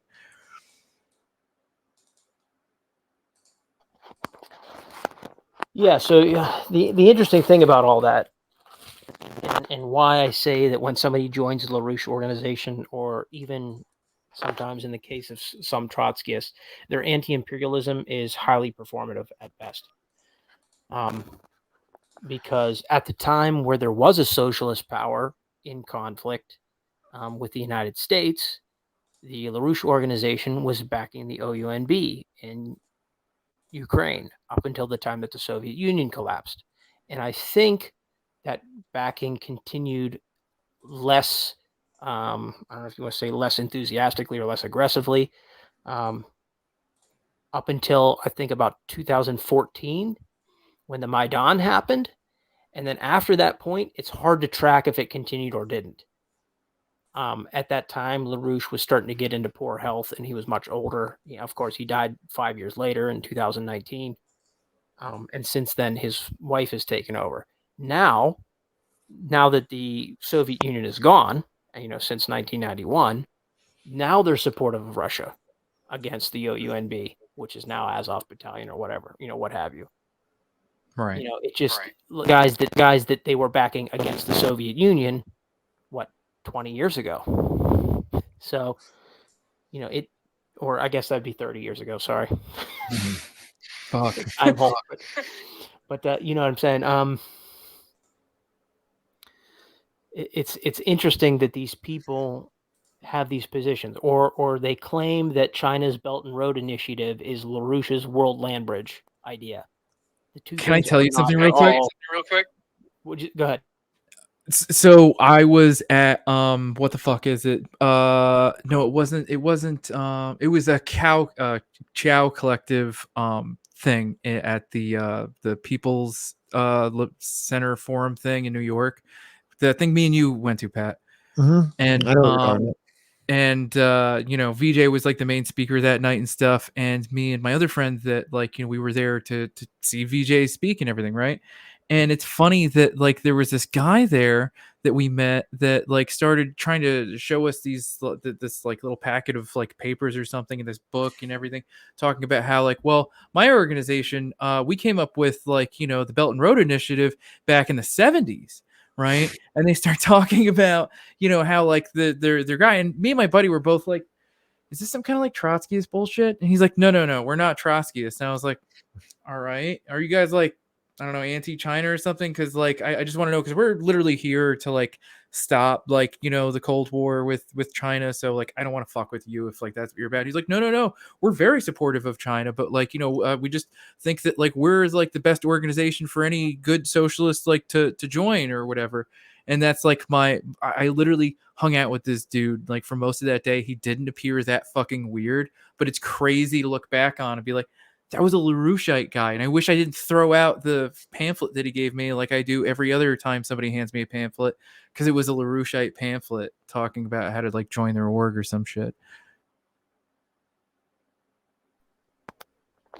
Yeah, so that's the interesting thing about them, is that they I think credit for the Belt and Road Initiative when in actuality the two things couldn't be farther from each other. I mean, the World Land Bridge is an attempt to build infrastructure up into Alaska, into Russia.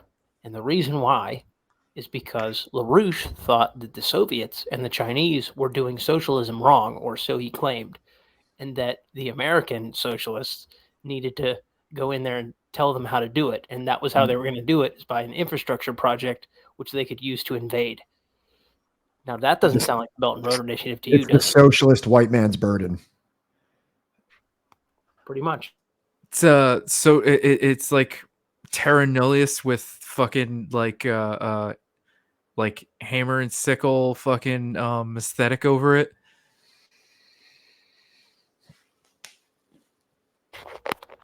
No. It's an accurate interpretation. I'll be right back. I gotta go to the bathroom. All right. Well, this has been educational. Oh, it says you're muted, Victor.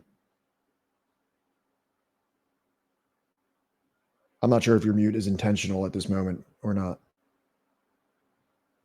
Sorry, what does that say? LaRouche is on fire. Yeah. So it's good news. Hell, I assure you, he's there.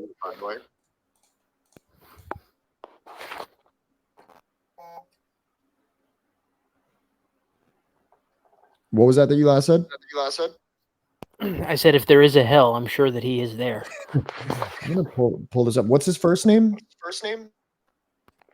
Lyndon LaRouche, or he also wrote under the name Lynn Marcus, Lyn.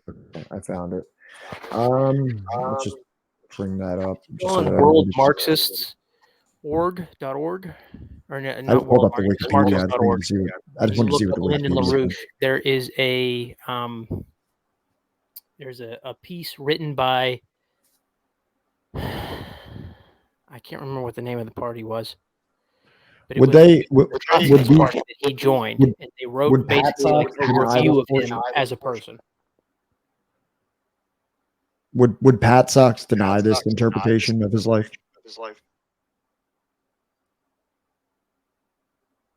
Probably. I mean, Okay. they also deny the fact that he was a lifelong Democrat when he was registered from 1959 on, I think. They deny his anti-Semitism. They deny his anti-communism. They deny everything, pretty much. Management, And, Trotskyist management consultant. That's interesting. And yeah, no, it's a lot. He was to the get vanguard through of them. the management. Yeah. And lo and behold, he was a Trotskyist, and I think that's why we see Red Falcon was talking about so much of like the kind of Trotskyist elements here. And the interesting thing is that you see it in parties and ideologies that openly reject Trotskyism, but they still have some of the traits. Because I think the what do you want to call it, the CIA or the FBI realized pretty early on the weakness of Trotskyism and then pushed that as hard as they could to people who were investigating socialism in the United States to infect it, to basically kneecap it before it could even get off the ground. That's why it happens here and almost nowhere else. Almost nowhere else on the planet does anyone else consider themselves a Trotskyist. It's really just a phenomenon for North America, Latin America, and in some of South America.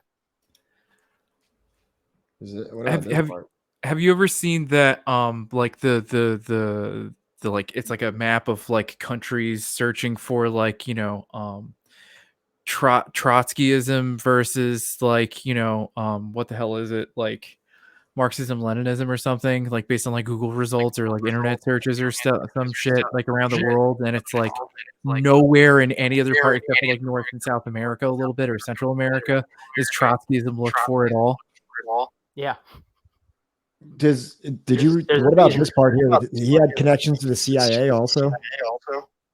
That's correct.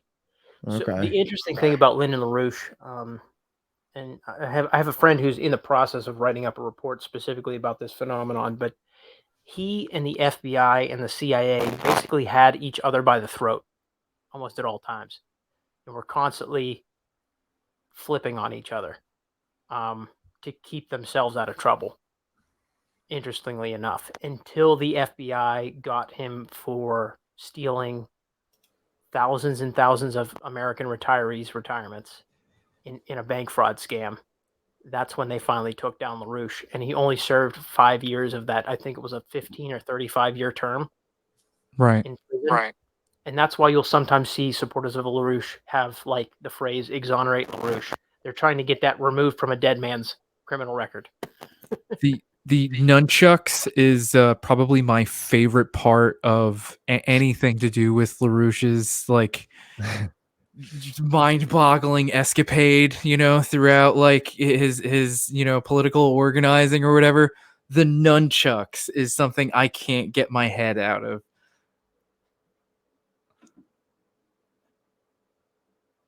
Oh yeah, they attacked people on the street like with the nunchucks and stuff. Like they literally like tried to like go after a bunch of other like socialists, even Trotskyist orgs.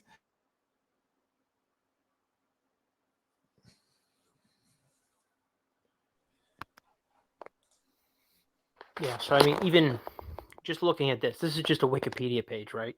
Yeah.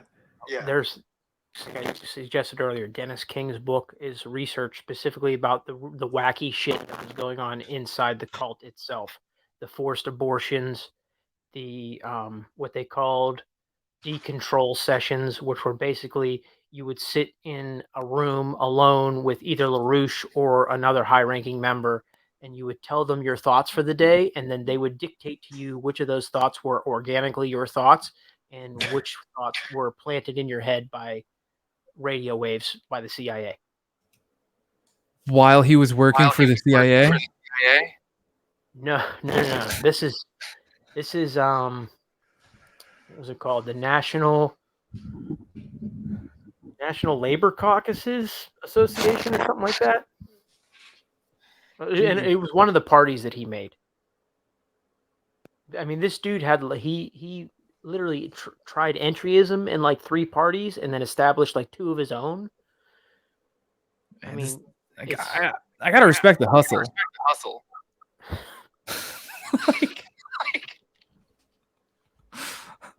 LaRouche forged bonds with the Reagan administration, the CIA, the NSC, the KKK, and other white supremacist groups. Teamster bosses and crime. You remember Reagan's Star Wars program, right? Yeah. Yeah. Whose idea do you think that was? No way. Lyndon LaRouche. Well, and when you bring up the Star Wars, you mean not the idea in itself, but weaponizing the idea specifically to maybe bleed more economic resources out of the Soviet Union in the ever expanding arms race that they were competing in? I mean, the whole thing, the idea, the Rods from God project. I don't know about the Rods from God. I know about Star Wars, like the missile defense system thing. It was part of the Star Wars program. What the plan was is that they were going to launch non-explosive tungsten rods from a satellite that would do as much damage as a nuclear bomb without the fallout. Do you think on this Wikipedia page it'll mention LaRouche? It might. No, it doesn't. Damn. Dang it. You know what? Let me see if Google will pull up something. Yeah, I'm sure you can find something. I was just curious if it'll be on here. Yeah, I bet you if you look up LaRouche, Reagan, Star Wars, you might find it.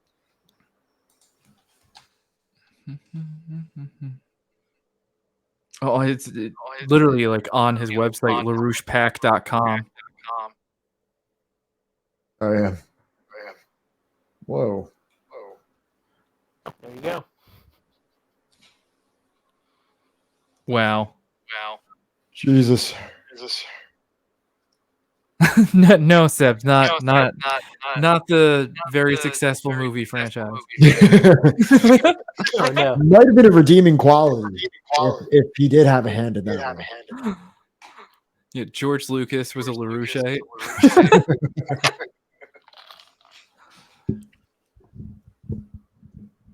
So yeah, it's definitely been a wild card Friday, man.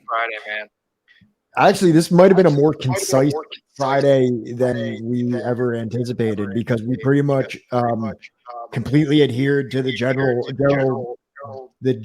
Gerald Horne discussion, and then kind of parlayed that into this overall Chudsoc LaRouche pipeline situation.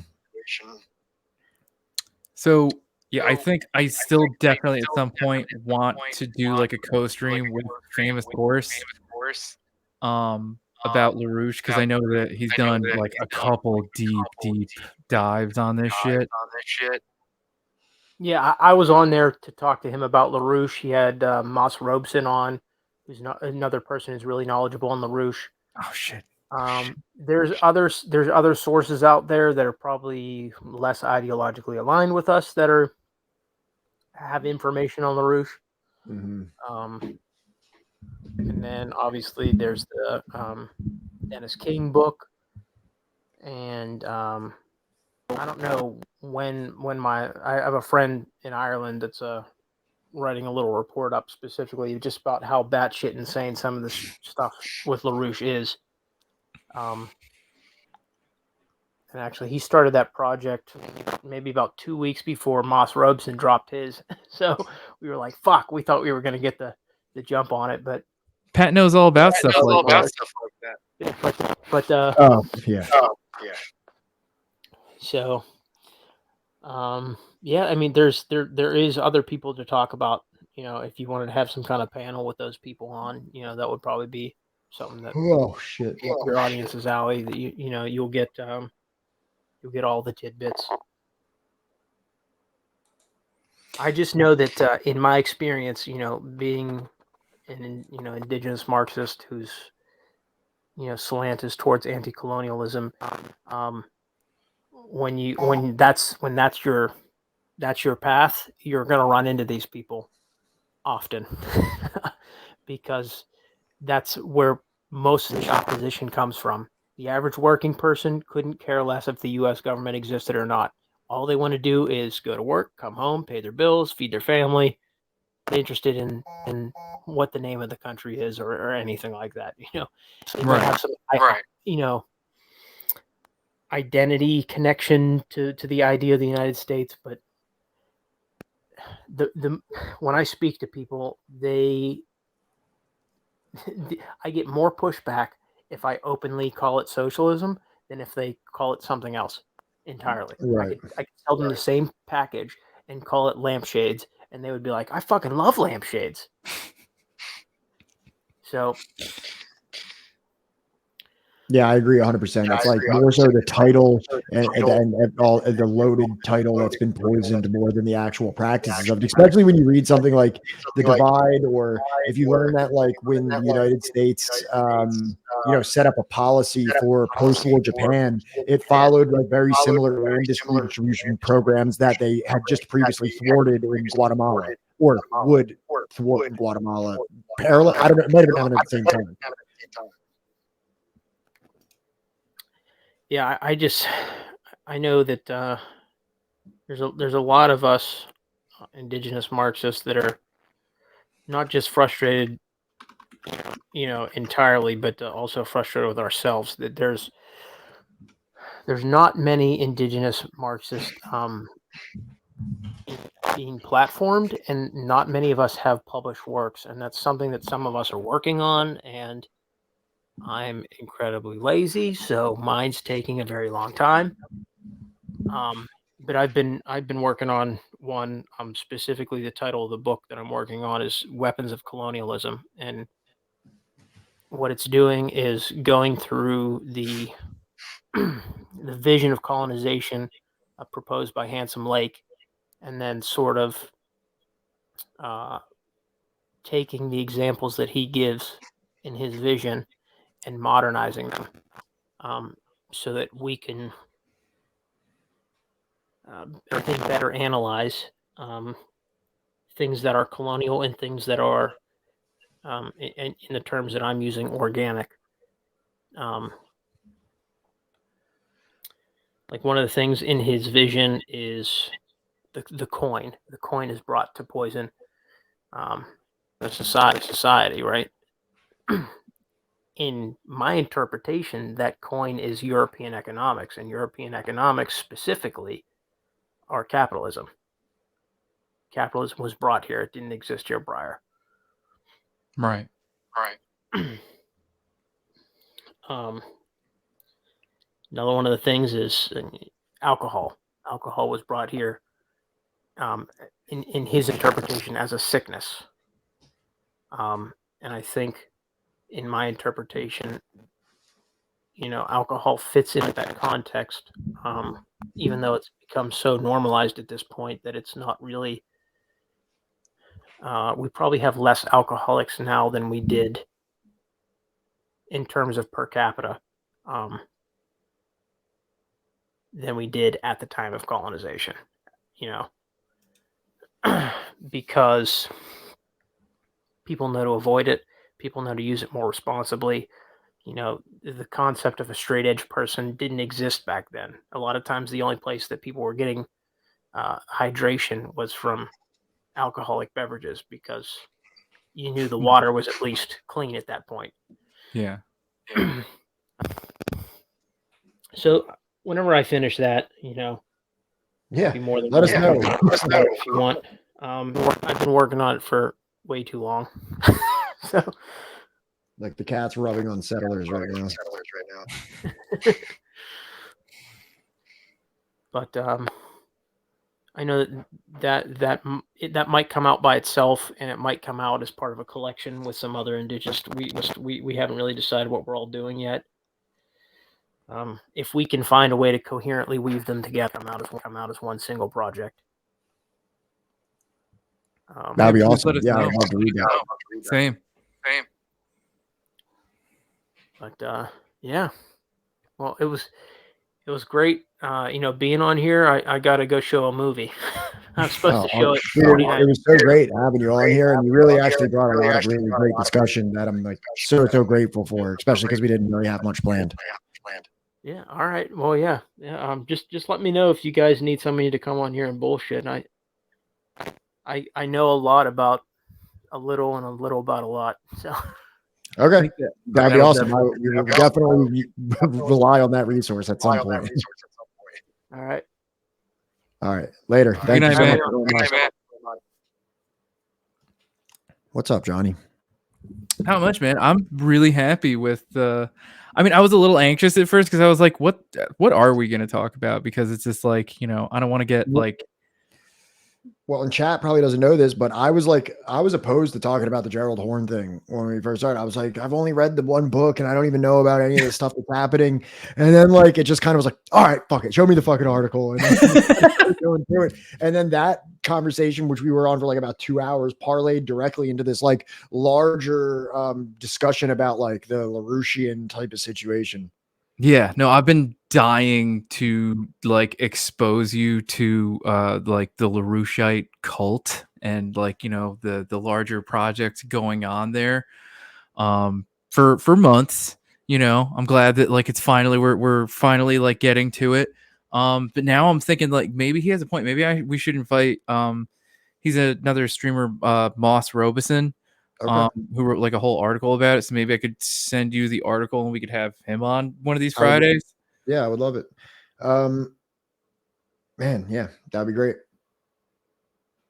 And yeah, I feel a lot better because I was like, it was really chapping my ass or whatever the fuck the phrase is that like Gerald Horne is getting all of this shit and that like I am noticing that there are like very respectable names like Radhika Desai appearing or like on other programs that like I really don't think are doing the same dedicated kind of work that like we are to like the reading material that we cover. I hope so. I hope we can live up to some type of like in standard of integrity. I think that we do more so like almost to a fault more so than like a lot of other like programs, even podcasts or like it's stuff outside of like the Twitch medium or whatever. And we're only gonna get stronger. Yeah. Each book that you read and each like, and I mean that as a joke, but then also not as a joke. Like the books that we've read, like I've read every one of the, almost all the books. So like reading The Divide and Black Shirts and Red are both books that I've already read, but bringing them now to just read a chapter. And most of the time I'm reading the same chapter twice just to really learn it. And you're going ham on it. Like the presentation aspect of it, like where I kind of just laid around and like read the book before. Now I'm like in the book, like, all right, we're going to have to talk about this. This is a good statistic. I'm going to have to bring this over here. Oh, I have this other book that kind of relates to this. And it's like, I come out of it. I know a book so much more intimately because of doing this stream than I would have if I just kind of like, cause sometimes you lay around, you put something on the TV, you're like half, sometimes you don't commit to memory everything that you read in the book. It can kind of be like it depends on the book. It depends on how dense the reading is. Depends on the circumstance. Sometimes you're on a plane or a bus and you can't really hear. It's like there's a lot of things that can distract you from the book, but this is like an extremely immersive process for me of like, because not only do I have to read it, but Jesus, I have to get on here and I have 42 people in this chat right now and I have to like offer some semblance of like a coherent take about this chapter. I can't just come in here and be like, yeah, I don't know. A lot of good stuff said. I think it was cool. You know what I mean? Like there has to be content and we're producing content. So it's like, but it's a two-way street because like in that production, I'm also, I feel like I'm learning more than I would just in my casual reading. Right. Because again, I think that like we're not just reading it for like the sake of like passively like reading it, like you would for enjoyment, but like we are actively like diving into the content of the literature. again, like, we bring up like everything that like a person with time would normally like do on their own, right? Maybe. But like we're doing it for them in like an interactive, like fun way because I'm manic and make more funny faces than Jim Carrey on crack. And you're extremely well read and you have all of these other like peripheral sources just like flowing in your mind, like, to like show other people. Yeah, it's political education. Like it's not just content. I feel like we really are educational. We're entertaining, but at the end of the day, I want to keep this very educational as it can, almost to a fault. And just to kind of celebrate that, today is by in terms of viewership, our by far and away our largest stream. Yeah. Thus far. Even when we had Rick on last week, we only topped at about 75 and it fell kind of precipitously. Today we got up into the hundreds and it stayed at about 40 or more since then. So like, if anybody's hanging out and you want to give us a follow, or if you want to check us out on the on our YouTube channel for all the past streams, like the one we did with Rick from Decolonized Buffalo last week, and you don't have any money to subscribe to the Twitch or anything like that, nobody, if you can like give us a follow on the YouTube or go to the Facebook page. I guess we have a Twitter also. If you want to go around and give us some support, it's awesome to have all these people here. Yeah, no, and like I may like throw up a couple tweets on the Twitter and then later delete them because like I should clear things between the two of us before posting them. Yeah. But yeah, like, this has been incredible. I hope we can keep this trajectory moving, and I hope that we can also get better for like everyone that's watching us too, because I still think that we have a lot of ways to progress in the ways that we handle this stream and that we handle our work and how we present it. There's still like a million things going on. We obviously want to improve the aesthetic and make this look like a little bit more of like a professional operation, but also, as we get more practice with this, I think that we're going to get it more and more streamlined into something that's going to be really, really valuable. I guess I could say really valuable to the medium. Yeah, and I'm not gonna like beg for subscriptions and stuff. I mean, pretty much like it's up to you. If I don't even know if we've been playing like ads or not, if we have, right? Literally, you can just like let us know. For the most part, we'll probably just like kind of bullshit for like the minute you let us know when the ads are over. Like we'll keep going because like we're doing this for you. We're not just doing this to like make money or something. If you want to subscribe, like that would be great and it'll help us. Like everything that we make will go further into this stream. Like we both work day jobs, and that's kind of like why like we can only do like one book at a time, and a lot of times like why the stream looks the way it does, because like we're putting in like the least amount of effort into like the Discord and into like streamlining the whole fucking thing.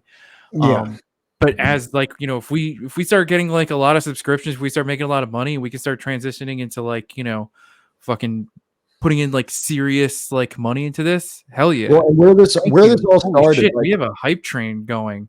Oh, really? Fuck. Thank you, Tiniest Boop, for your subscription on Prime. Thank you, Dakadoon, for gifting 5 tier 1 subs.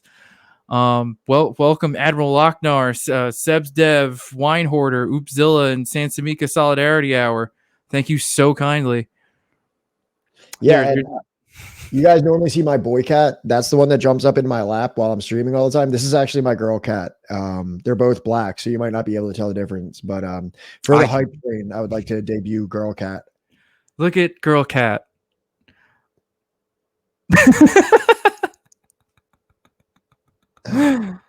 But yeah, and speaking to that development side of things, is that like the real reason that this all started, or like my like real intention with this whole thing, and the Twitch stream was actually like the path of least resistance for me to pursue some type of like media or journalism type of hobby / career endeavor, because I've already gone for 6 weeks in Guatemala, and I conducted a number of interviews while I was in Guatemala on like holy teachers. Thank you.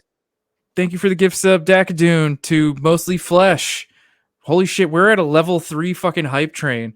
I don't know. It's kind of late. It's kind of late for me to fucking like do the whole like call me Alex Jones thing. But like, once again, like, I promise that like if you subscribe, right, or if you give, thank you, Hashkush, for the 100 bits. If you subscribe, right, like to this. I promise that at some point we will stream live from India, right? We will be back in Kerala, right? I promise that, like, you know, we will be interviewing people live and in person, right, when we can. I promise that it's funny that there's the Midwestern Marks fucking logo on this fucking video, especially with everything that we just talked about.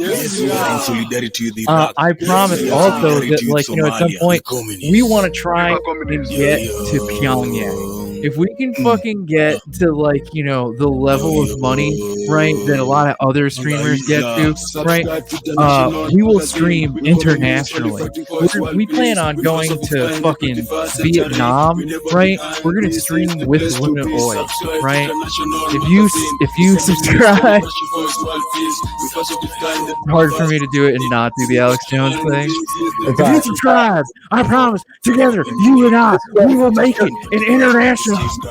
You know how when people subscribe to Twitch chats, like a little like animation and like a noise. Thank you, Grave Wax, for the subscription for 2 months. The sound clip will come up.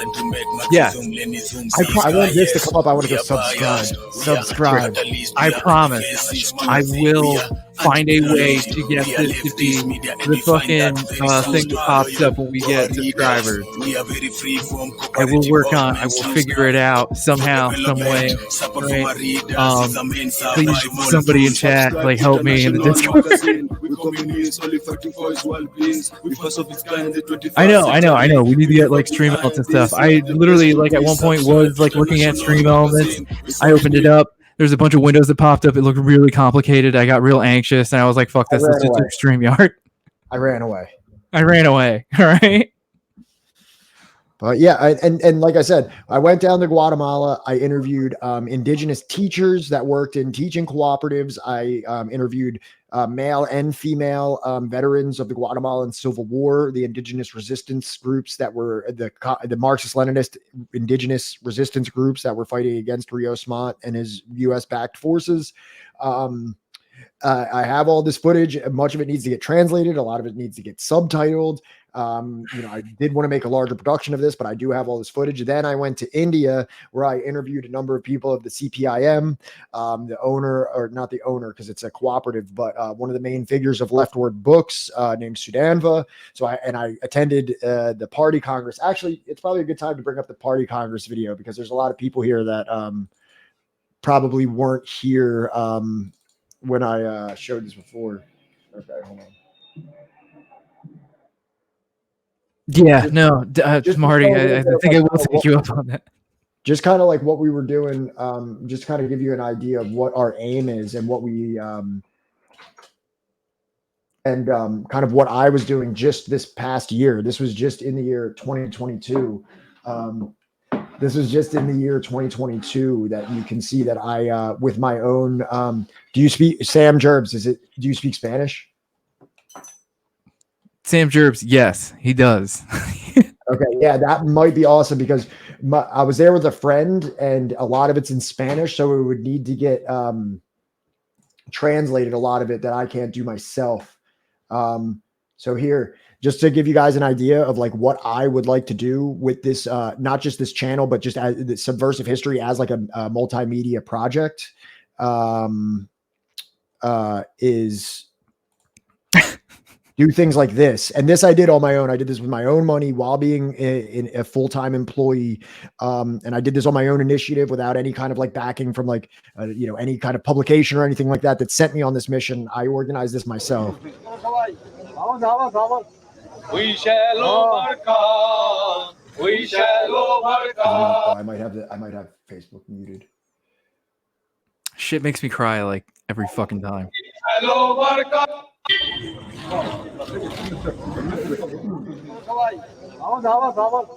We shall overcome. We shall overcome. This was filmed by my own hand. I was in Kerala at the Party Congress for the Communist Party of India Marxist. So this is all filmed by me. Someday, in my heart, I do believe we shall overcome someday. We shall overcome. We We shall overcome. We shall overcome someday. Oh, deep in my heart, I do believe we shall overcome someday. আমরা করব জয়, আমরা করব জয়, আমরা করব জয় নিশ্চয়। ওর মুখে গভীর আছে প্রত্যয়, আমরা করব জয় নিশ্চয়। We are not alone, we are not alone, we are not alone today. Oh, deep in my heart, I do believe we shall overcome someday. Fuck yeah, man. So that was just an experience. I have so much footage of my time there, and that doesn't even show my interviews with members of the CPIM, as well as all these things that I was able to accomplish while I was there, just utterly on my own initiative, just by sending out emails to people that I had met online, to just be like, I want to come to India. Can you tell me about this? Can you help me with this? And I actually ended up gaining access to the interior of the CPIM Party Congress, even though I had no press pass. I stood in the entire delegation of the CPIM from all over the subcontinent of India congregated to discuss party matters, I suppose, because they had just won their election for the second time consecutively, which was the first time in the history of Kerala that the Communist Party had won twice consecutively. The Communist Party of India has been in power since the very first free election of India after British colonialism, but they would lose and win and lose and win and alternate with like a liberal party. And this is the first time in the history of Kerala that they have won twice consecutively. So that's why you're seeing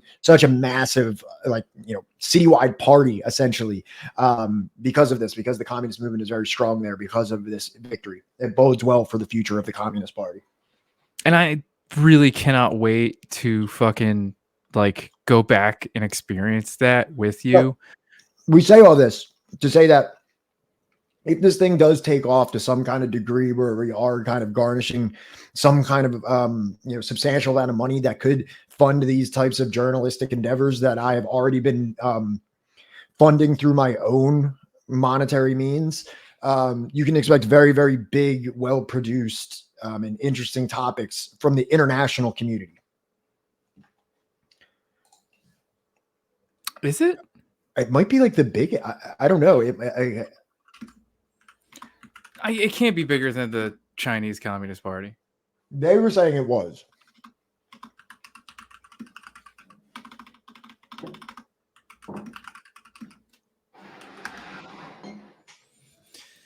Communist Party of China, 88.76 million. Communist Party of Vietnam, 4.4 million.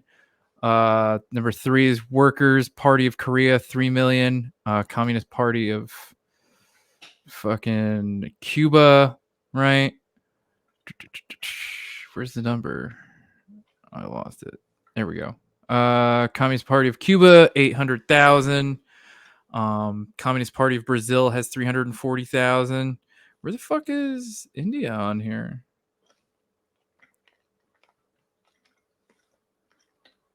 Yeah, they're not even on here. On worldatlas.com.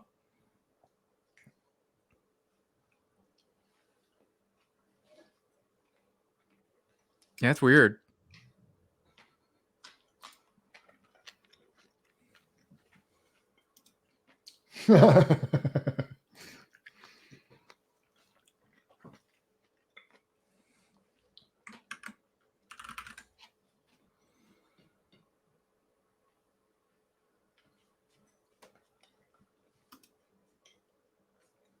Doesn't even say. Oh, it's at like 985,757. So close to a million.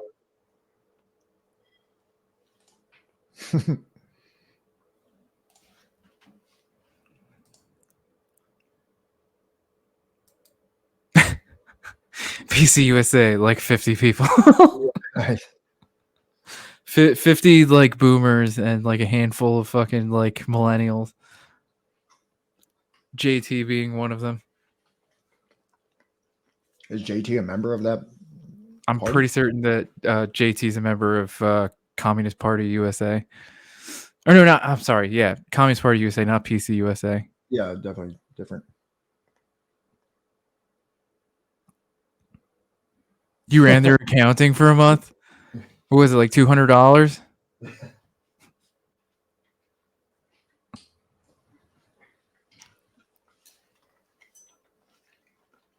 And it's like, you know, for a lot of people, it's like, get out there and organize, you know? And it's like tough, man. Like you see all of this shit go on, and like every party has its and every org has its issues with like sexual harassment, you know, not even just political stuff, but like, you know, real stuff where like people are like fucking harmed and like nothing is done about it. Right. Or like leadership does something fucked up, and it's like you go through enough organizations like me, and it's just like I don't know who to fucking join anymore, and I'm not I don't know if I have like the patience for it or the time in my life anymore. You know what I mean? Yeah. Like I don't blame anybody for having like trepidation about like joining an org, especially if they've like been doing it for a hot minute. I'm not going to fault anybody for it, because like burnout is like a huge fucking thing. Because it's like on top of your regular day job that you're doing, like you should also be like, you know, burning yourself at both ends to organize.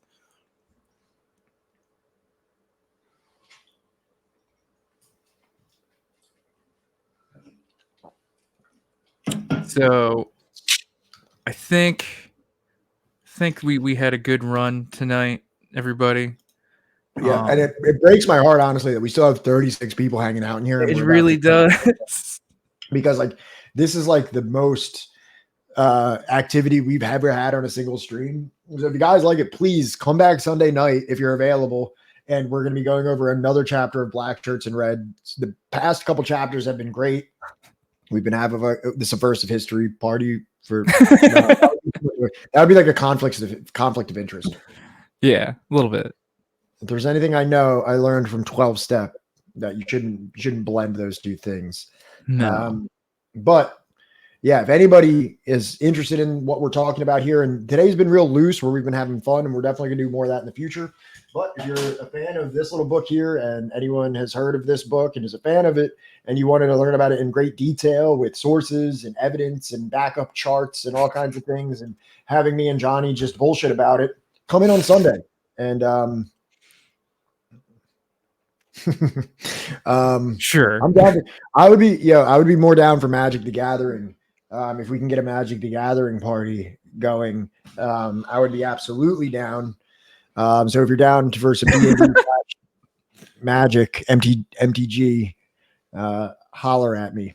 Also, if anybody wants to watch me play online Magic on stream, I will do it. I haven't gotten into Arena. I still play Moto. I still play online. That's it. But we'll have that one day. Yeah, one day that's gonna happen. Fucking yeah, Wednesdays, Fridays, and Sundays. Normally at 5:30, we start up the stream, and then we have like a little YouTube video or something related to what we're going to be talking about. Play for like the first half hour, just to give everybody time, because I know that like 5:30 is kind of like a rough time, you know, because everybody's like, you know, coming home from work or whatever. And then like for the next 4 hours after that first half hour, at least, you know, we're going to be live, and we're going to be talking about a book on, you know, Sundays and Wednesdays. But Fridays, this is where we just kind of hang loose and talk about like, you know, whatever, or we'll have a guest talking about some shit that's not related to a book, or maybe it will be, who knows, talking about like whatever it is that we're reading or whatever, you know, that we're interested in.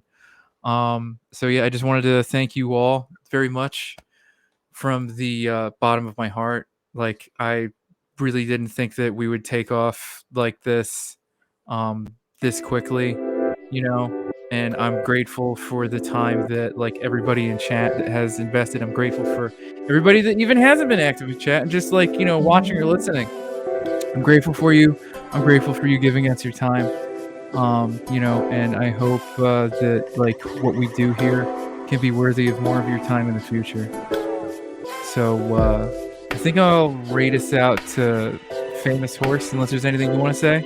Pat? No, other than I love you guys and salam, and I'll see you on Sunday. Hit me up. Get this Later. raid going.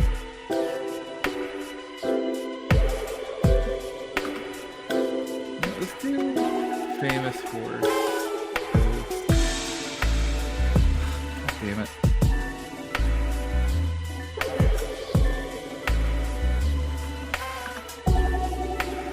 There we go.